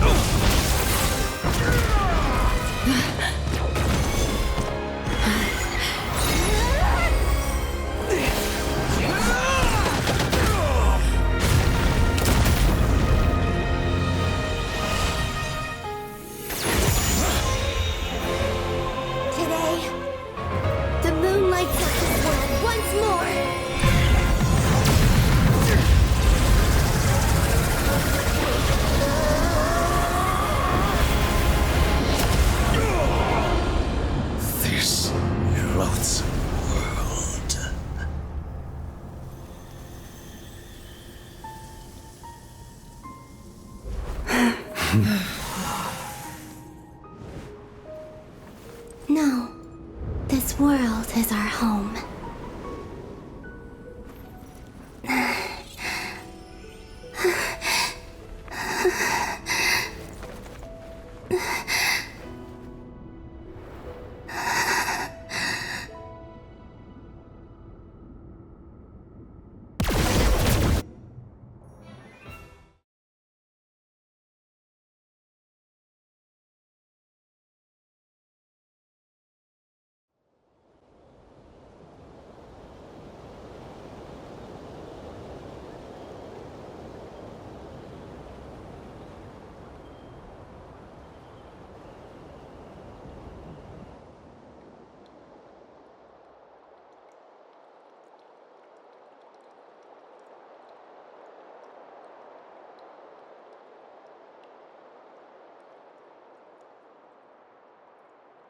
No, you're doing it wrong. The moon looks like this now. What are you drawing, children? The new moon, Mom! It looks different than before, doesn't it? Also... Can I go buy a sugar sculpture today? Please? Just one? All right. I suppose today is a special day after all. Almost like a festival. Extra, extra! Get the latest Nasha Express here! Post-disaster report! Nasha Town reborn beneath a new moon! The voyage begins today! The future looks bright thanks to the League. Want a copy? I knew things would be different. But I didn't think that would include the moon. They say a new moon goddess has been born. A new moon goddess? Who's saying that? The Frost Moon Scions? I guess so. I'm not too clued up on the details. As far as I'm concerned, the moon's still in the sky and it's business as usual. Hey, since we've come all this way, shall we grab ourselves a free meal while we're here? Are you a convert now? Or are you just here for the free lunch? Oh, come on. What does it matter? After everything we've all just been through? That smells good. All right, that's it. I'm hungry. Time to eat. Come on! We gotta get there early, or there won't be any good spots left! Shh, keep it down. This is a residential area. What if people are still sleeping?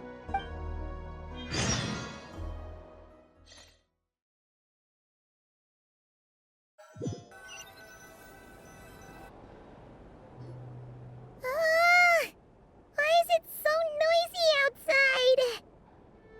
It's okay.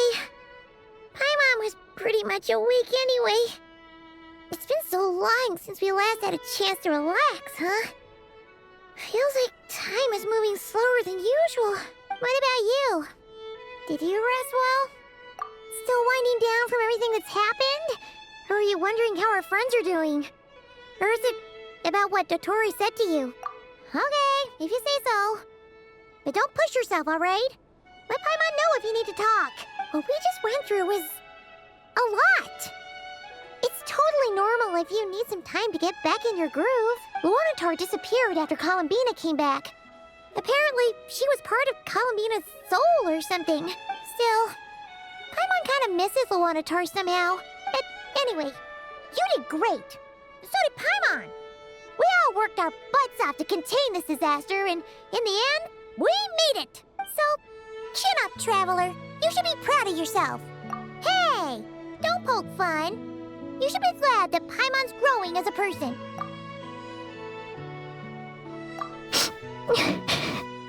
Paimon didn't think you'd mention it. You have no idea how anxious Paimon was. She was worried sick about you. Well, if you really want to show Paimon you're sorry, you're gonna need to make it up to her. You better be ready to splash out on a lavish meal.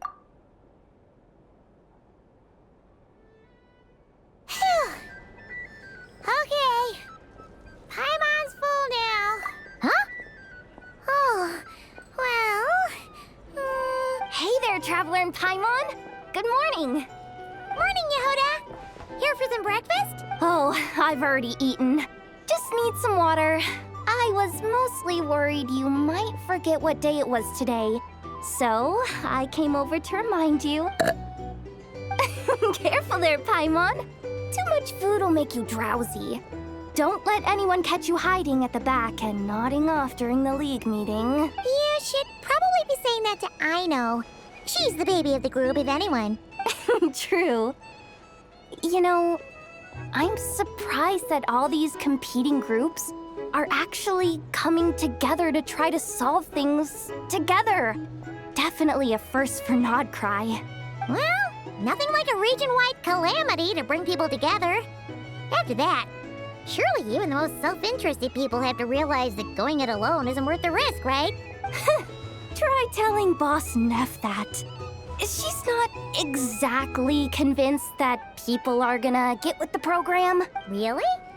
But if she's so pessimistic about it, why'd she agree to be the Curatorium's representative in the League? Probably 'cause even though unity sounds like a pretty far-fetched idea, The benefits it would bring make it worth a shot. I think things will work out, though. I swear, Nod-Krai feels like one big family now with everything that's happened. More than it used to, anyway. Paimon's with you on that one. And it seems like plenty of other people agree, too. Just listen to the bustling streets. All right. Everyone's been rebuilding these last 2 weeks, and the evacuees have been coming back in droves. Life's slowly returning back to normal. Which means my workload's probably gonna shoot back up. Were you about to head out? There's still some time before the ceremony begins, you know. Yeah, we were gonna take a stroll around the square and say hi to some friends first. Sounds good. See you later then.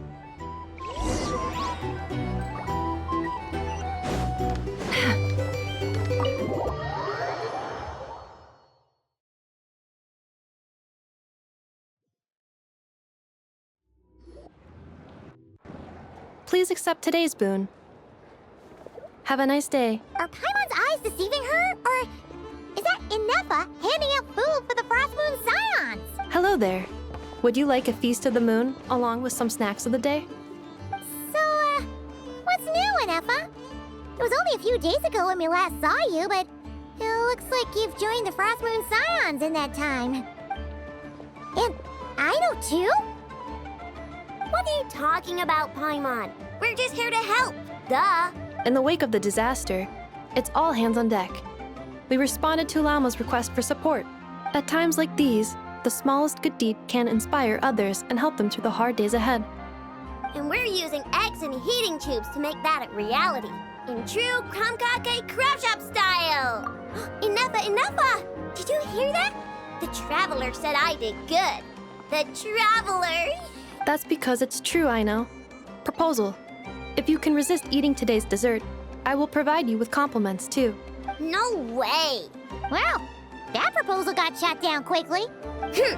I need something to get me through the hard times, too, you know. Mom! Yes, dear. Go right ahead. Excuse me. Could I take a photo with the robot lady? She helped us get safely out of Nod-Krai, and she helped us get back home, too. She's the best. Of course she is! And since I'm the whiz kid who built her, that makes me even better than best, right? But you stole my snacks, though. Oops. Shall we move to the open space near the center? The view there is better. Thank you! Aren't you the better pick for this job, Flint? You underestimate yourself yet again, Master Ilua. Not at all. I rarely come by Nasha Town. I don't know any of the big shots here. All in good time. Socializing is a step-by-step journey. But you're much further ahead on that road, aren't you? You're not seeing the full picture. You know the truth now. My friends do not understand my habits. There is no question about it. The Lightkeepers need a representative in the League. Someone who is upright, cares about other people, and can realize their self-worth through group action. You say it like you wouldn't make the cut. I am most flattered that you think I would. Sigh a little less, Master Ilua, and have more faith in yourself. All the Lightkeepers agree that you're a very promising young man. That is precisely why Starshina Nikita felt safe delegating such important work to you. I'm sure we all also agree that we would sooner die of dehydration than manage to wrangle anything out of you in a discussion. My apologies. I am not in the habit of bringing water with me when I go out. Whatever. I'll take the job. By the way, who else is part of this? Oh, it's quite the who's who of Nod-Krai. There's the Moon Chanter of the Frost Moon Scions, the boss of the Curatorium of Secrets, a representative of the Voynich Guild, and even someone from the adorable Kromkake craft shop. I'm sure you will find speaking with them to be a genuine pleasure. If you say so. I've never done this work before, so I'm honestly a little scared of making mistakes, but I'll do it. Not only is it our duty as Lightkeepers, but because I want to make Nod-Krai a more welcoming place. An admirable attitude to take. The beacons are lit, Itlua. We're but one step away from breaking through the blizzard. We have the chance to band together and build our shared homeland into an Elysium. This is unprecedented for Nod-Krai. An opportunity not to be missed. Yeah. You're right. I'll do my best. Quite a few familiar faces have arrived. Let's go, shall we?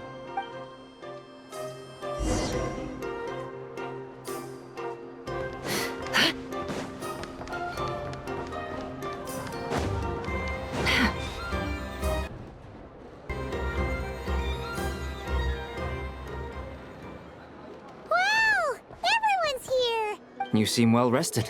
I know no one's asked, but I'm sure you all want to know, so let me just say, we're doing great. Thanks. Well, great, but not perfect. I'm starting to lose my mind from boredom. Can't drink a drop of alcohol while I'm waiting for my wounds to heal. I'm sure you had a sneaky swig or two. Wait, how'd you find out? I'm sure you must be missing Mondstadt after all these years away, Grandmaster. Yeah, you could say that again. Every time I get news from Mondstadt, it makes me want to go back and see the place for myself. Honestly, once things are wrapped up here, I think it'll be time to head back home. Hey, looks like someone's taking the stage. Can everyone see okay? Anyone need a boost? I'll just listen from the back. It's fine. You're taking this pretty seriously, huh, Durin? Well, it's not every day that I get the chance to see how people speak in official settings. Soak it up like a sponge. I'll make sure you get a chance to practice for yourself later down the line. Actually, I know just the thing. You can debrief the Knights of Favonius for me. Mr. Varka, are you forgetting that I'm not a Knight of Favonius? I can knight you. Any particular title you'd like? Is he joking? I really can't tell. You'll have to figure this one out for yourself. It'll be a good learning experience. It is my honor to host the opening ceremony for the League, and to have this opportunity to speak to you all in my capacity as Voynich Guild representative. Could this person also have been pushed onto the big stage by the real big shots? Guess I'm not the only one then. We come here today, having weathered the trials and hardships of yesterday, and having learned from them the importance of unity and cooperation. All right, here we go. Uh-oh, looks like Aino's off in Dreamland already. Wait, Boss is looking kinda drowsy too. What's up with her? Come on, get this speech over with already. Nod-Krai is our home, the land we rely on for survival. And as we chart a course for the future, may we persevere through the storms ahead as we sail towards a new era of prosperity, freedom, and hope.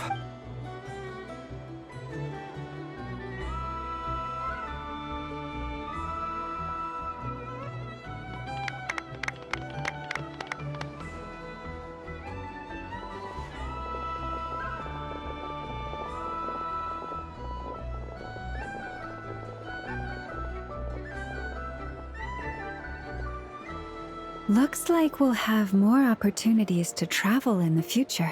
I'm sure you'll cope, Lady Moonchanter, given how fleet of foot you are. Unfortunately, I suspect I'll be too busy at the Curatorium to act as your host.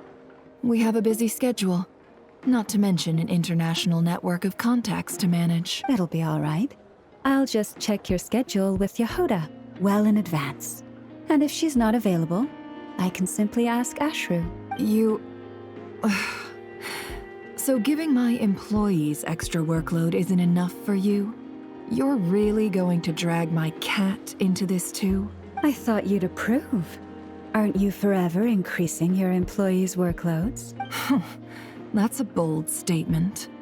Are all the Frost Moon Scions feeling more audacious now that your moon goddess has returned? Columbina's return has brought joy to all who care about her.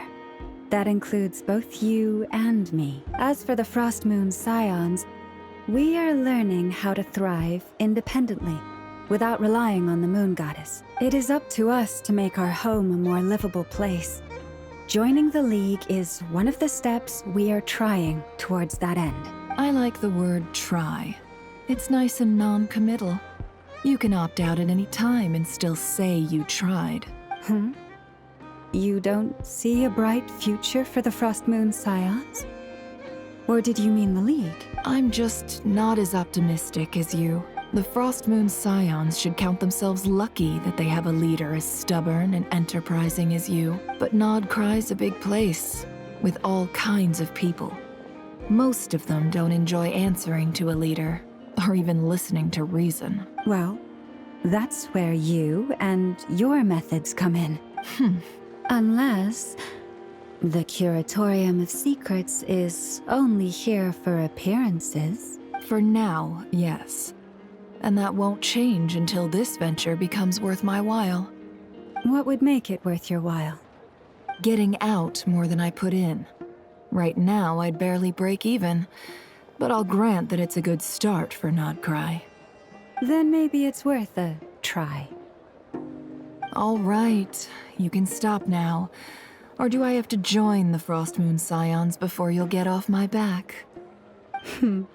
You'd be very welcome to join us. Hey, you two! Congrats on all your hard work! What are you chatting about? Nefer was trying to dissuade me from adding to her employees' workload. Also, she's considering joining the Frost Moon Scions. Sorry, what? Your conversations are always the most interesting. Would you two care to join me for some tea before heading to your next destination?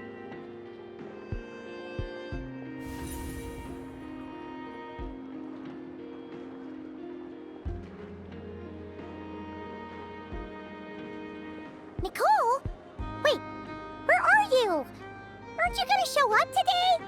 Sadly not. I'm otherwise occupied right now. I'm sorry, Paimon. I can hear how disappointed you are. If it's any consolation, let me say that how things appear on the surface is a far cry from what they are at their core. Perhaps you'll feel better if you focus on the fact you have a special line of communication with the great mage herself. Okay? Has something happened? No, or not yet, anyway. Well, that's not ominous at all. Not for the time being. Just think of this as a general check-in to make sure this communication system is still running smoothly. Besides, it's good to chat once in a while if we want to maintain our friendship. You could have just said so. Paimon got all worked up for nothing. Still, the best friendships are built through face-to-face interaction, you know. It's never gonna stop being weird having tea with you when you're not there and just talking to thin air. All right, fair point. I'll bear that in mind for next time. Yeah. Any update on that crisis at the world's borders? Alice just informed me that they had their work cut out for them. And now everyone's thoroughly exhausted. But they did finally get things back under control. Still, we can't let our guard down yet. The disruption caused by this disaster has made Teyvat easier to detect from the outside universe. She plans to wait for things to stabilize, then reschedule her Mondstadt vacation plans. As for me, I agree with Hat Guy's perspective. This is a time when many new variables are emerging, and the situation is changing constantly. Plus, most of this change is for the worse. We have to remain vigilant and ensure that the embers of chaos are not rekindled. I did notice that the energy in Nod-Krai changed somewhat after the War of Funerary Flame, but since it was still aligned with the Light Realm, I never gave it a second thought. It looks like I'll have to examine the connections between phenomena I observe more closely in the future. Just doing my duty. It's more or less second nature by now. Of course! To give you the full picture, I'd have to start with the substance from which angels were formed. Never mind. Paimon's right. Showing off my knowledge would be much more satisfying in person. By the way, you did receive the gifts from the Hexen Circle, yes? I'm not trying to claim credit or anything, but my pride demands that I at least mention it. They're quite similar to the protective talisman that Alice gave Dory, but with some very special enhancements. kept our friends safe when Dotori trapped them. Indeed. We went to great lengths to make sure they were invisible to his eyes. I'm so happy they came in handy. Still, not fishing for gratitude, by the way. I just want you to be aware that sometimes your friends may be protecting you in ways you cannot perceive. Anyway, I'll contact you if anything else crops up. If not, you know what they say, no news is good news. Oh, my angelic instincts are tingling. They say you should head to the docks next. Your friends are about to board their ship home.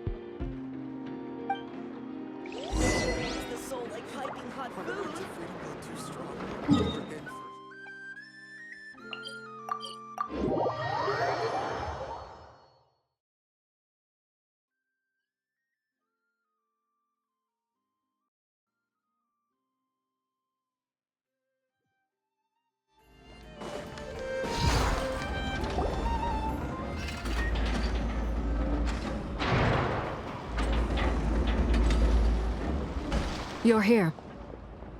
You're here too, Hat Guy. Are you heading back together? No.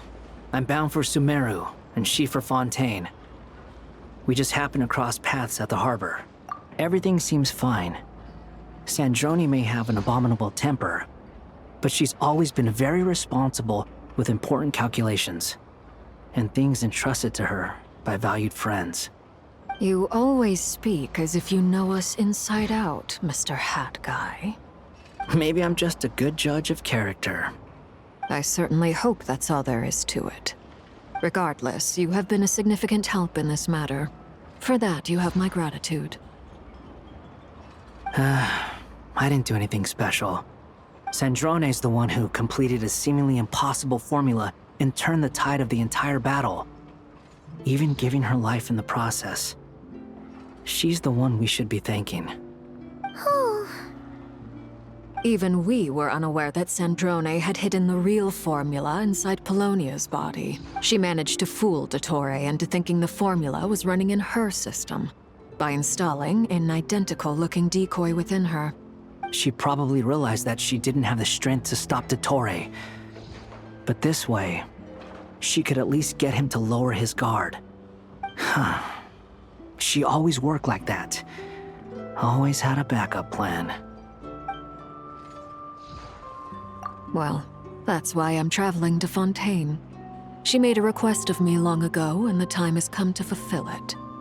She said that should she ever fail in a mission, she'd like me to deliver her core and Polonia's to the Fontaine Research Institute. She also mentioned that she had made arrangements for people there to set her affairs in order. Some of her personal effects, such as her notes, were left to me. I've decided to take them back to the House of the Hearth. For safekeeping, primarily, but also as mementos, I suppose. However, there is one book among them that I'd like to leave in your care.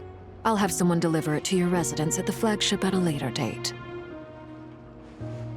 No, I was specifically warned not to tell her. This is her last wish, and I will abide by it. I can only hope so, but none of us here can know for certain. I bade farewell to Columbina earlier today. As promised, she turned the iridescent moon's marrow over to me. She spent a long time with Sandrone's body, saying her goodbyes. Oh, is she all right? Sandrone's passing has left a great wound in all of our hearts. It will take time to heal, but Columbina surprised me. She offered me some words of comfort before I departed. Despite being grief-stricken herself, she showed an awareness of the feelings of others around her. She never used to act like this. Clearly, she has grown. And I suspect that we have you to thank for much of the change we are seeing in her. After these recent events, the Tsaritsa has revoked the Pale Star Edict. Snezhnaya now realizes that the arrest warrant for Columbina was just a ploy by Dottore, who coveted her powers. I shall return to Nod-Krai to see her as soon as I find the time. I hope that from now on, she too will explore more of the world. Columbina Hyposelenia's journey is only beginning. My ship is here. Traveler, Paimon, we shall meet again. You too, Hat Guy. What are you still bumming around for?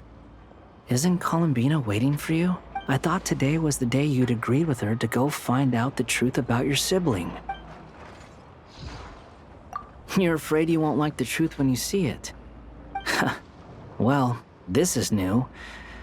I was starting to think that nothing could scare you. Don't say that! Wouldn't you be if you were in this situation? Fair point. But I'd say I have more experience facing up to unpleasant truths than the Traveler. They say blood's thicker than water. I know how much you need your family back. More than you need any of your friends. And I'm sure that all your real friends understand that too. No matter what the truth turns out to be, they will stick by you and support you, whatever decision you make. Finding the truth is important. But more important still is what you choose to do once you've found it. At least, that's the life lesson I've learned from my experience, grappling with the truth. What? Now that Dottoro's dead and gone? A little, I guess. But it hasn't solved everything. Maybe I regret not getting to end his life with my own hands. Or maybe it's something else. But for whatever reason, I still feel like I have a chip on my shoulder. Either way, I'm going back to Sumeru. Lesser Lord Kusanali is gonna need help dealing with all the chaos Dottori left in his wake. Not just from this incident, but everything he did in the past, too. You should continue with your journey, as you've always done. Who knows? Maybe we'll meet again someplace else. So, what should we do now? If you want to explore a bit more to steady those nerves, Paimon's game! After all, when Columbina said she knew where your ship was hidden, Paimon promised to give you two some alone time with the truth. It hasn't been all that long since we were last apart, sure, but with Columbina there, Paimon's sure things will be just dandy. Ain't no biggie. Paimon might be all about that food and fun, but she knows how to do right by people. Paimon's sure you'd prefer to digest the news about your sister in peace. But, no matter what you see, just know you can share it with Paimon. Of course, as long as it's not super private. If you can't make sense of something, let's give it some thought together. And even if we both can't figure it out, Paimon can at least treat you to a nice meal. Glad to hear it. Feel better now? Alrighty. Next up, time to meet with Columbina.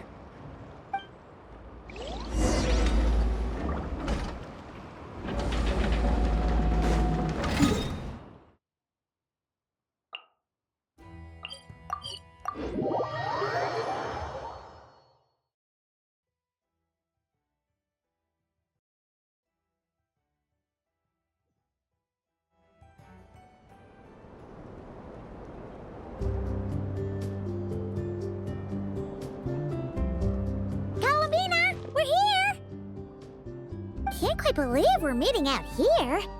We've gotten used to walking over to Silver Moon Hall whenever we go see you. Well, you're still welcome to go there whenever you want to see me. It's just, now that it's all over, I've decided to make some changes. Try and fit in with the Frost Moon Scions, like Lama suggested. The older generation are still timid around me. They don't dare get too close. And they bow their heads when I walk by. But things are much better with the children. I see more curiosity in their eyes. Hopefully, by the time the next Moon Prayer Night comes around, I can enjoy the festival with them as myself, without having to pretend that I'm only dressed up as the Moon Goddess. You'll do fine, Columbina. Paimon's sure they'll realize you're super nice once they get to know you better. You really think so? When we first met, you thought I was a little up in the clouds. We were just starting out then, come on! So Lama told you, huh? I'm only teasing. I know that I have you to thank for pulling me back down to solid ground. It feels good to finally stand firm on the earth where I was born. Oh, that's great!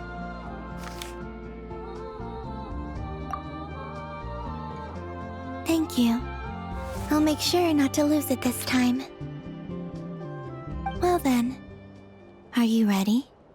Lumine, what happened to our spaceship back then? Why did you leave? It's time to learn the truth at last. Ready as I'll ever be. Good. Then let me open the way for you.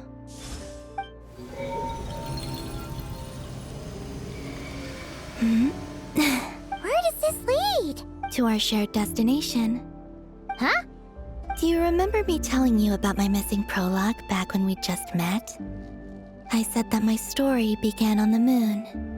But while I was inside the moon's reflection, I realized that my prologue was really hidden in the future. I just had yet to discover it at that point. The story of the time before I was born was in fact the story of my distant future. It's truly fascinating. But when I obtained the Trilunar Authority and returned to our present reality, I sensed something I hadn't expected. Your prologue. So you mean... Yes, your spaceship. All this time, it has been hidden on the Frost Moon, which lay beyond the sky. The great ruler of the firmament. The heavenly principles. Wait, them? Why would they do that? I don't know.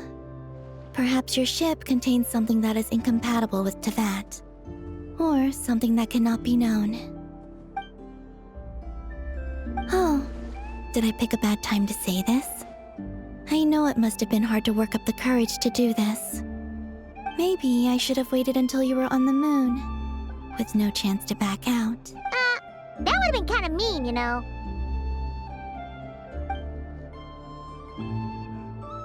Take me there. Oh? Whatever is hiding in that ship, it belongs to me and Lumine. Those memories belong to us. No one else has the right to decide whether I should or shouldn't know about it.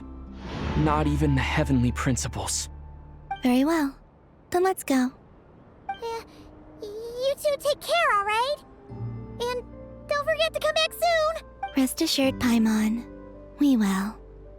Traveler, after you. Thinking about the story that we'll find hidden on the moon? Yes. And hoping that it has a happy ending. Stories like that don't exist, you know? You don't believe in happy endings? I don't believe in endings.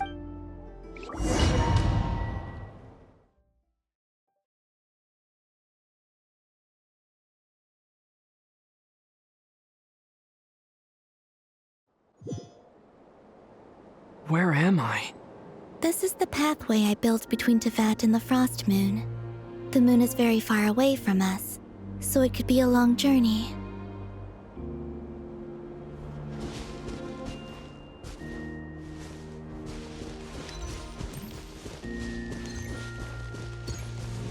After I obtained the Trilunar Authority, I unwittingly saw past events from many of my friends' lives.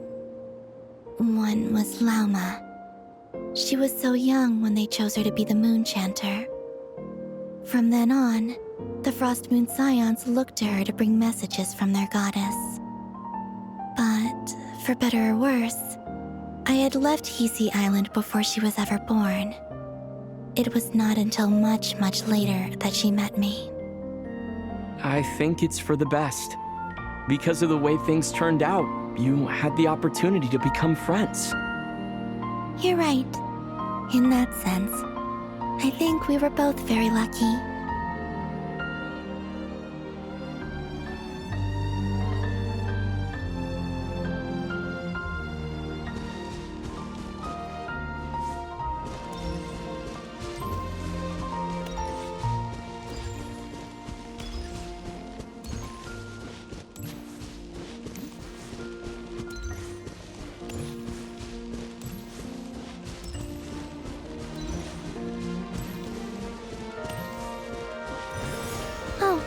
And about that mage, Nicole. I only recently learned that she has lived in Teyvat since the time of the Three Moon Sisters. The Moon Goddesses always had a good relationship with the angels. I suppose our friendship continues that tradition.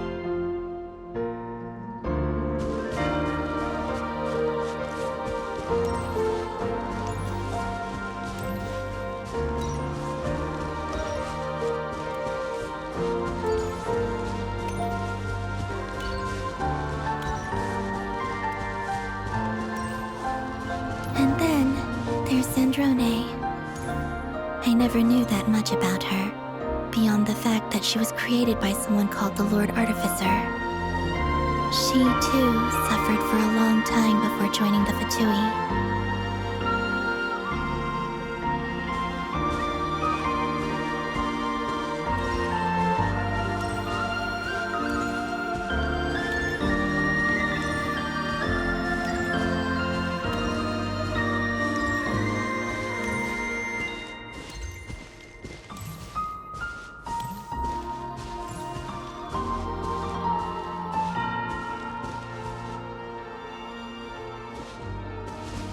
How I wish I could talk to her again, even if only to hear her say nasty things to me.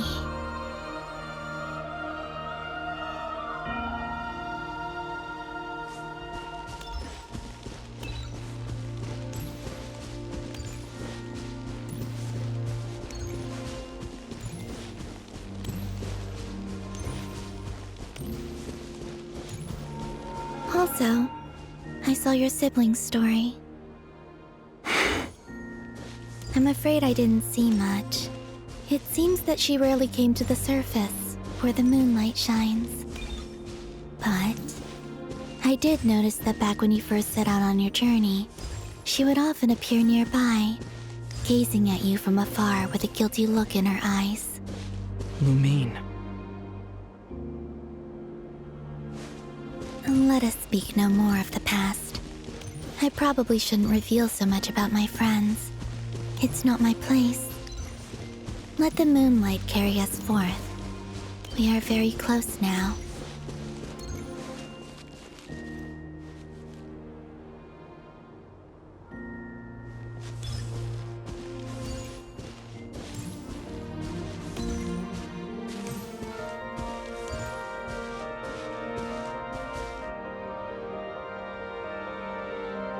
After this, I'd like to bring some kuhenki to the moon as well. If they're willing, of course. What about your other friends? Will you bring them to visit too? Certainly. But I'll need to tidy the place up first. This home hasn't received any guests in a long, long time.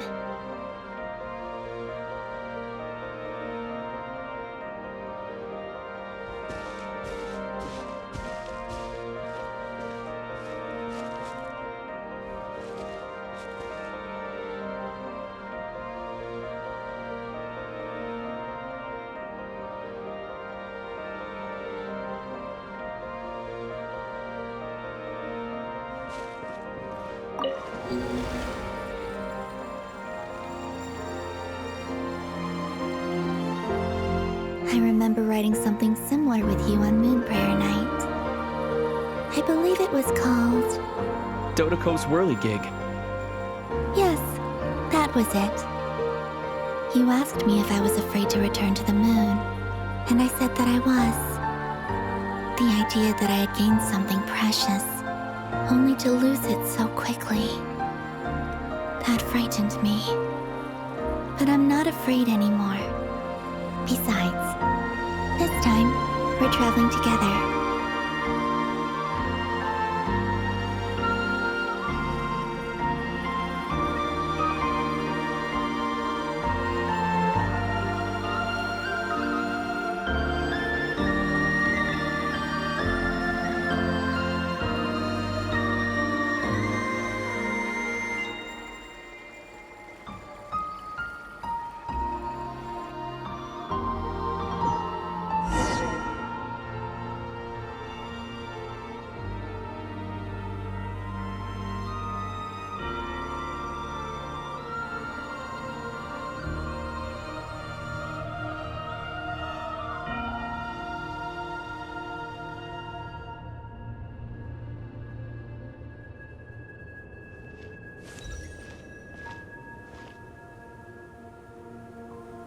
We're here.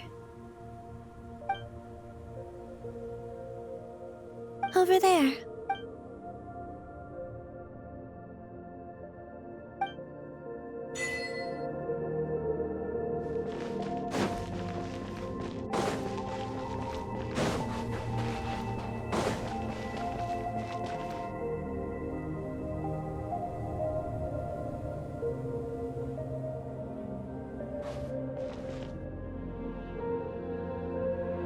Our spaceship.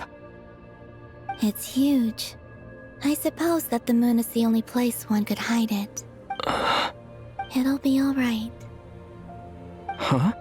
The way you feel in this moment, I went through it too, on Moon Prayer Night. The door was right in front of me, but I struggled to find the courage to step through. Solitude for me once meant living a life in which even I was absent. Before I met you, that was the only life I knew. But that night, solitude meant throwing away the life I had gained after meeting all of you. Columbina. Go. Retrieve the part of your life that was once lost. Trust me, you will lose nothing by doing so. Look, Teyvat is right there. All of our friends are down there, waiting for us. You're right. Thanks, Columbina.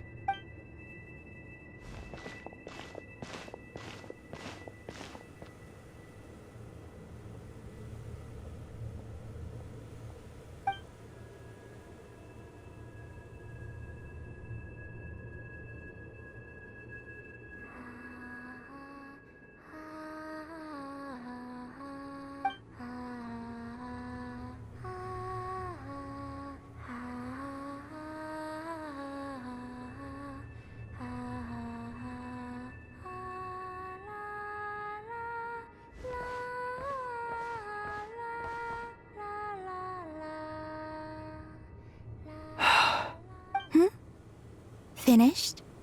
Yeah. Why did you take your eye mask off?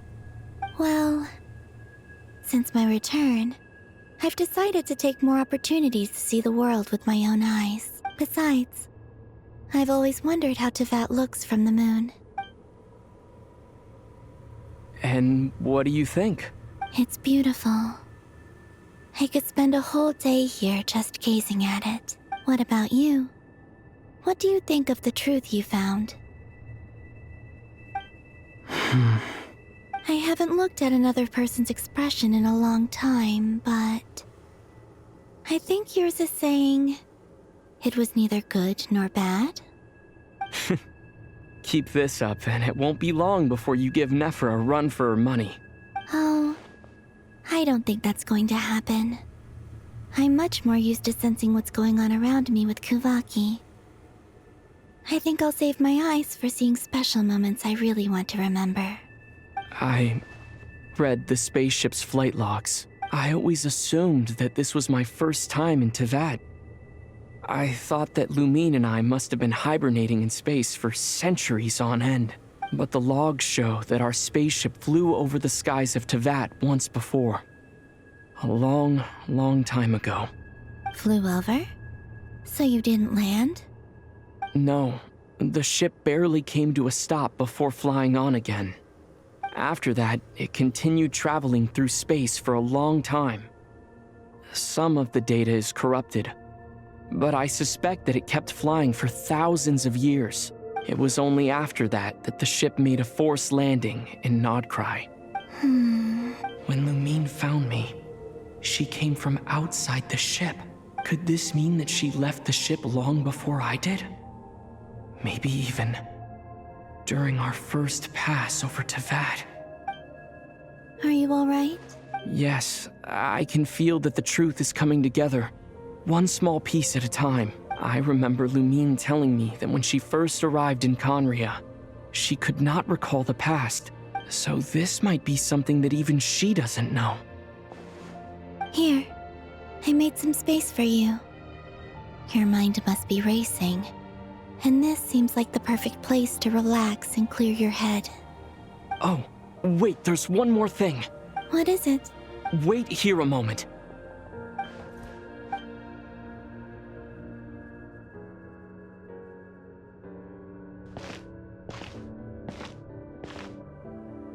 Hey, Columbina.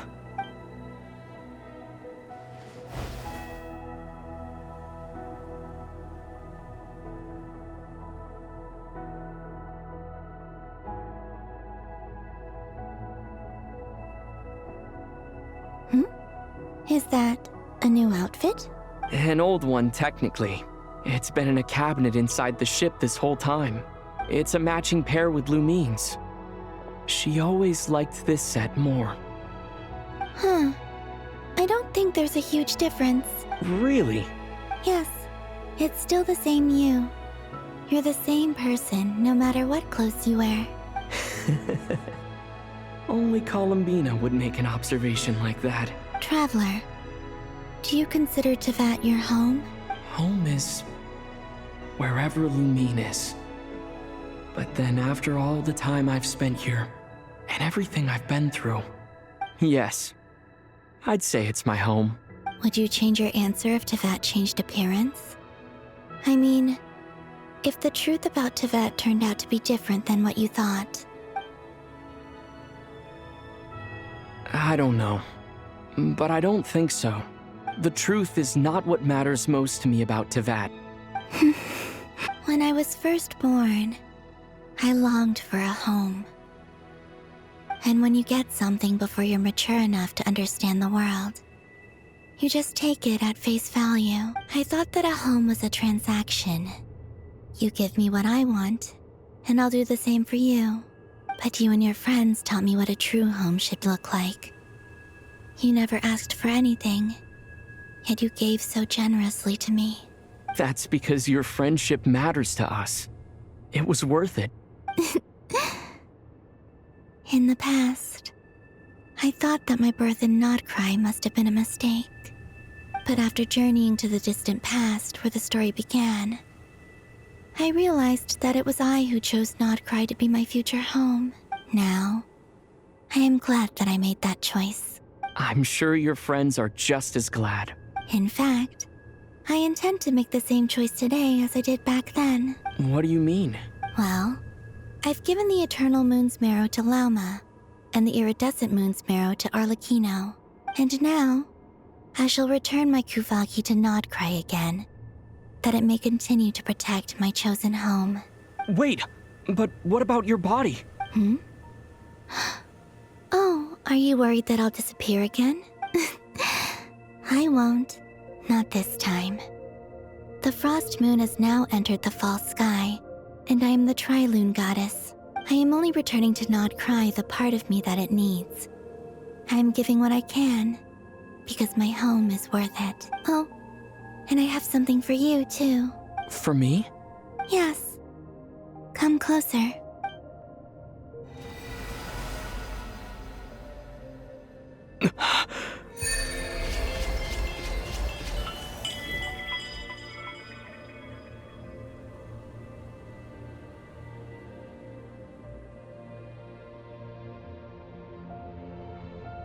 What was that?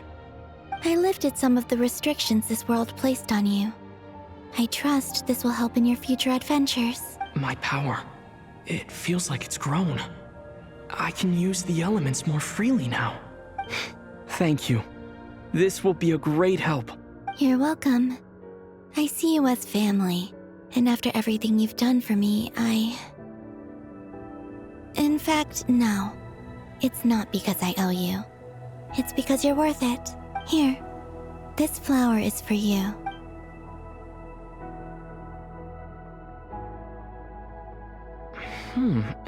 Isn't this a moon prayer blossom?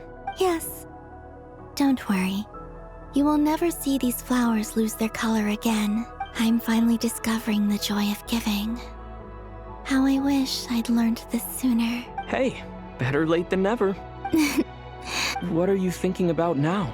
Why don't you take a guess? You get one shot. I don't think I'll get it in one guess. But I'm sure it's a happy thought. That's kind of a sneaky answer. I can't say you got it wrong. Down in Teyvat, the moon seems so far away.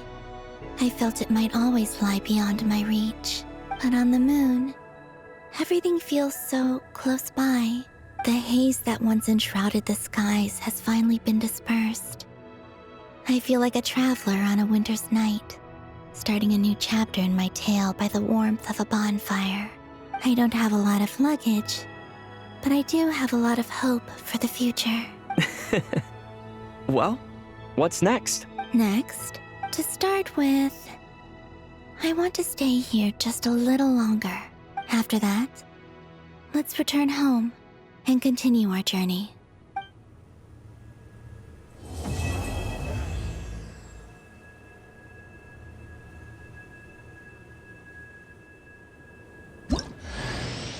These clothes bring back so many memories.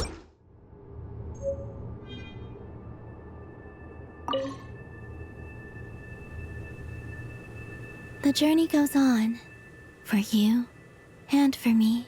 Like I said, this is not the end. I don't believe there has to be an ending. Oh, is that your next destination? Most people would probably tell you to pack some warm clothes. But I experience things differently than most people, so I can't know how cold it is. In fact, it is home to quite a wondrous heat source. I think they call it Kreshnik's torch. Every city in Snezhnaya is built around one of those. I sensed the energy it gave off as I was passing by on a railway train. It felt grand and distant. I also recommend the Korolievsky troupe in Snezhnograd. They give performances quite regularly, and entry was free for harbingers. I liked them a lot. Ice cold and sharp. Crystal clear in some ways, yet profoundly unfathomable in others. Like the thick layer of ice on top of a frozen lake. That's just the impression that Tsaritsa gives me. I was never able to glimpse what truly lies beneath that icy exterior.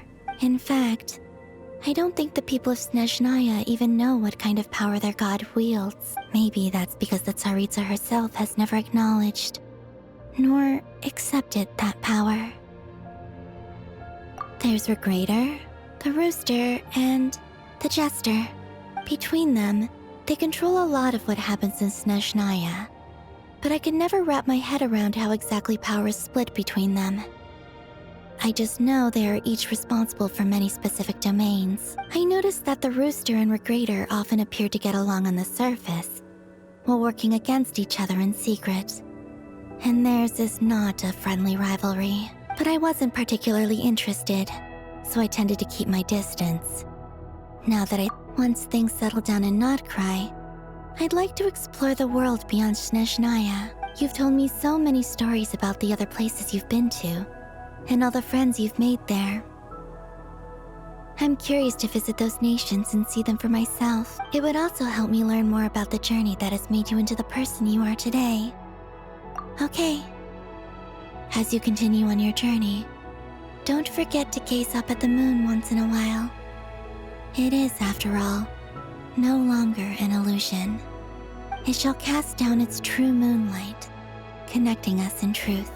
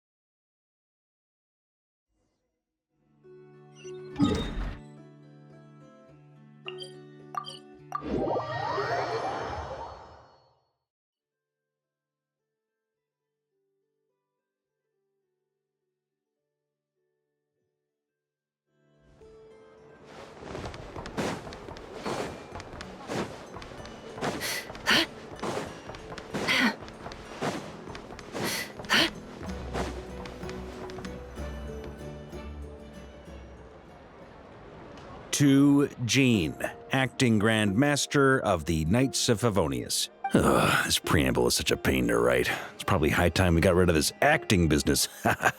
I trust that Dern has updated you all on recent events. Hope we didn't worry you too much. The good news is, we managed to come together and put a stop to the Doctor's evil schemes.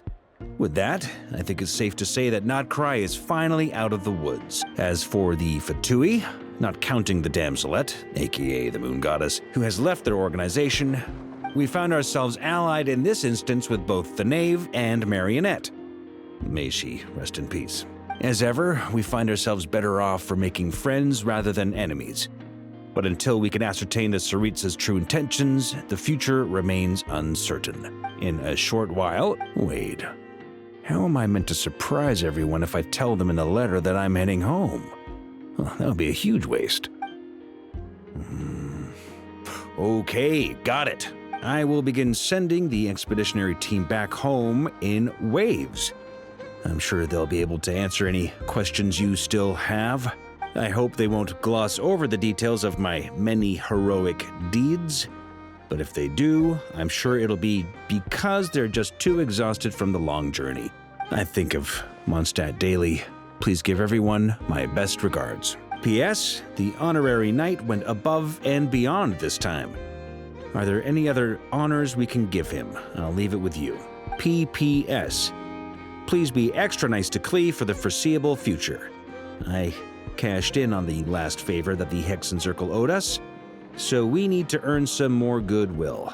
If there's any serious problems, feel free to stick me in solitary confinement when I get back. I'll do the time for her. Whew. And that, as they say, is all she wrote. End of an era. And with the moon shining down brighter than ever, I think everyone is going to sleep well tonight.